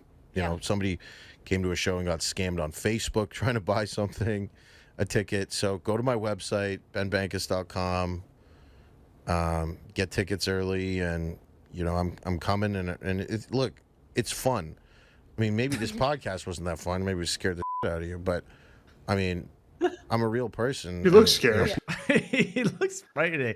He looks like, you know, when like in a movie when someone gets sent to like the psychiatric ward and there's like Yeah. a giant dude, and he's so scary looking, but he's like sedated, so he like can barely move. But you're like, when he wakes up, he's gonna choke someone out. Yes. That's Yes. Ben Bankas. He's gonna attack the guards. He's gonna bite someone's neck Yeah. off. That's He Ben needs Bankas. he needs eight orderlies at his side at all times. Yeah, and he's constantly just shot up with, you know, yeah. high power tranquilizers. That's Ben Bankas to me. You know, if there wasn't so much DoorDash in his stomach, he'd be violent. To me, he didn't think through this outfit at all because he's wearing like a improv hat, like, and then an all black outfit. He looks like he works security, like just at the club. He's not. Yeah, this is really. You know? This is a. Yeah, you're right. This is a bouncer look. Absolute bouncer. All right, and he bounces all right. Bouncing bits. All right, I like when he goes, "Just come to my show. It's fun." I'm sure. I went to the show. Luke went to the show recently. Luke, fun or no? No, not fun. Not fun at all. Not fun was the review. Someone says him in a white t-shirt would ruin his career. The clip of him, that woman staring at him, was with a white t-shirt on, which made everything 10 times worse for him. Absolutely. No, without a doubt. The optics, the frame mogging. We saw it. Okay. Have fun. Maybe we scared the shit out of you, but I mean, I'm a real person, and you know, people listen to podcasts. You wasn't that funny on the podcast. Well, then go to the show. Well, this What isn't am a I comedy saying? podcast. What am I so- supposed to do? Like, you know, I'm just Again, yelling at us. Forcing the haters to continue to watch his content. And like, what the fuck, Ben? I sucked and was unfunny on this, but I'm great in the show. Like, come to the show, you idiot. Okay, because I'm supposed to know that. This guy this guy just did blatant hate speech on my Instagram. Where is he near me anytime this week? Let me go buy tickets to see him. Asian people are throwing drinks at him on the daily. Let's check him out. Podcast. Well, then go to the show. Well, this What isn't am a I- comedy podcast. What am I so- supposed to do? Like, you know, No, I'm just everybody that watches your stuff knows you're funny. yeah. But a lot of people who watch my stuff don't watch podcasts that often, so then they watch me on a podcast like, I didn't really find the. It's like, well, because I'm sitting down having a conversation. It's an interview. Yeah. You know, but people are getting to know that and getting to know who I am and that I just getting to know that I suck on every podcast. They're getting to know me. On TV shows, on late night, on podcasts, I suck on everything. On my comedy show, like, come out now. I've never heard a pitch like this. Just go. Pete Holmes telling you to drink Magic Mind. Drink it. stand for whatever I stand for, which is usually the opposite of what people who are kind of trying to do weird stuff in society stand for. I mean, I don't. It's articulate as ever, Bankas. Good job. Hmm. He's against All right. whatever people in society who are doing weird things are standing for. Okay? You're weirding women out right now. Should we be against you? Maybe I should buy a ticket, go to the show, and figure out what all this means. The less you know, the more you'll like me. That's Ben Bankas' sales pitch, by the way. Someone said in the chat, if you see me a lot, you're gonna be like, oh, it sucks. But you come to the show, see me for an isolated amount of time with rehearsed material, then you're gonna like. I don't think it's that crazy.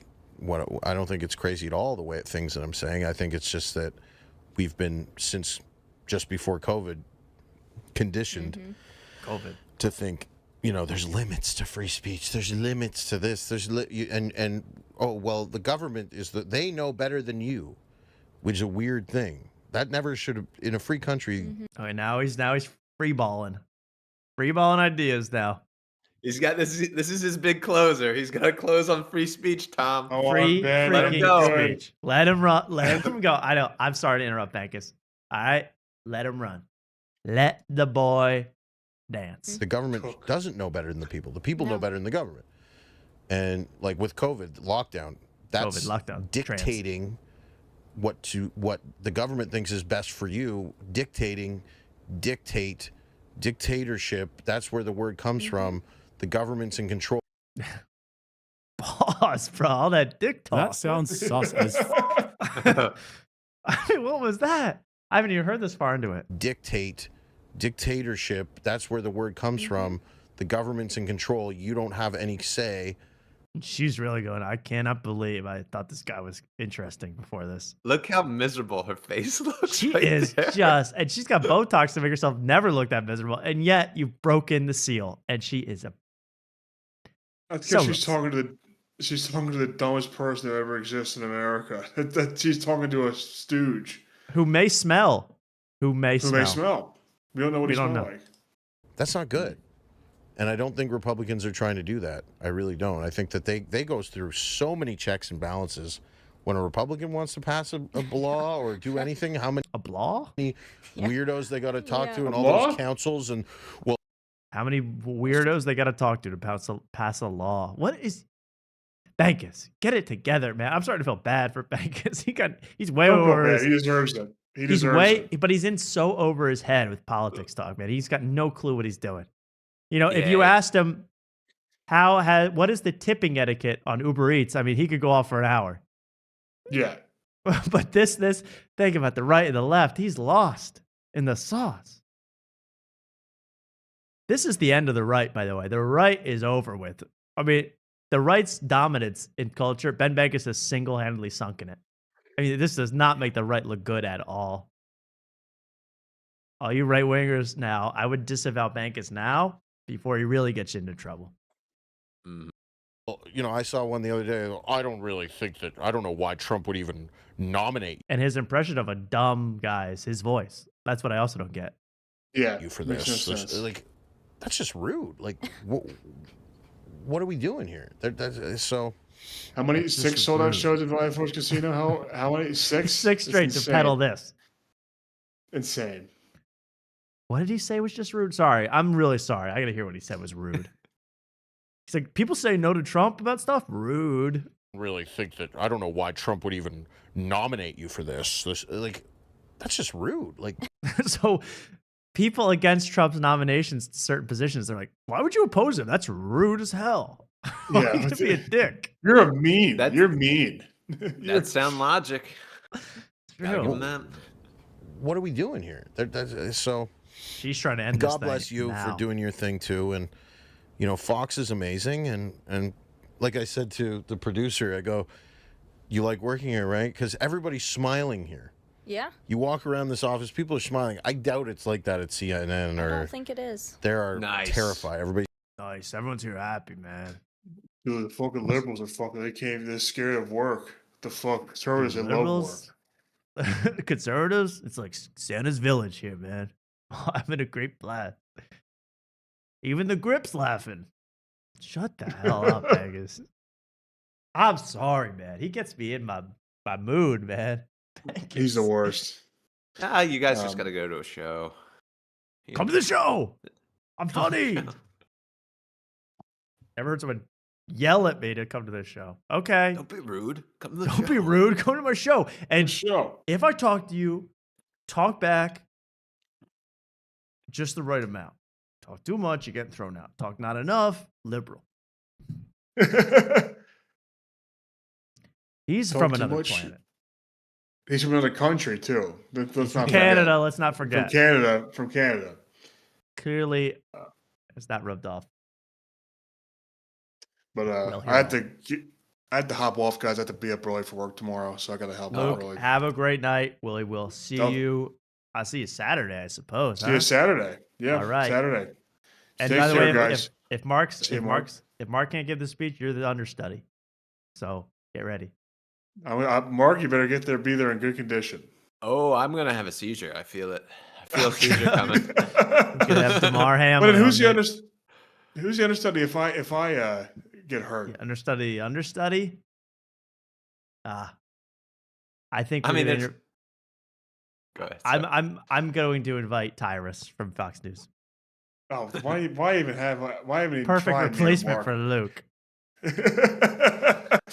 Luke, thank you so much. Have a great night. Take care, guys. Bye bye. See you, Luke.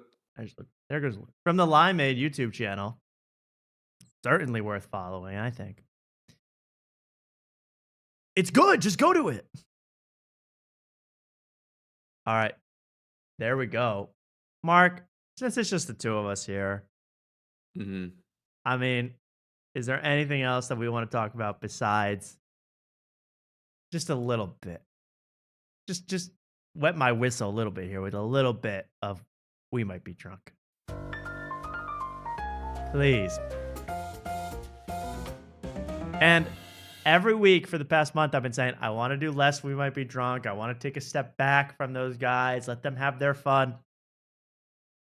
But when they give us a solo podcast, just the two of them, the gold. It's too good. It's too much fun to watch. I have too much fun in just watching it with you guys, so I need to watch it for fun here.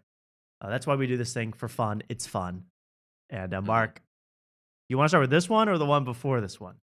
The newest one? No, it's up to you. What do you have to show from the last one, the one with Michael Blaustein and Trevor Wallace? Well, they're both great. There's a cute little Salacuse outburst after Sam's one of the jokes. I always love a good. Because Salacuse was talking a lot in the newest one too. Let's just do a quick Creaky one. No. Let's do a quick Salacuse spot. Where do we go? 3:30. 3:32. Perfect. And this is again Sam Morril, Mark Normand. There's Sam. Let's watch this clip. Salacuse, the producer, always ready to chime in. Let's take a watch. Mow the lawn. You're like, I'm jacking off. I love his laugh. Dad's like, mow the lawn. You're like, I'm jacking off. Like a man that has never heard a joke before. Salacuse. First joke he's ever hearing, period, about anything. Salacuse just got shot in the face with a joke. All right. Enough of that one, Mark, unless there's something else perfect. But I want to go to the solo cat. And No Fart Carnival, someone says. Maybe we'll talk about that at the end. Maybe. Sure. Breaking news, Brendan Sagalow had a stain on his pants for this episode. I mean, that was like the highlight. That was like, whoa. Well, it was one other thing. But yeah. Anyway, the solo episodes are the best. It's just the two guys and Salacuse. That older blonde lady. So good. And then all right, Mark. I have a couple things I need to show. Only one, but you tell me. Well, see, but I have this whole thing with Sam where he's doing a lot of like pedophile jokes, and it's been a certain theme, so I feel like we have to flip through them, and I don't want to really do all that. Sounds dark. It's not dark. It's just weird how it's like it's getting brought up on every podcast episode. It's he does always say like, I got a girlfriend, she's younger, not that young. He always does that. Yeah, there was a weird one on the last one that like had a cut in it. It was like very strange. Yes. But I don't know where you want to go, Tom. It doesn't really matter to me. Well, I have one funny clip, which is another Sam Morril, a very earnest question from Sam Morril. I just like this banter back and forth. The whole thing is gold, honestly. But let's take a watch at this part. I think this is just a funny question to ask. So seriously. A shoe. You don't ever get diarrhea from too much dairy? No. That was it. That was it. Pretty good. What two 40-year-old guys talk about, I guess, and now you have to listen to it on a podcast. Okay. Yeah. By the way, I didn't want to show this episode because of that awful shirt that Sam Morril's wearing. Like, it makes me actually physically ill to look at that. Jalen Brunson, Cap'n Clutch, AI looking shirt. Makes me sick to my stomach, Mark. A little fun fact about that one. I did a deep dive on Sam Morril this week. I watched him on other shows. Lots of Knicks talk. And I went into the belly of the beast. I watched him on a sports show that he used to host. And he actually shouts out that whatever the brand that makes those t-shirts. Yeah. But his buddy actually had the same exact shirt. So him and his buddy bought the same Jalen Brunson t-shirt. Like 9-year-olds. His buddy had it in white. He has it in black. Right. Right. Yeah. Like two excited third graders. Exactly. Yes. Okay. Fine. You can't do that. Yeah. Violation. That was all I mean, honestly, that's all I had, Mark. But give me something else. Give me something hot. I want to hear something good. They're literally drinking urine. Please tell me where to go. Do you want Morillism? Okay, what else? Do you want him? There's him working out a joke. He did it on a previous podcast. Yes. Okay, so you'll have to get the other podcast up because this is the one where he perfected it on. Oh, okay. The first one. All right. I Give me found the out other this- podcast. yeah. It's the Games with Names. Sam Morril talks Knicks basketball. Oh, I'm actually gonna be sick. Games with I told you I names. went into the belly of the beast. Oh, this Julian week. Edelman. Hey, bro. Yeah. Oh, they talk about games that have names. Okay, what time code? So he first does the joke at 9:50. All right, this is the first attempt at a Sam Morril new joke that he's perfecting across the podcast space. And again, Knicks, beard, smug look. I'm literally gonna be sick to my stomach. Bam. Every podcast I watched this week, there was like 4 of them. Each one he's wearing a Knicks shirt on. It's And hard even to- when he was in the Netflix is a joke, LA Fest, every clip from that, he's like, watching the go Knicks. Go. Anything else to talk about, man? I'm sick. I found out I love Shaquille O'Neal because I guess he walked into the green room, saw Sam Morril wearing a Knicks shirt, and goes, "Fuck the Knicks." F Right you, there. F the Knicks. I hate the Knicks. Yes. I was like, hell yeah, Shaq. But but the movie's Shoot or really shoot. good. So what do you do at the brunch? Do you guys just eat? Netflix is a What's the joke. spread? A lot of stress eating. I'm going to be honest. It felt like they were pandering a little bit to the black comedians with the spread. Oh, Fried chicken, waffles. I was like, if you get grape juice, I'm going to call you racist. I swear to God. Grape soda. Sorry. Oh, okay. So the joke, classic. You know, he almost landed it. Almost, but he refines it for "We Might Be Drunk." This Has week. Michael Che seen this, by the way? Because it's a room full of white people laughing about black people food. It felt like they were pandering a little bit to the black comedians with the Watch these spread. two. What was that noise? I don't know. These guys, the Nadav lookalike kind of guy, and Yeah. they talked way too much. I love they hear black people food and they look at each other like, oh. What was You annoying about nerds? that? These two were also Knicks fans, and I was like, "Oh my god, Oh. I can't get away from these people." Stain on the earth. It Knicks really fans. is the lowest of the low. I'm sorry if you're a Knicks fan out there, but I hope you're probably one of the good ones if you're watching this, but I don't even know if that's true. Okay, Mark, where's this refined joke? Right from the beginning, he's got it down. He's ready to go. 110. Wow, he really came prepared. I like when people come prepared with bits and peeves and Rex. That menu a little bit. A little Oh, bit. okay, here we go. Over The there. palace. Yeah. And beautiful tent, horrible food. Come on, Ted. The food grew on me. He was pandering with that menu a little bit. A little bit. I mean, you got the fried chicken, you got the fucking waffles. Yeah. If they mac had grape and soda, I cheese. would have been like, dude, come on. Okay, there we go. Wait, what do you mean? Great joke. Great joke, perfected. That will be in his special somewhere. And you can see it on the road this week in Helsinki. Give me some details about the schmooze there. That fucking those waffles were good though. Very. Well, it goes back to the wall. I could do an hour on the waffles. No, the schmooze was crazy. I mean, it was a real who's who. Everyone you could Letterman, Eddie Murphy, Sandler, Seinfeld. So this is about the Netflix brunch. I loved it. All right, Mark, well, give us a Morillism. He turned juice All right. to soda. Tag works better This is with the audience. Yes, Mark? This is a positive one. Okay, this is a Morillism, a line that Sam Morril says. It can be used in many circumstances. When it's really cooking, it's perfect. when it's really cooking, it's perfect. Is the line from Samarel? I don't even really have a good guess. I just want to see it for myself. I would say it has something to do with a new bit that's really hitting. Think even more generic what these two love. Think really generic. A drink? No, it's entertainment. Think entertainment. Just watch basketball? I don't really know. I'm trying to think of the most boring, general, watching the sport of basketball. No, it's not. Okay.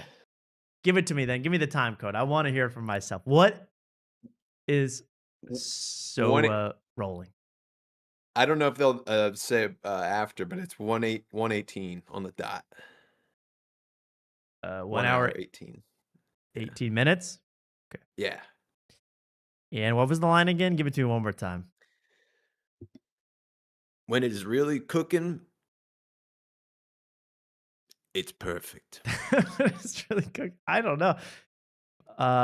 The room, the joke, room. I thought it was a joke too. I thought it was, well, let's hear. Where you're like, oh my God, this is shows used to get that moment to cook and figure it out, but when it really is cooking, and then it ties up at the end. It's a beautiful thing. It's perfect, and every wow. Okay, so what is he talking? I still don't know. Think about what these two love. Killing in a room. I mean, what else do they love? But think of like entertainment that they would consume, though. That's what I'm trying to say. Sorry, entertainment that they would. No, it's just movie. When a movie's really cooking, it's perfect. I don't know. I'm trying to think the shows, like TV shows. Yeah, you're getting hot. What show? I'm stressed out here. A doc. No, a specific show. A specific show. I don't know. I'm stressed, Mark. What is it? Seinfeld, Tom. They're talking Seinfeld. Oh, you were so close. Have you learned nothing doing this? I feel like I just flunked the SATs, man. I should have known. Yeah. Go back to school. I'm really sorry, guys. I'm really sorry. Yes, like all good New York podcasts, they start debating Curb or Seinfeld. yeah. Defeat. Exactly. It's killer. Great analogy. Like Seinfeld is so consistent. It's so I can put on any episode. I'm just like, oh my God, everyone's when it really finds its footing too, and like even season 2, 3, where you're like, oh my God, this is shows used to get that moment to cook and figure it out, but when it really is cooking, and then it ties. Look at his eyes, man. They're like I know he goes like crazy out there. But then when he looks back, it's like laser focus, like he's like about to catch some prey. It's bizarre. It's up at the end. It's a beautiful thing. It's perfect, and every character is perfect. And there weren't female characters who. Dude, you have like a obsession with Seinfeld that goes beyond the normal realms of human emotion. Well, he missed out on taking the PJ home with the Seinfelds. Sure, that must be killing him. Yeah. Well, But I bet that Curb is also just crazy good. Curb also hits. When Curb hits, it hits. Am I wrong? When Curb hits, it hits.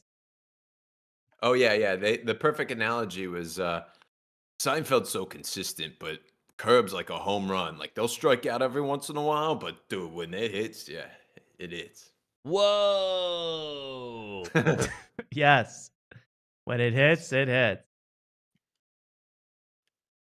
Here's where he says, someone posted this in the Discord, but this is a funny line. I mean, this is where it all started. I should have known.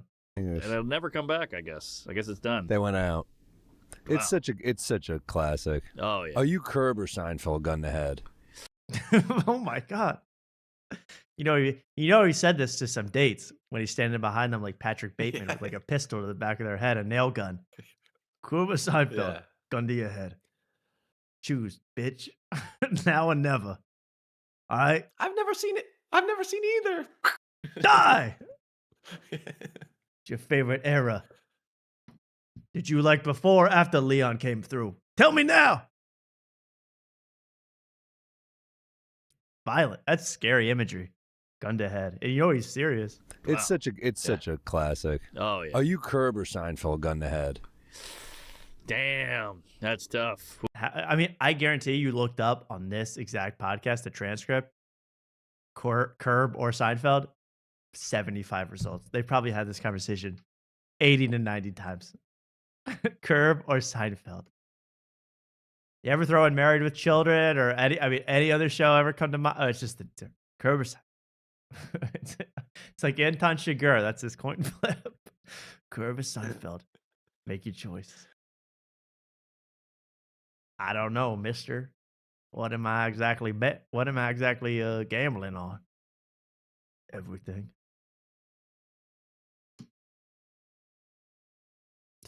What we're going to watch, what we're going to binge for the next 2 hours. It's not binging. That's only watching. You must watch whatever podcast Cringe approves as binging is binging.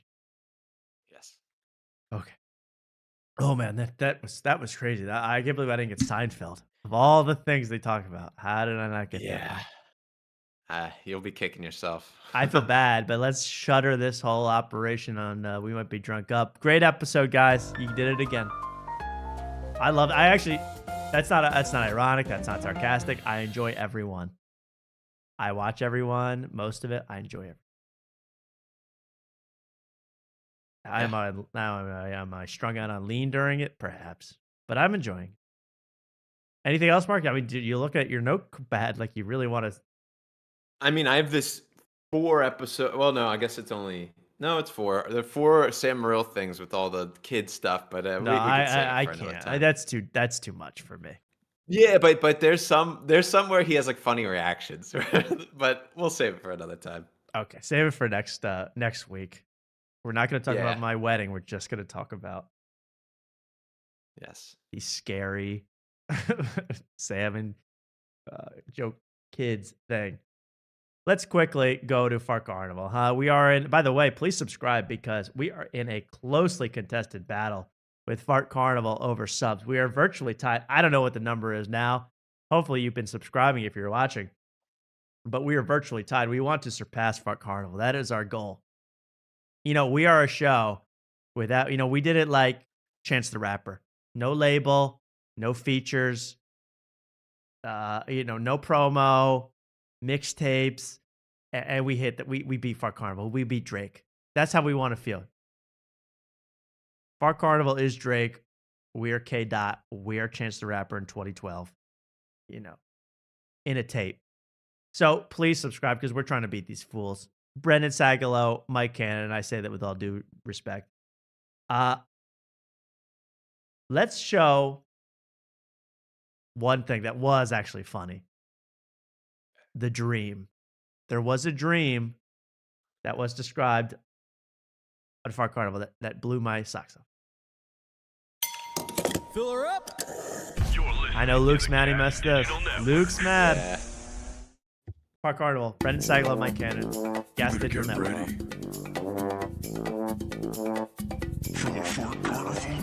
What am I doing with my life? I could be learning a new skill, but I'm gonna watch that toilet spin, baby.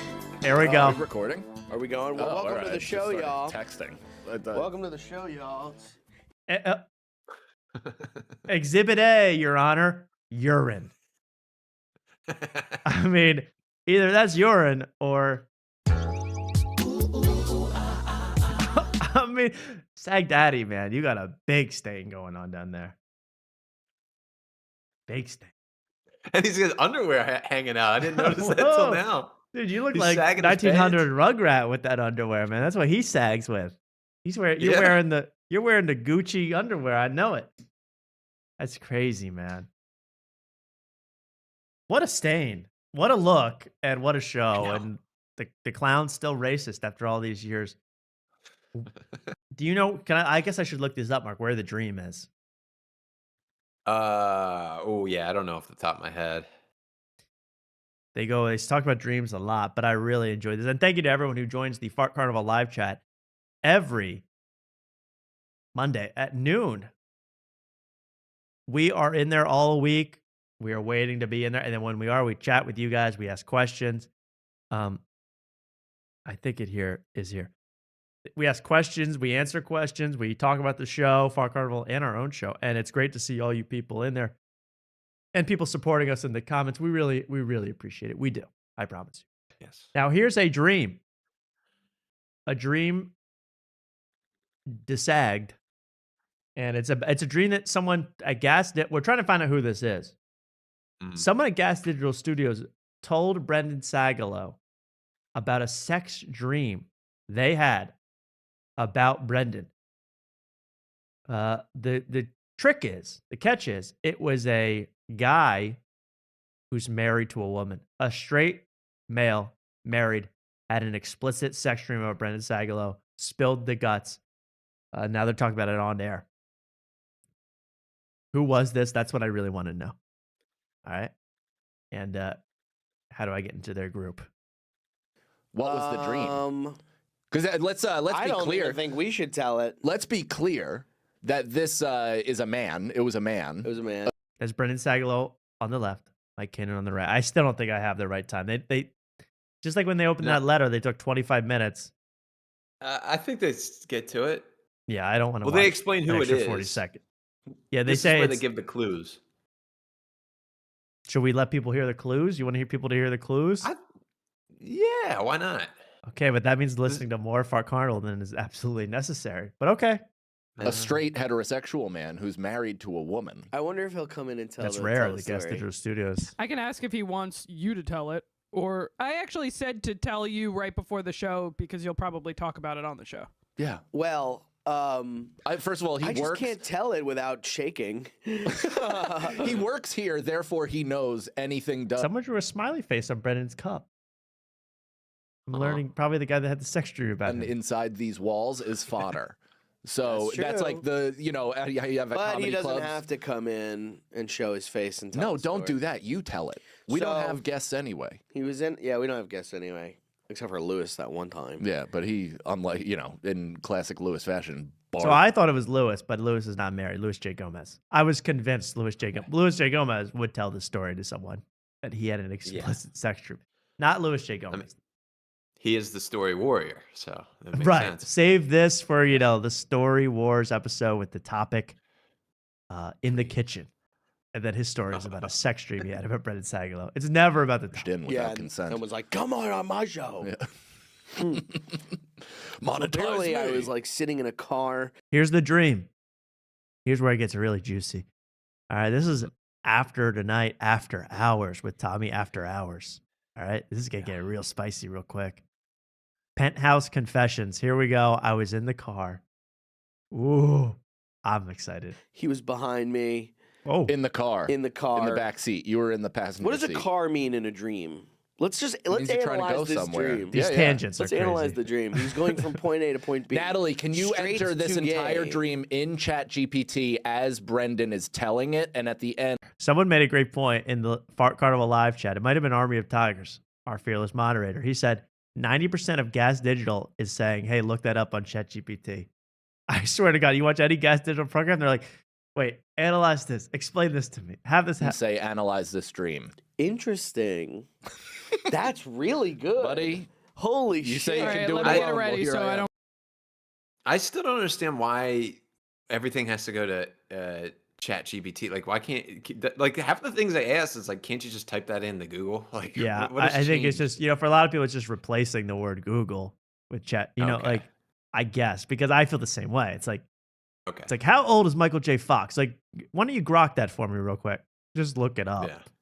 I would say look it up. Miss anything. Okay, Perplexity, that. Yes. you have to sign into ChatGPT every time. Mm-hmm. Okay, ready. I'm the court What kind of card did stenographer. he say? What And Brendan Sagalow very distracted by the screen. If that screen's on, he can't focus one bit. Okay. No. He's like, take away the iPad, Natalie. kind of car? No, we didn't get that specific. All right. Hey, I'm just asking questions. Snarl at me again, dude.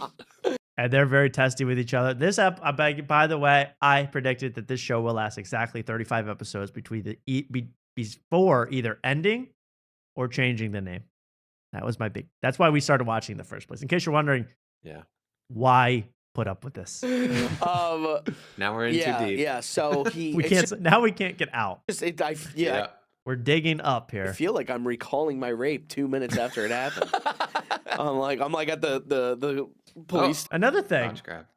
Crotch grab. Another thing's weird. Like they don't censor the R word, RAPE, in this, but then you watch like Real Ass Podcast, which is another Gas Digital thing. Like the SHIT word is censored, the F word is censored, like every single like crap is censored. Lev Fur went on the show, one of their shows, and he's like, "Hey, remember to watch." Their show is called Cockfight. He goes, "Remember to watch Fight." They censored out the name of their own show. Yeah. Because they're so worried about censorship. But then this show, you can just say anything. Like, what is the method of this madness? Yeah, you watch some of the Real Ass, and they're like talking about something so foul, and it's blanked out so much you have no idea. You have what no they're actually idea. talking about. Yeah. Like I was watching, what was it? It was either Legion of Skanks, which they do the same thing, or Real Ass Podcast. They start talking about like an island of like rapists, like in India. It was like an island full of. It's like it was like 10 straight minutes. If you find that funny, good for you. But you couldn't understand a word of it because it's like. And then they were each other, and then they must have the girl, and then they. It's like every verb is a horrible word, and then it's censored out. Anyway, I'm sorry. This is once we get past 3.5 hours, we're free associating here. Park Carnival, enjoy. Station and with a blanket over you, blanket over me, drinking a cup of tea. Can we get a garbage bag for me to wear while I tell this, please? There are. See, the tangents are killing me. They get a blanket. Because I like at Gas Digital Studios, they have a blanket ready at all times for anybody who smokes a bong and gets sleepy. You don't want any of their on-air talent. It's like, guys, why is there a blanket in reach in a studio? So smallpox. He told me. He said. And let me keep going. Brendan Sagal also said the Indians. Remember they had. He goes. It's like I feel like the Indians when they got the blankets with SARS on them. It was smallpox. SARS is from the South Park episode. All right, just remember. Okay, he was thinking of the South Park episode. Okay, hantavirus. Classic mix-up. Classic mix-up. We were in a car together. Chief car rape. We were in a car Stop together, riffing. and my mom was in the passenger seat. She was. Yeah. Your mom. My mom. Does he have? And she was annoyed with me. Did he know what and she I'm looks driving or sounds like? No. Okay. I wonder what he thought that she looked or sounded like. Yeah, I'd be curious. But go ahead. So she was mad at you. She was annoyed with me. Okay. Because apparently I was sitting pantsless in the car. Sure. Okay, this is where it gets really good. Brendan Sagalow, at least bottomless in the car, driving the car. Picture that in your mind. All right? Yeah. Funny enough to just make an animated short of. And inviting him. In a way, I beckoning guess. him. No, I mean he's behind me. Seducing him. I'm looking in the rear view. Yeah. I'm going, I'm not wearing pants. And my mom's here. Yeah, you're steering, your hands are up. Yeah, Terrific. yeah. Stop. Tell the story. Wait till you hear what happens. Tongue out focus face is my favorite of your faces. We need to get a producer here to cut this up because this could have been 30 seconds. It's insane. I mean, their whole, the tangents they go on sometimes, on Mondays when I'm looking at chat, trying to actually work my job and pay attention to what they're saying. Sometimes I come back to them, I'm like, where the hell are they? I lose track completely. Yeah. And this is a great story. Someone had a sexual dream of Brendan Sagalow. It should be epic. Let's hear it. There's a guy in the back seat. Brendan Sagalow is in the front seat, bottomless. His own mother is sitting next to him in the car. Mm-hmm. All right. I think I saw this on X video. You're just like, And he said that I was sitting like a cat. He said I was sitting like a cat. And I like this. You're like, this is like an audiobook. Yeah. And I was sitting with my arms and legs all tucked in. And he started rubbing his penis on my butt. Wait, how did he? Okay, so the bits aside, one of my favorite dreams I've ever heard. Normally it's horrible when you hear someone else's dream. This time, though, I'm so engaged. Who had this dream of Brendan Sagalow? Whose inner world is this disturbed that they would have a dream like this? You know, I had a dream. I had a dream last night. I'll tell you about my dream last night because it involves someone. I think, Mark, you were in it for a short period of time. You were naked in a car seat. No, I'm kidding. You In a car seat. in a car seat. Hey, yo. This is a Kevin Hart roast? Yeah. No, you were involved because you were around, but you were like, I was like telling you what was happening. I got invited. This is like the kind of positive dreams that I have. That's what I'm saying. How do you have this deeply disturbed mind to have a sex dream with Brendan Sagalow? My dream, Jeff Dye came up to me and like LA, I was in LA. Jeff Dye came up to me, he's like, hey, you want to pitch for our team? I started pitching. Jeff Dye was catching. That's probably sexual. But yeah, whoa. No, he wasn't. He was coaching me. That's what was happening. I remember. Oh, okay. Rewrite history. No. This is true. This is the funny part of the dream. He was like, you got to pitch for our team. We need a pitcher. I'm like, okay, I got it. We get to the field. He gives me a glove. He gives me a ball. He gives me one of his hats. I'm not kidding. This has happened in the dream. It was so low on my head, I couldn't see. You know, Jeff Dye's like classic. His hat is always way too low. The hat was so low on my head, I couldn't like see where I was throwing. So I was like blind. Like I was like, I'm effing this up for Jeff Dye's team. Like I was so upset. That was my dream last night. Those are the kind of positive dreams that I have. Wow. I had a show related dream a couple weeks ago. And I just remember I was like face to face with Sam Morril. And I remember him like being like, he had a sandwich in front of him. And I remember him like, I don't know why you have to like criticize me, like talking about sandwiches. Like, it's a good fucking sandwich. Yeah, like, see, "You're right." that's good. Yeah. That's a positive dream. I like that. Yeah. You get there through the seat. And And I sitting think- in a wicker chair. I don't know. I think he said he noticed that my butt was rubbing against his penis. See, and this is the kind of dreams they have at Gas Digital. All right? Yeah. Oh. Only in New York. And So he, it's and like he those- said he didn't pull away. You were backing it. He went, and here's the thing. And I didn't pull away. No, he I pushed enjoyed into it. So, who had this dream? I need to know. I must know. The Was funniest it Big J person I Okerson? can- Is he married? I feel Yeah, like it was someone lower level at Gas than Big J. I know. The funniest person to think of that it could be is Dave Smith. Yeah. That would be unbelievable. Like a wannabe politician Right. is saying how he has a Right, he's gay on his way fantasy. to debate with Pierce Morgan. He's like, by the way, your butt was on the car seat. I'm a libertarian. Yeah. I don't know who else it could be. I need a full roster. We need to do detective on this. I need a full roster of every married man at Gas Digital. Yes. And I need to run through that whole list. I need to contact their wives. I need to get into it. I feel like the married description does narrow it down quite a Big bit time. there. Big time. Yeah. 'Cause Anybody.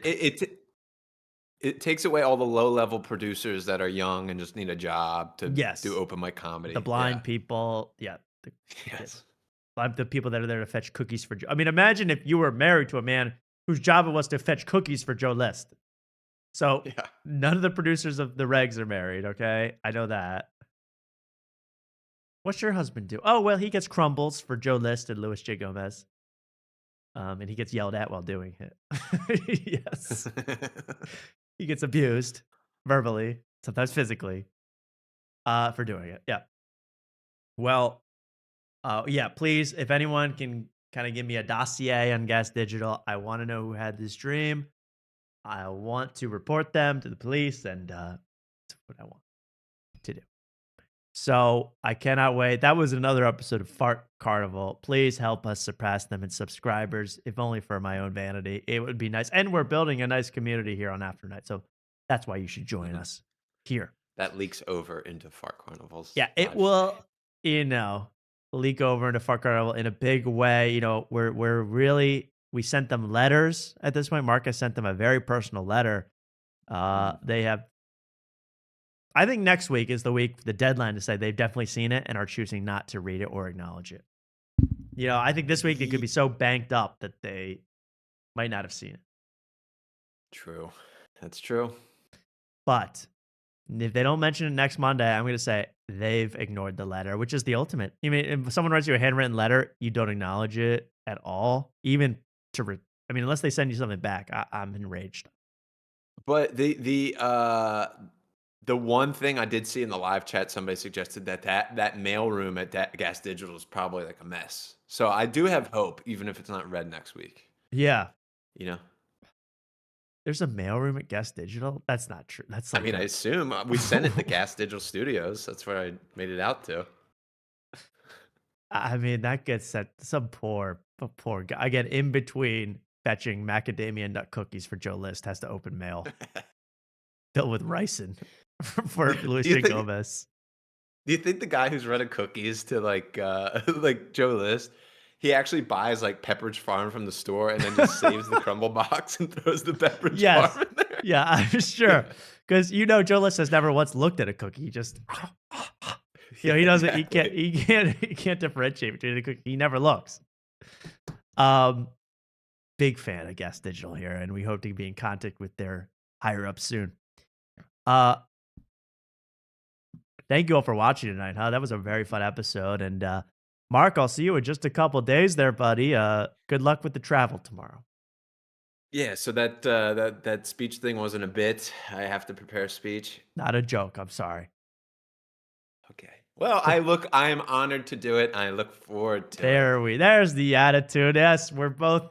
Thank you for doing it, Mark. I sincerely appreciate it. And it does. It's so. I'm telling you now. It's so low level. No one's gonna care. It's just to have something. I don't know why we're doing it at all, but it's just to have something. Am I following the female equivalent or? Yeah, you're following the girl Mark. But what if they do some big thing and then I'm like, oh, yeah, shoot. They're gonna talk about we might be drunk for like 30 minutes. So their plan. No, don't worry. It's not gonna cross over. You'll be great. I had something else to say about it, but just you're gonna kill. You're gonna kill. Okay. All right. Thank you. Peace out, everybody. From After Night, we're saying goodbye. Someone said the Discord. Don't tell them the Discord that we have is fake. It's real. Check it out. Again, we have plenty of updates about the show. Plenty of people talking about the show and about the universe of After Night. Please join us there and on YouTube. Please like and subscribe. Instagram. We're everywhere, really.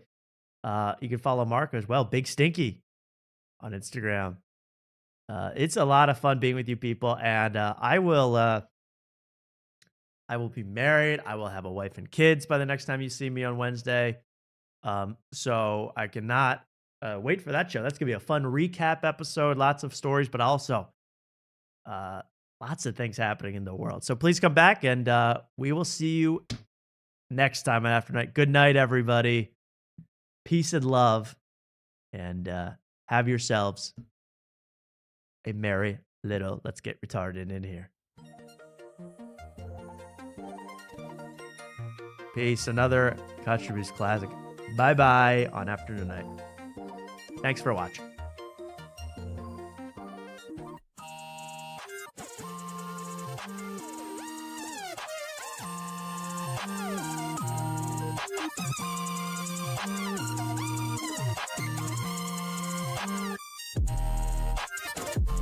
You are all heaven sent. Thank you.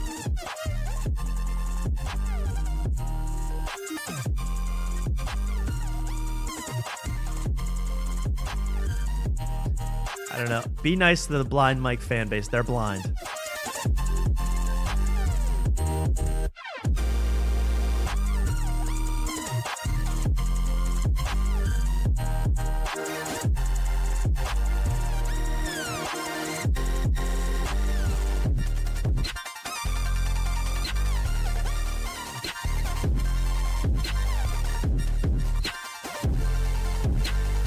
Thank you for all the well wishes, you folks at home. Have a great week.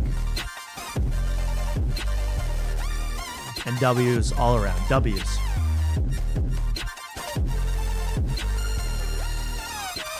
Wait, the little DJ was here from Blind Mike? The little DJ or the tinier DJ? The even smaller one.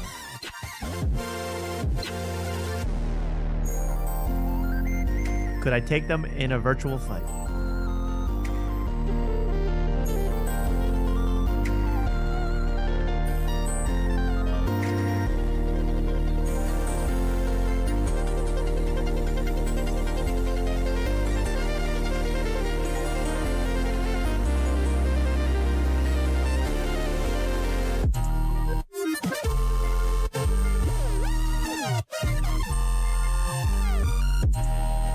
Oh, the girl? I could definitely take the girl.